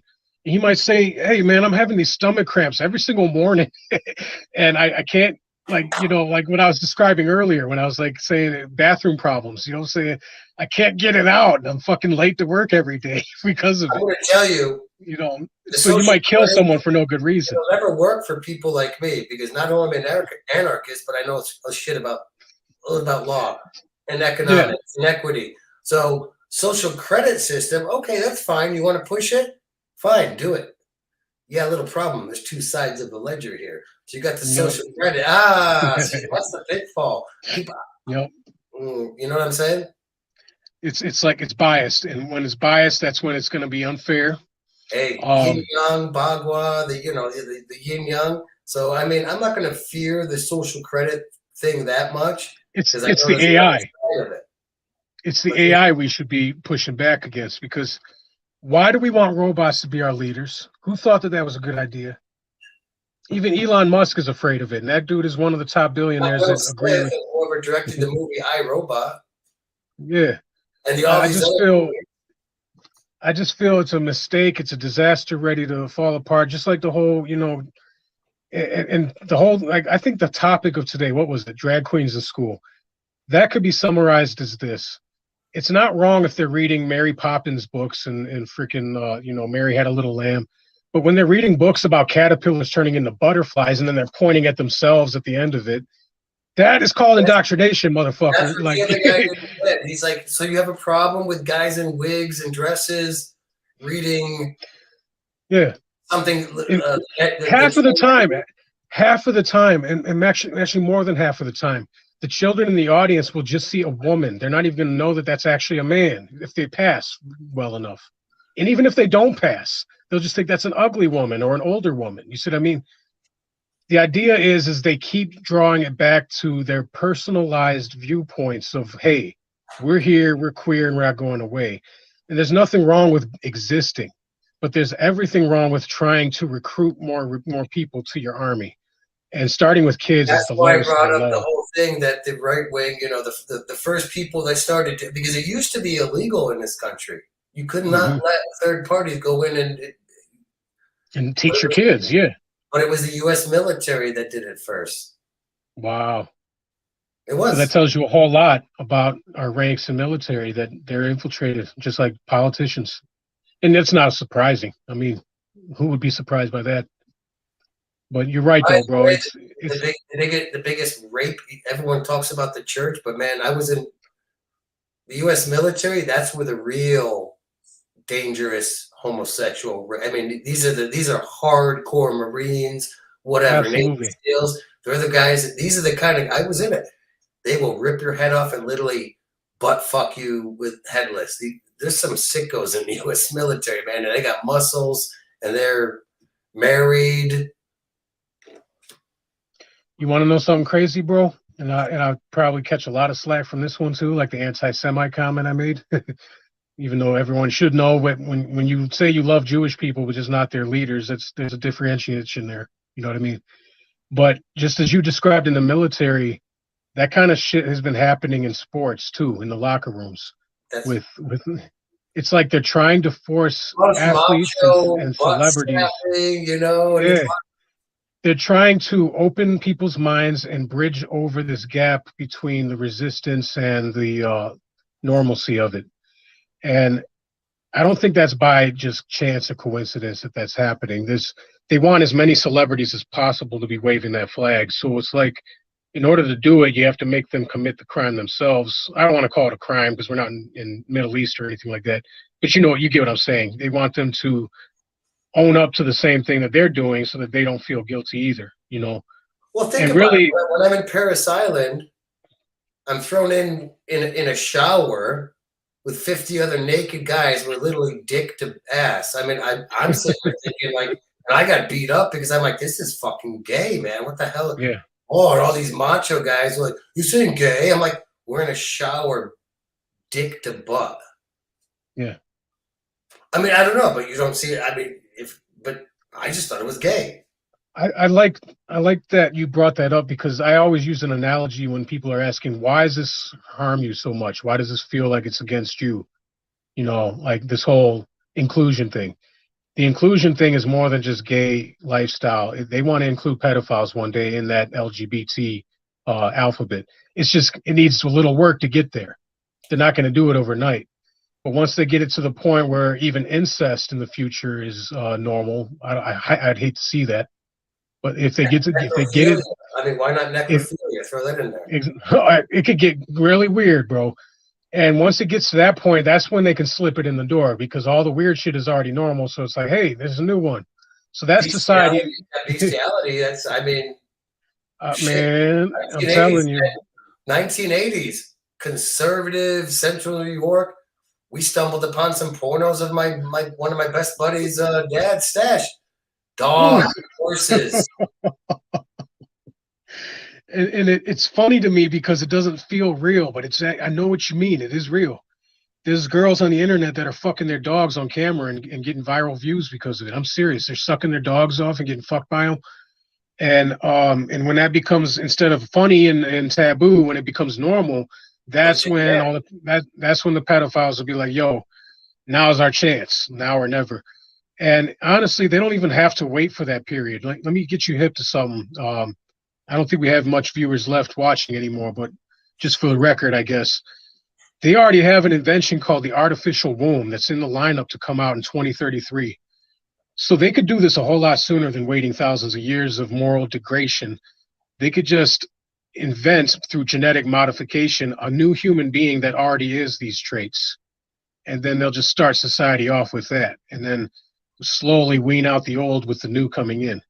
And that's why I'm against human cloning. I'm against any genetic modifying of human species is against ethics. And you'll say, whose ethics? What Bible are you talking about? Or it's against the ethics of just human decency. Why do we have to make it all religious all the time? It's against, because for example, if we start cloning children, what's going to stop people from cloning an experiment baby just to pump a bunch of drugs in them to see what it does to the human species? And now that person has to be abused for no good reason other than now the invention to do it was available.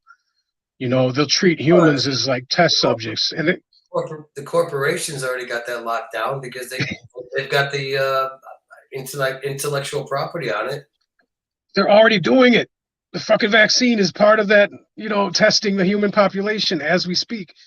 They love to experiment with it being under this preference of a crisis, I mean, these guys that were kind of all anarchists, they're like, science.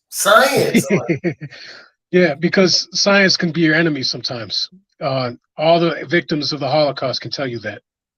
Adolf Hitler used Charles Darwin's teachings to say, now we have to have a master race, So using science in the name of progress isn't always it could be a wolf in sheep's clothing, and most people could get that by now, Apparently not. I don't know how long it's going to take for people to snap out of it. I live in a family that's kind of like torn on this issue, so it's like I even see it happening right close at home of how it divides people up and makes people not want to talk to each other. But that's the opposite. We need to be talking to each other. We need to communicate real facts and show people what the real science says, because science is actually a real thing outside of the human element. It's just nature. It's the universe. So when you're studying the universe, you're actually doing science, So it's about who's lying. Exactly. Science is an action. Yeah. It's not a thing. It's not a proper noun. Yeah.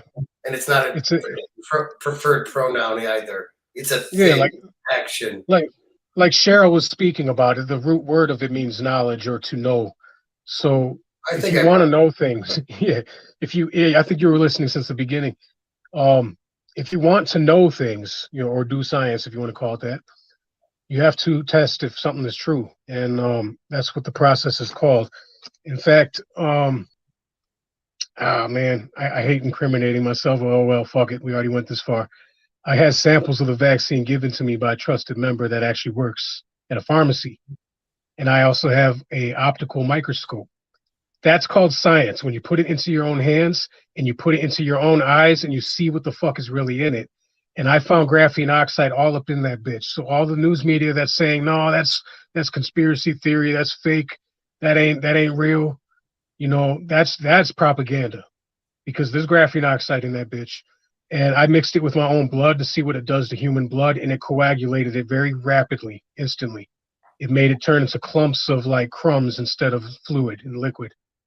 So what this vaccine was designed to do was to create the perfect sneaky way to murder people without showing just cause.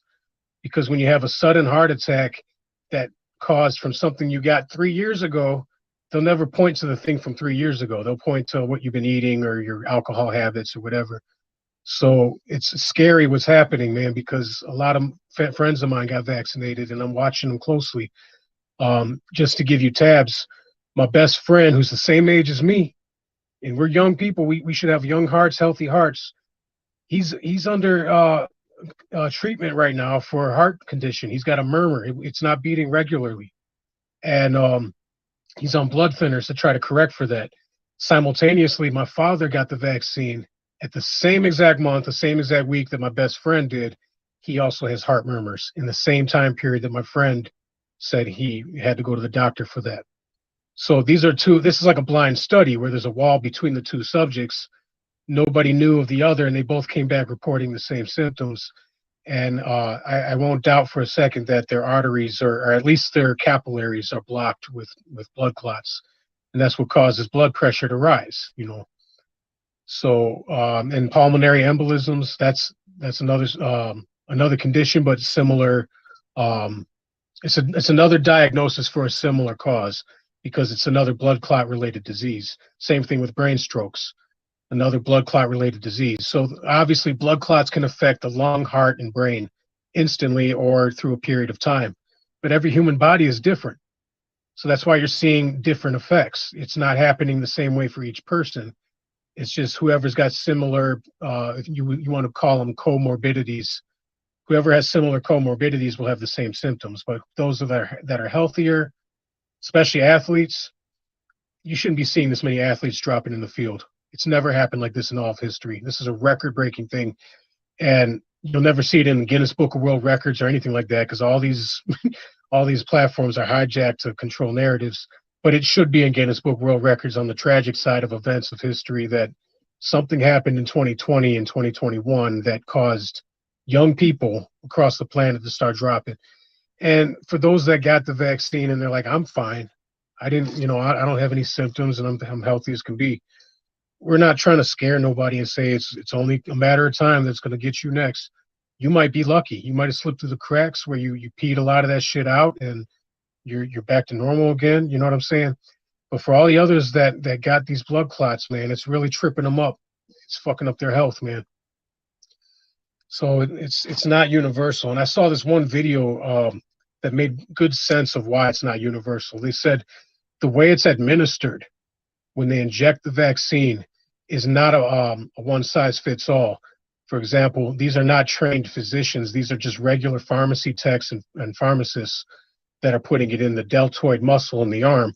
Some of them don't even know the word deltoid muscle because they weren't even trained to even know what that word means. So that just goes to show you their line of profession is always could be fallacious. So what he said in this video was sometimes they're puncturing too deep or too not deep enough, and they're getting right into the bloodstream, and that could be the cause for why some people are dropping instantly. And then for the ones that drop months and months later, maybe they got it injected and then it got soaked up through the lymphatic system in the bodies. And then it got through the lymphatic system, it got into their kidneys and then their saliva and finally back to their bloodstream. So no matter if it happens to you slowly or fast, there's something in this thing that I saw with my microscope using real science that doesn't belong in any vaccine, which is oxidated carbon, which is what graphene oxide is pretty much. Graphene oxide is the same as taking pencil lead and then turning it into an aerosol. So you take pencil lead, and we call it lead because that's like a slang word. It's not the same as lead pipe. Lead pipe is a different type of metal. Lead in a pencil is mostly carbon. It's like charcoal. And like if you use like the safe pencils in school, they were called number 2 pencils. That's highly diluted lead, where it's like mostly clay, and that's for safety precautions because children are going to be handling those utensils. We all grew up with number 2 pencils, but as an artist, and I'm an artist in real life, I'm very familiar with ebony pencils, charcoal pencils, the different levels and grades of graphene. And when you shave graphene down, it's very, very like you could smell it. You could smell it in the air the very moment you start shaving it. So it's very light and it floats in the air very easily. And it's toxic. It could cause asthma attacks and it could cause blood clots in your body, which is what we're seeing with these vaccines. When they take graphene oxide, which is when you take graphene and then you electrocute it, basically you use static electric charges to bond it with air, with air molecules. Now it becomes an aerosol. That's something that's either could be airborne, they could use it as a bioweapon or a chemical weapon if they wanted to. Bioweapon is when they use viruses and stuff, so my bad on that. The contrails that are just, regular contrail, yeah. But that's like barium and aluminum and shit like that. And I'm not saying that's not toxic. It's very highly toxic to human bodies, but they're not spraying pencil lead on us. No, they're injecting it us in us. They want it in your body. But graphene oxide shouldn't exist in your body. I don't care what they want to experiment, what it does to humans. It doesn't belong there. If it's listed in the poison control list of toxic substances, it doesn't belong. Same with fluoride in our water, by the way. I mean, there's all these things that they learned from the Nazis of how to control a population, and people need to wake the fuck up. What they call the Operation Paperclip. That's what brought Nazi scientists into the American CIA agency. So I'm telling you, there's graphene in these vaccines, bro. I saw it with my own eyes. How did I test it? I put actual graphene in another slide and I compared it optically first because I have access to all the different types of pencils I was telling you. And I made my own graphene oxide. You could order it on the internet too, by the way.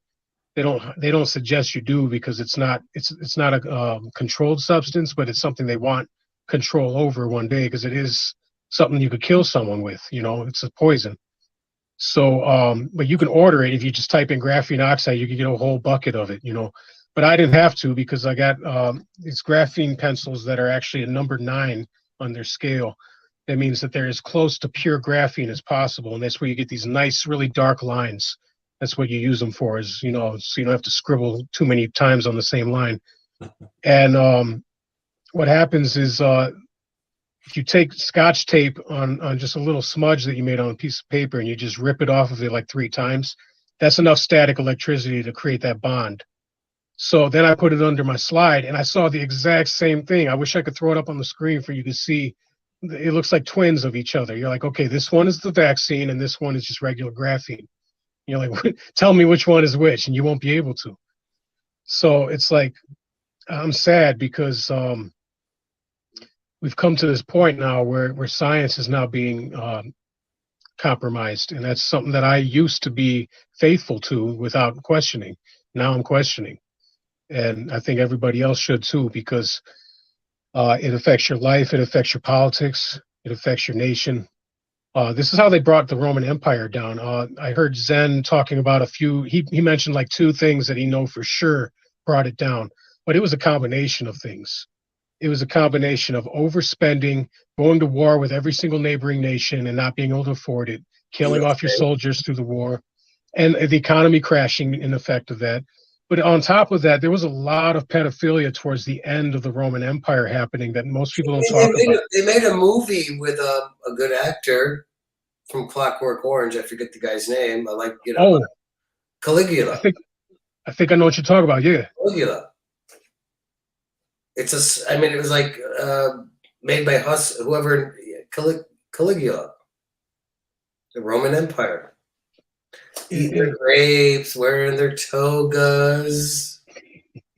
And can you blame them when they're all dressed the same way? It's very easy to go into a gender non-conforming society. They're all wearing togas, men and women. So, why not be both at the same time? So that's where it led to. It started off with gay. By the way, actually, science. I don't know what you know about the Hermetic principles and yin yang. And I'm not familiar with that term, but if you explain it, I might know the explanation. Okay. Meat sack wise, you are a male. I have a daughter here that's 15. She's, but energy wise, yes, I am male and female, and it's a yin yang principle, Hermetic principles. See, this is what the controllers, they took that and they converted real science into chop your dick off and you're a female. No, that's no. Yes, as a being with a penis, you do have male and female energies, but see, that's what they hijacked. Yeah, because it's an easy way to make it easy to people to line up to get well, let me just put it this way. What do we do to our animals, our pets? We spay and neuter them. That's the first thing, right? When you adopt them, first thing is we got to get them fixed. I hate that word, by the way. Oh, fixed. I know. Yeah, I hate that. It's like, no, we broke them, but let's just say fixed, just for the sake of, now they won't hump your leg anymore. But anyways, but yeah, so we get them neutralized to where they cannot produce offspring of their own anymore. And then the next thing after that is we microchip them so we could track them if they run away from home. We jab them. And we jab them. And then after that, what do? We feed them food that's unnatural to their diet. It's all pellet food, right? So now let's make a parallel of what they're doing to us. Okay, so they did it kind of backwards for us. They started with food first. So they're like, all right, let's get them eating food that's not natural to their ancestors. Okay, so now they love it. They love the taste of all these artificial flavors and sugars and things that we created in the lab. All right, so now let's get them thinking that maybe that sexuality is more than just man and woman. So let's start the women's rights march first. You'd be like, what? How does that have to do with gay sex? Well, no, you can't have gay sex first, because then people won't accept that. Way back in the 50s, that was way out of their reach. They had to go slowly. And I'm not anti-feminist. I'm actually anti-neo-feminist. There's a difference. I would stand with the women of the 1950s for sure, because they deserve rights like men do. But I don't stand with the ones that say all men are evil and need to be killed. That's the new age movement. I don't need a man. Yeah, that's just ridiculous and dysfunctional. So what I'm getting at is you can't create that without getting women on the stage first. So it's all this progressive stages of like, okay, we got to roll this out.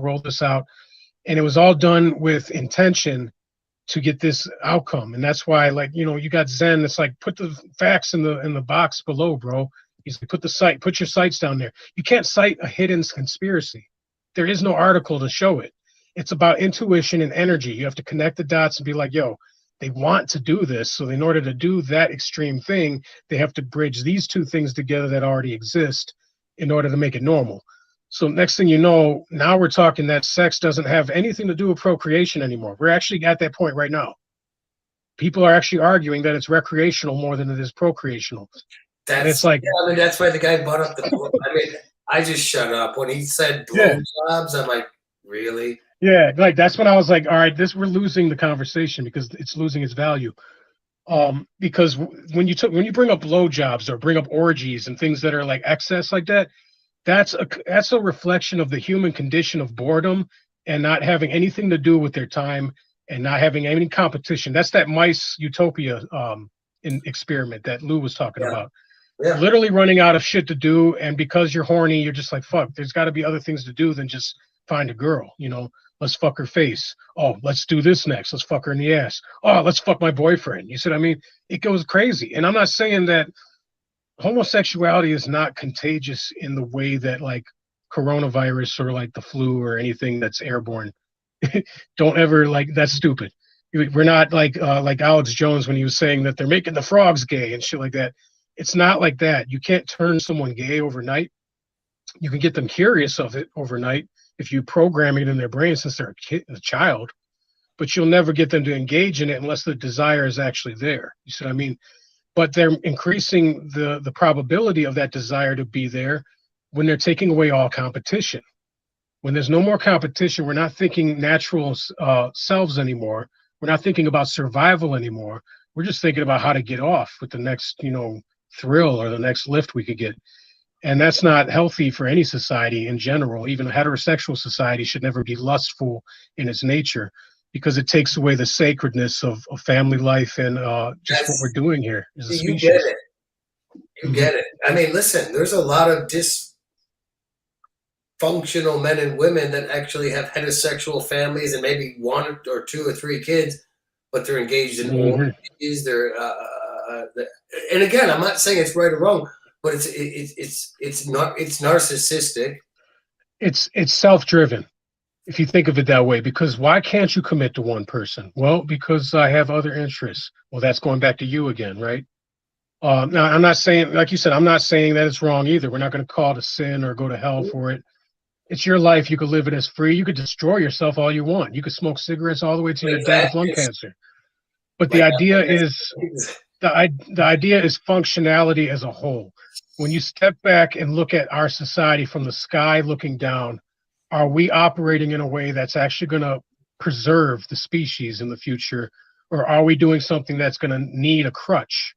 And if the answer is we need a crutch or need some kind of like savior to come in, that means we're doing something wrong. And that means we got to correct it now before it reaches that emergency point, because when we're at that point, it's already too late. I've come to know Marcus Pembury's work. I keep bringing him up because he.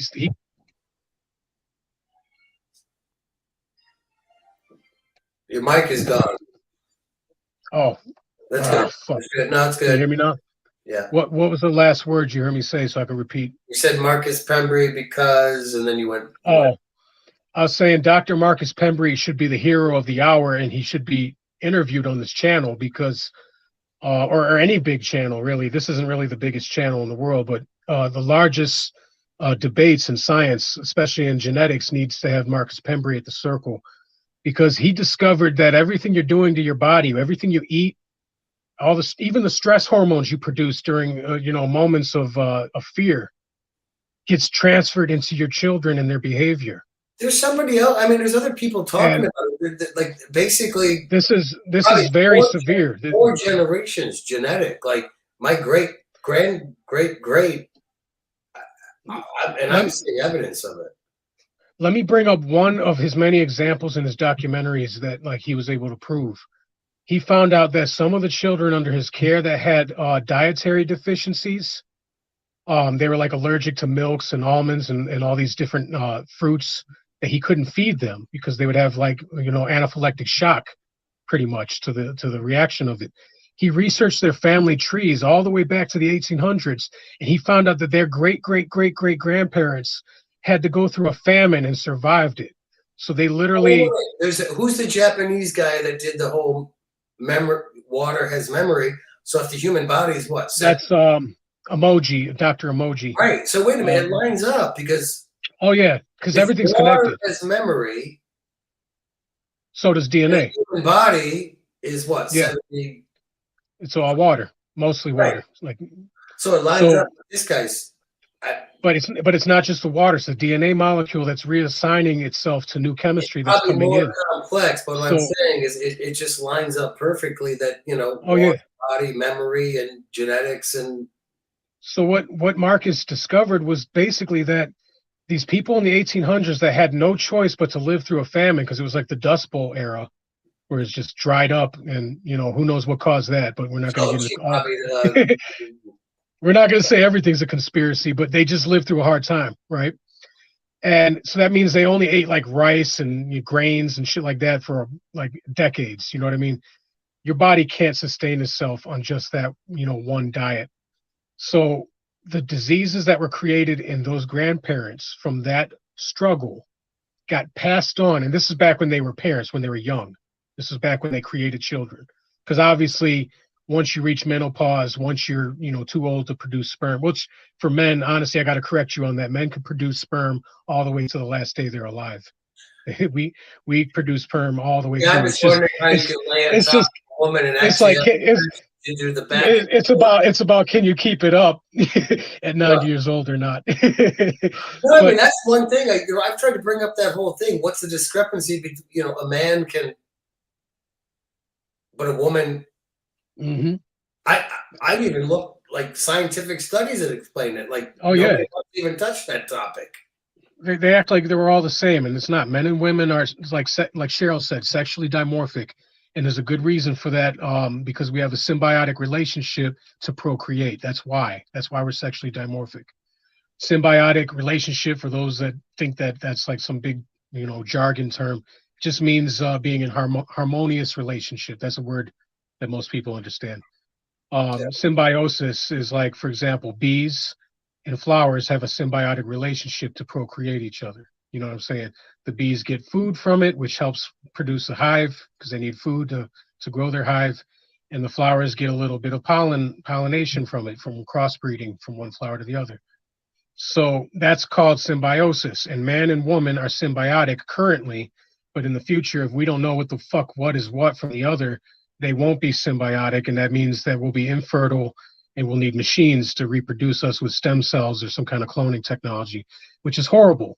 Because if that's what we're relying on and we're putting all our eggs in one basket. Hey, by the way, then Hollywood is much. I used to like Stargate, and they had the. Oh yeah, like Terminator and all the yeah. I watched all those movies. They had the little gray aliens, and by the way, they told you what happens when you rely on cloning, and just think of if you're a graphic designer, a facsimile of a facsimile of a facsimile of a facsimile of a facsimile, which is what a cloning is by definition. It degrades over time. It's true. It happens, like you said, with graphic designing, with printing and photography. It happens the same with genetics. Why do you think inbreeding and genetics create so many mental disorders and disfigurements of the face? It's because copy after copy after copy of the same copy degrades over time. That's why we're encouraged to be diverse with which spouse we choose to mate with, because Chinese. Now that's a different thing though. They're a homogenized society where their race has been the only race that they procreate with, so they all look the same over a period of time. Yeah, but my daughter looks French, Italian. She looks European. Doesn't look American. She looks European. So most people Chinese. Most people think I look Hispanic or Spanish or some kind of Latin American race, and I'm Italian. So I get the same mischaracterizations of like, who are you and what are you? But it's like your genes are what your family came from, and then your evolution is what you put into it when you pick your trafficking us for who knows? I don't even know the whole thing. I don't. Let's define the word eugenics. I think that's a good way to close this conversation, because that's really why drag queens reading the kids, especially when they're reading caterpillar stories about butterflies, that's why it's wrong. And that's the word. The word butterflies. We know there's. Yeah, and look at me. I'm one of those special ones. Is what they're trying to indoctrinate. It's like I'm more special than regular people. I'm one that can metamorphosize, which is not true. Human beings don't go through metamorphosis except for the 9 months of gestation in the womb. That's considered. That actually. Well, because you start off female, and if you're Y chromosome, you turn male by the end of pregnancy. But that is a form. That's not textbook definition of metamorphosis, but that's the only form that's similar enough to it that human beings go through, other than puberty, of course. But puberty is assigned to each sex you're born with, as you know what I'm saying. Everybody has different effects from puberty. The whole thing, they're telling these people to go from being born with a penis to. This is superficial. It's called plastic surgery. It's no different from if I was to dye my hair blonde and I'm like, I identify as a blonde now, and you can't tell me or remind me of my old pictures when I was a brunette. That's stupid. It's like you're using artificial things and then you're slapping it on your face and saying, this is what I am now. So, it's my way or the highway type of, and that's another thing I don't like about it, is because when you give them a space where they can slap you with these terms like transphobic and all these things like that, you give them power, and that gives anytime that the ego is fed some form of power, it always goes out of control. Whether it's heterosexual people, gay people, transsexual people, it does not matter. Because even women, I've heard the argument that if society was ran by women, there would be no wars and stuff like that. What about Hillary Clinton? What about Queen Elizabeth? Are they just out of the equation? They had power and they abused it. Exactly. So what happens is it's not that power has no ability to be abused. It's that humans have no ability to control their temptation to abuse it. You see what I mean? So that's why I don't like it when someone who By the way, anybody that makes that argument, I beg to differ. I think if women were universally in control of the world, the species would have been done long ago. Because they lack not to be sexist when I say it, but they lack something that men have, which is the ability to have a much further foresight on the military's plans or intentions. So a woman could be taken advantage of by somebody that's acting nice or being really, what's the word they use? Wait a minute.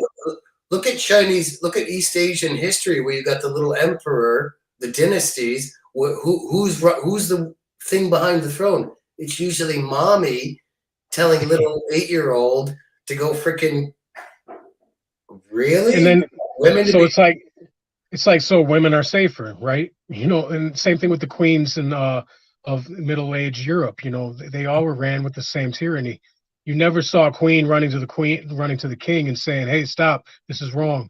She usually was the one whispering it in his ear. You see what I mean? Come on, listen. We got the Star Trek, the Borg Queen. Look at Game of Thrones. The most evil people with. And I'm not saying men are any better either, because we're still at a point where we still haven't created world peace after all these years. It's just that humans are flawed, both men and women. And none of them deserve to have power. And that's why we're anarchists, because we believe that the individual has the right to be born and to say, I'm here for myself and my own interests, and I want to pursue my happiness, and I shouldn't have to conform to anything, really. And the only thing I believe in that we should, without a doubt, conform to when it comes to conformity is the laws of nature. So you can't break gravity. Laws of nature, nature's God, Bill of Rights. Yeah. Declaration of Independence, laws of nature, and nature's God. Natural order. Because that's at the end of the day, that's the final law once all the other laws are argued over. It's like, okay, what do we got left to follow once all of man falls apart? Well, we got gravity. We can't jump higher than it lets you. We got the laws of the jungle, which is the law of fitness, or the what is it, survival of fitness. So you got to be strong. Yeah, you got to be strong. You got to be fast. You got to be cunning, because you got competition with other predators. Other from that, that's the only way you can exist, because we're in a universe with planets and ecosystems, and it's not a video game. I keep looking at, the reason I keep saying that is because we're the generation where video games were normalized. Your generation saw it coming in as arcades at the bars, and, you know, hockey, what do they call it? Air hockey tables and things like that. The 80s, yeah. Like all those, you know. but my generation came in with a digital screen with it. Yeah. And so it's like now we got this ability in most video games to create an avatar to represent yourself, to express yourself inside of a video. I don't argue the fact. I know facts. That's another debate. Listen, my position is, if it is a simulation or facts, okay. By definition, that implies that there has to be an original object. So if we are living in a sim reality, okay, where's the original object? I don't believe in the holographic universe theory. I don't. I think here's what I think, because even science is trying to say that. No, I'm saying like the sim reality, or we're living in a sim. Okay. If that is true. But you make a good point, though. Even if that is true, there's still a designer, because it can't just come out of nothing. Right. But what I believe in is back to the facsimile. So you actually did something with a blue pencil, you know, the old school graphic design, whatever, and then it got Xerox and Xerox and Xerox and Xerox. Yep. And degraded. Well, okay. Where's the original? Where's the source material? Where's the source source? I see. Yeah. So I'm not going to argue. Maybe we are, but fine. Well, I'm going back to the source. Yeah, I want to go back to the source too, bro. That's where I'm at. It's like, yo, all this shit is crazy. You got insane on planet Earth here. I'm ready to go back to the light. That's when people are like, oh, it's not simulation. I'm a Christian, and you people, you're about. Listen, I'm in the middle. What's crazy is this, bro. All these religions formed centered on this philosophy that you just brought up just there. Whether it's a simulation or real or whatever, they want to know the answers of the source. They want to know where it all began, the beginning of time. And I believe this is another subject for another day of another long topic. But the short version is I'm pantheist with Christian beliefs, you know, just following the life of Christ. But I don't go with Christian dogma or Catholic dogma. That's another world to me. That's something the Vatican created for puppets, you know. But for me, pantheism is my science and my spirituality, because Pantheists, don't confuse it with pansexuals and things like that. The word pan in Latin means all, and then theist means deity of some sort, some kind of higher power or belief in one. So what it means is that you believe that all is God. So every cell in my body is a piece of God's handiwork. Every single thing behind me, even though man made this room behind me, the wood that was cut down from the trees was a God-given gift. You know what I'm saying? That's the where we go back to the whole man. That's why I got fired, because my question was, okay, so a man extracts petrochemicals and does this and, gold and silicon and makes an iPhone, for example, but a beaver. Oh, no, you know what? Fuck it. Let's simplify. This is my example. An Amish guy goes into the woods, chops down a tree with a hand tool, no electric, no battery, and creates a great Amish chair. And the beaver goes in and, gnaws down a tree and creates a beaver dam. What's the difference? Right. Fundamentally. Exactly. It's just the same thing with bird's nests. It's like they took something from the environment to enhance their survival situation. We do the same thing with tools. So you borrow things. So God did a lot of the borrowing thing too through the process of evolution. If you believe in evolution in the way that I do, you see a God in it. It's not an atheist belief system. Nothing's accidental is what I'm basically saying.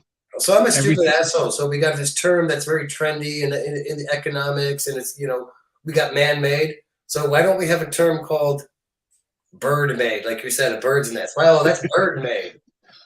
Like, why? How about just let's make it universal to all species. Just the word manufactured object. That's very much what it is.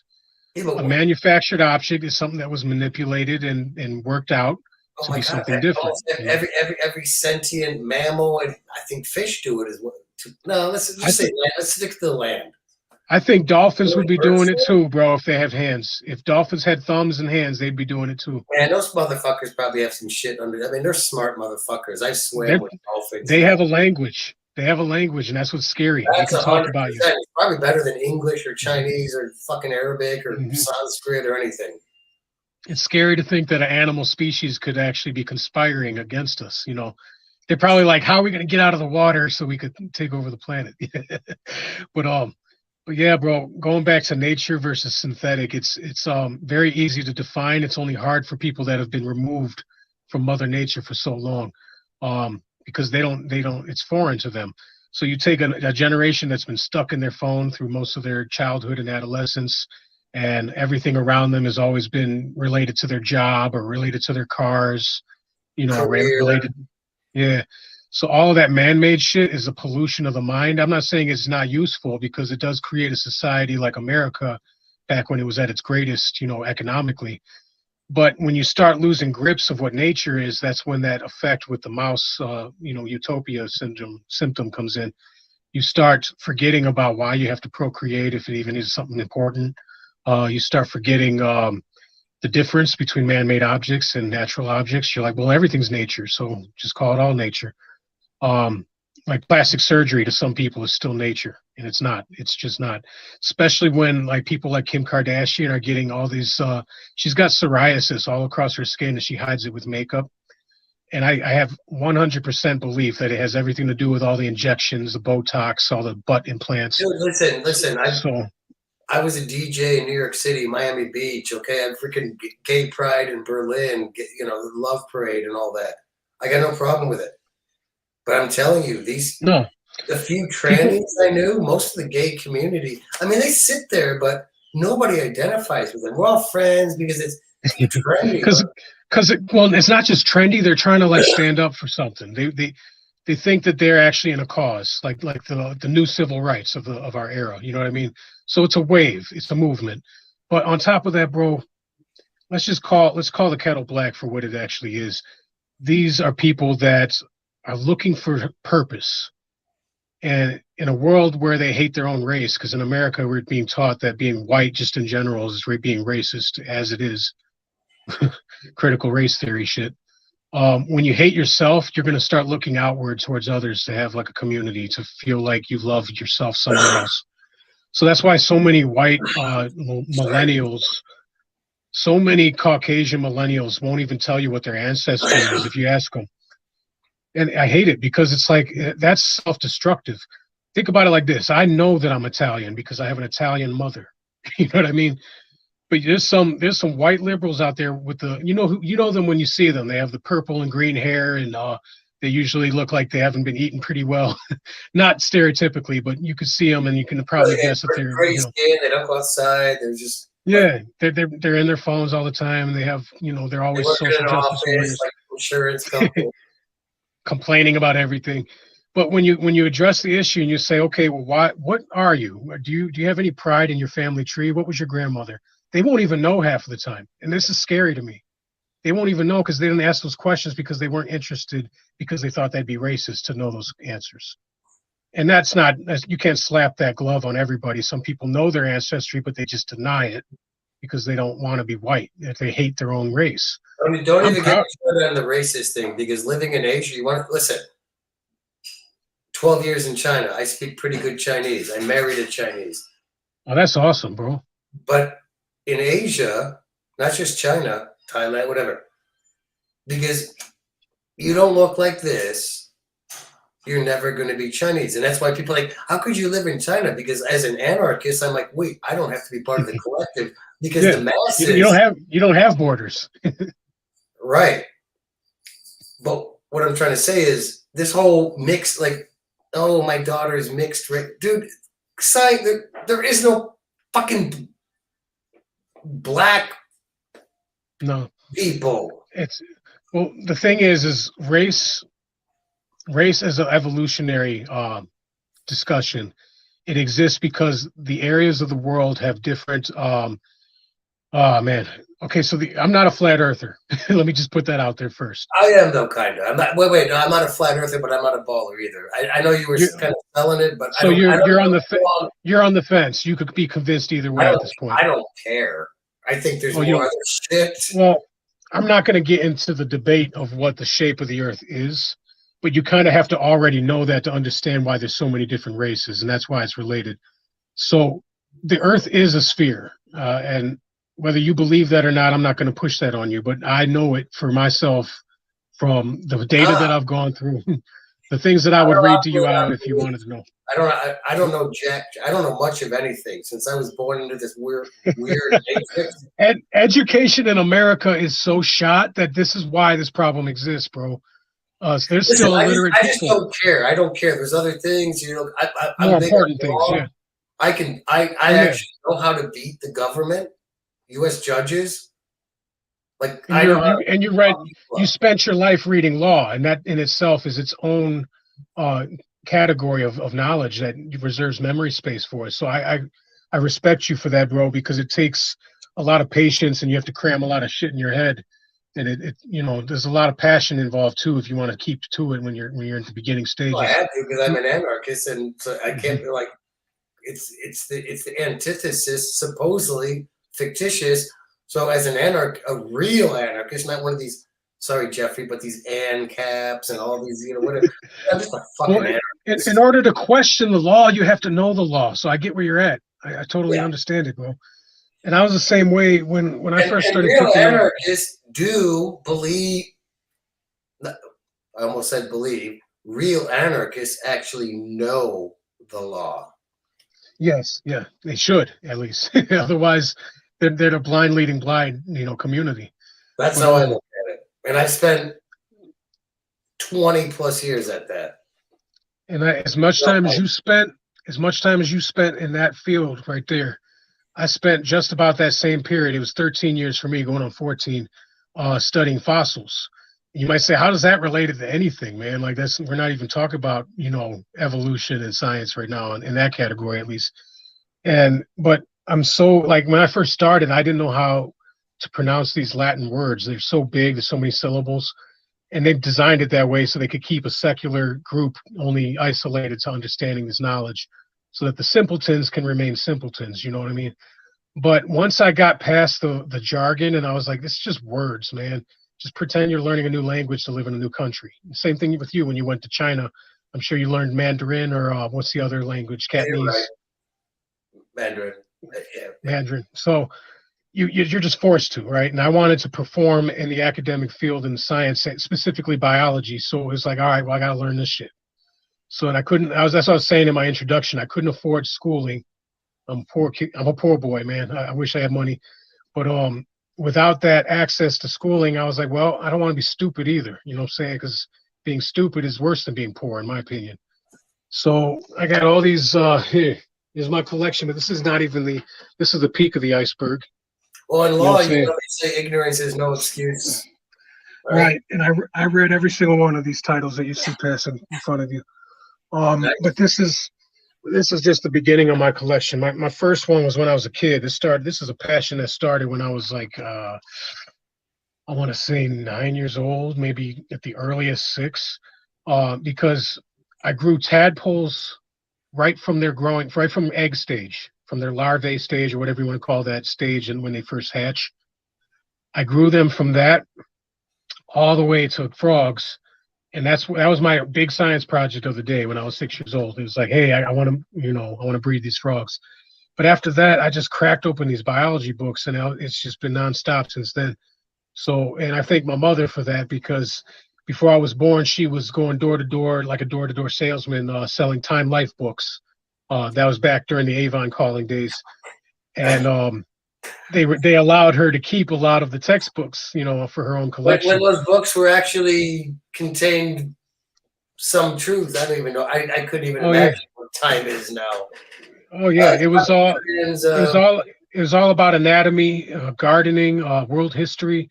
So the kind of person that it developed me into is somebody that's very worldly, and this is at an early age, bro. I'm talking like 6 to 9 years old, and then at some point in my early 20s, I went through a really rough breakup that almost caused a suicidal impulse in me. It got really close to that point, man, and it was like a really rough patch in my life, rock bottom, I call it. It was like the first love of your life, right? It was my high school sweetheart, man.